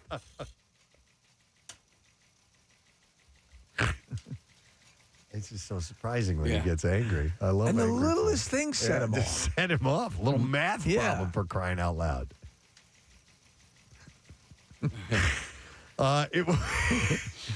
It will be released in 3 randomly distributed configurations with unique combinations of multicolor vinyl and prints of Paul's handwritten draft lyrics. Additionally, it will feature new cover art. Dear Diary, I hate when I do a math problem correctly and some dickhead doesn't acknowledge it. It affected him so much that he wrote it in his journal. In anticipation of what might happen. The album is the third in a trilogy recording during the pandemic. Paul used the unexpected time on his hands to get into the studio and produce this intimate music. Did you buy, so obviously massive Beatles fan, as was I, and am, and will always be. Did you, though, buy a lot of the solo stuff? Were you a fan of? Some of it. So Pipes of Peace, I think I bought, and a handful of those things. What about Pralines of Positivity? I didn't buy that, no. But like Flaming Pie, by the time he got to stuff like that, I wasn't buying the solo stuff. But, I mean, Wings and those first few solo releases were fantastic. I bought, a bunch of those. But, yeah, at some point I kind of fizzled out. And the same would be true for Lennon. I bought, here and there. Yeah. McCartney 3, the 3x3 edition, will be out on December 15th. And that's it. That's what I have for music news. Was that okay, Paul? That's all right. Okay, good. Move along. All right, we'll move along now. Wasn't great. Hey, exactly, listen, Kathy. Kathy gets me. How come you can't? He's such a hair trigger that I'll take even as long as he's not yelling at me. I'll take an all right. We both like activities. We do. All right, we're going to take a break. We're going to come back in just a moment, and we will get ready to wrap up the program, do the letter of the day for the Word of the Week prize, so stay with us. We'll be right back. And that's what you do. You're on your way, so that's awesome. Thank you so much. Thank you. Well, thank you for coming on this morning, Tori. We know you're overwhelmed, but maybe we'll see you in person someday, okay? You guys are so fun. Thank you so much for everything. Good luck with everything. Tori York, you guys. Headed to Pittsburgh, hit by a car on live TV in West Virginia. I hope we see her here. I hope she makes it back to Philly. You know. Oh my God, she's adorable. Yeah. She is. She's great. She seems as sweet as you could possibly be. Man. What kind of flavor is it, cognac? I've never really had it. Is it a liqueur or is it a... It's kind of sweet. It's like Yoo-Hoo. It's a lot like Yoo-Hoo, yeah. That's the grossest drink on the planet. Why would anybody ever drink Shut Yoo-Hoo? up with that crap. I'm tired of hearing that. Every time Yoo-Hoo is mentioned, you guys crap all over. I don't. It's a chocolate drink. It's not chocolate milk. And that's the problem. It's positioned as chocolate milk. It's a chocolate drink. And I'll tell you what. And here we go again. And I'm going to relive a bad dream. But no, not a dream. It happened to me. It was real. I was there. A nightmare. Field trip to the Bronx Zoo. My mother was actually one of our... chaperones. Chaperones. So she puts my Yoo-Hoo into the freezer so it'll be nice and cold when we're walking around. Oh. What happens? We arrive at the zoo, walking around. It's overcast, little light drizzle. Then comes time for lunch. I sit down. I have my peanut butter and jelly sandwich, and I figured now's the time to take a swig out of that Yoo-Hoo. Frozen solid. One kid found out. They all found out. And then the monkeys started laughing and pointing. They're all going to laugh at you. They're all going to laugh at you. No, Mother. My Yoo-Hoo is frozen, Mother. They can see your dirty pillows. I actually brought dirty pillows that day. Why would you bring dirty pillows to the zoo? For the animals. I had somebody tell me yesterday, I'm going to bring it back to this. They were like, it was so enlightening to hear you guys talk about a female-based product, the menstrual cup, and not fart jokes and porn. Here we But are. we're back. And we just did it all. Don't worry. We did it all. Absolutely. Hey, this might be the perfect opportunity. All right, Marissa, I sent you guys this instructional video. Oh, my God. Oh, yeah. Yesterday. Did you watch it? I heard you watching it in the office, and I could hear it, and I'm like, what? It's got to be some sort of sex toy or something. So it's this bizarre product, and I sent it to all of you guys. And the subject line I used was instructional video. Please watch. Nobody got back to me. Like not one person responded to me, and I'm like, yeah. Did I offend Marissa and Kathy? Well, I know I didn't offend Kathy because she was in the same room. But that's a terrible feeling when you send out something you think, oh my God, did I cross the line? Right. And I wanted to watch it, and you were making such a thing about it that I wanted to not be distracted, and I never got around to it. Marissa, see if you can grab the audio from that, and I don't know if it's fully.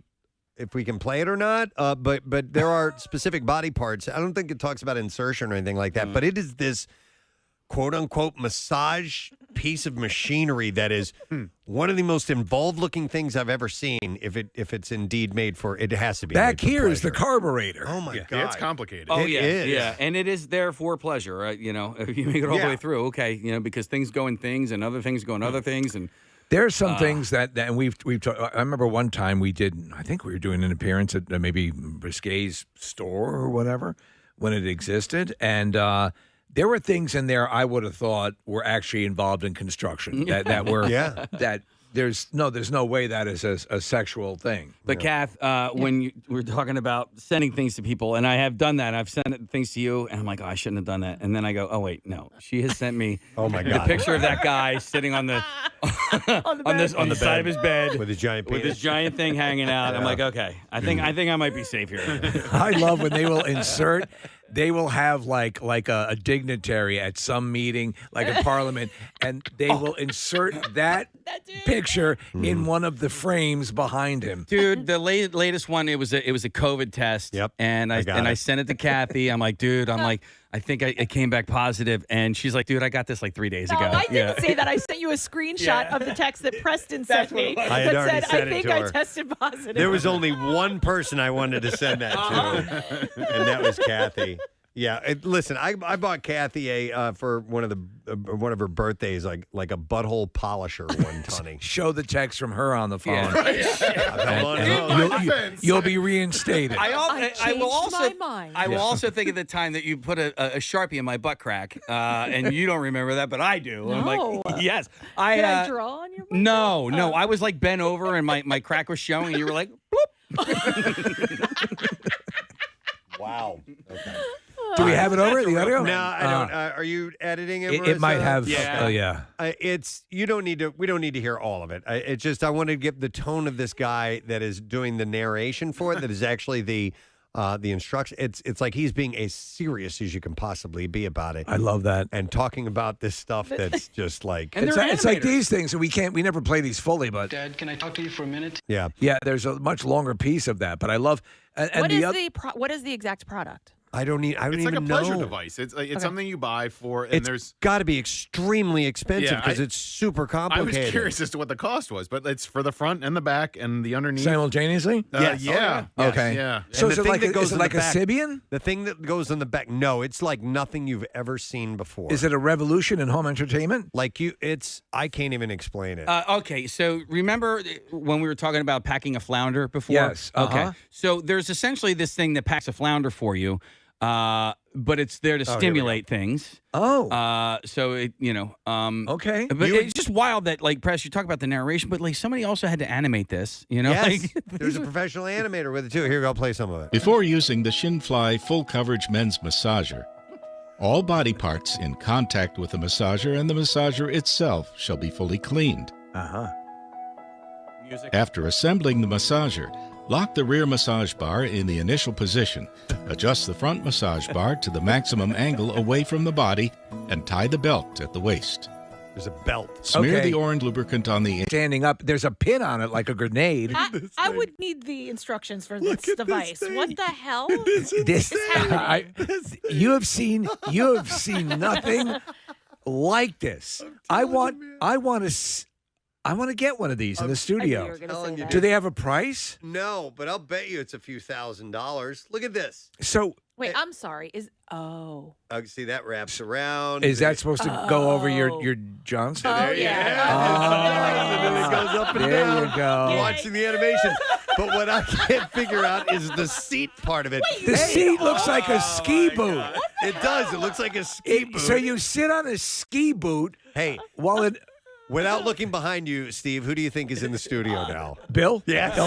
He just came into the studio. He's shaking his head. He's not happy. He has one of these. It was his birthday on Sunday.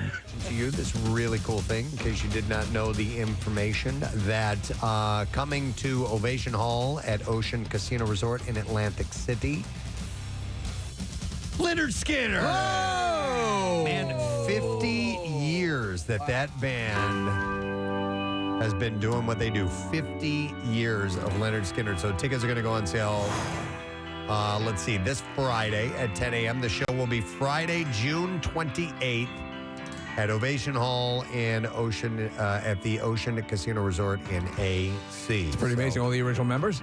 No, I think everybody's right. dead. Yeah. But you do have a few of the leftovers. Ronnie Van Zant's cousin. Oh my God, I'm having a brain fart now. Steven. No. But anyhow, sounds exactly like him. Does. And I they're think phenomenal. Skinner's one you probably should see at some point, right? Just for the foundational rock band. He's like Ricky Bobby, Robbie Jubby. Yep. One of 12, I think. All right. So anyhow, Leonard Skinner celebrating 50 years. And that's Friday, June 28th, Ovation Hall in Ocean Casino Resort in AC. So get those tickets. They go on sale Friday at 10 a.m. I would like to thank our guests being on the program today. Weird Al Yankovic. He was great, and he has got his movie now available on a bunch of different platforms: 2-disc, 4K Ultra, or UHD, and Blu-ray, and 2-disc Blu-ray, and DVD edition, and a standalone DVD with all kinds of extras.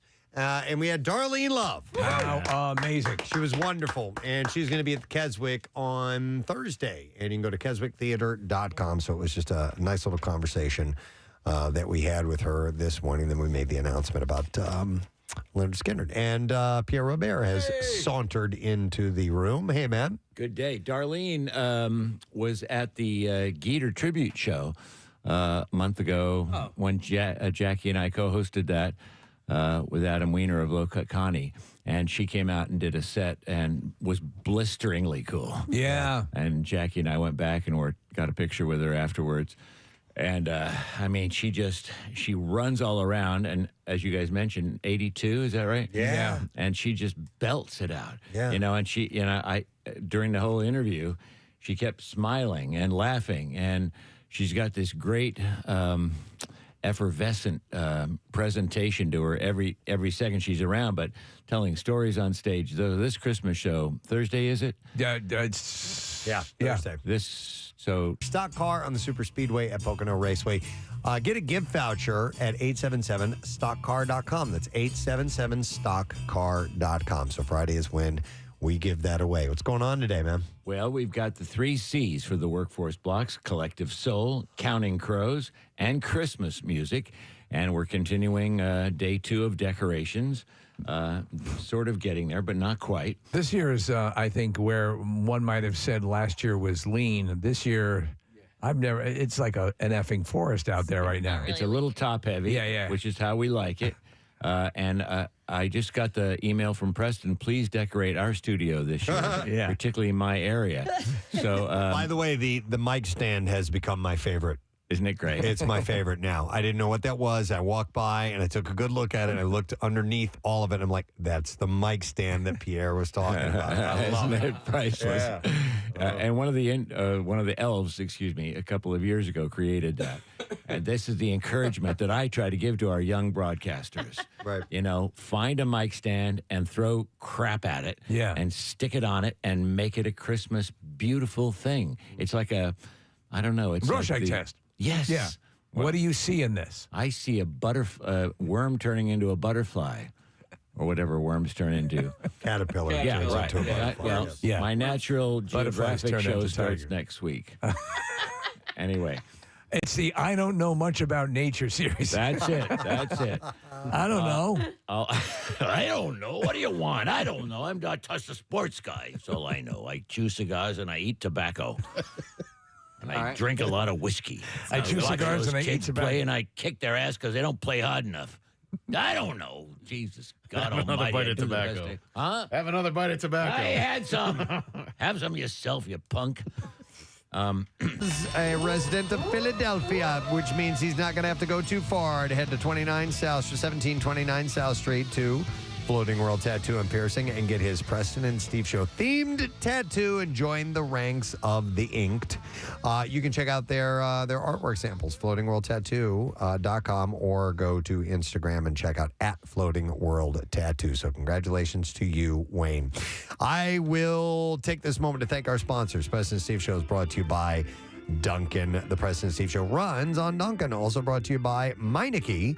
For tires, brakes, batteries, exhaust systems, and more, Meineke. You won't pay a lot, but you'll get a lot. Tomorrow on our program, we will go live on Fox Good Day. We will have a secret text word all set up, have some stuff to give away, including more Christmas Miracle passes. Your chance to join us next week for that event at the Colonial Theater in Phoenixville. So we'll start ramping that up a bit. That is it. We are done. Rage on. Have yourself a great day, and we'll see you tomorrow, gang. Bye-bye.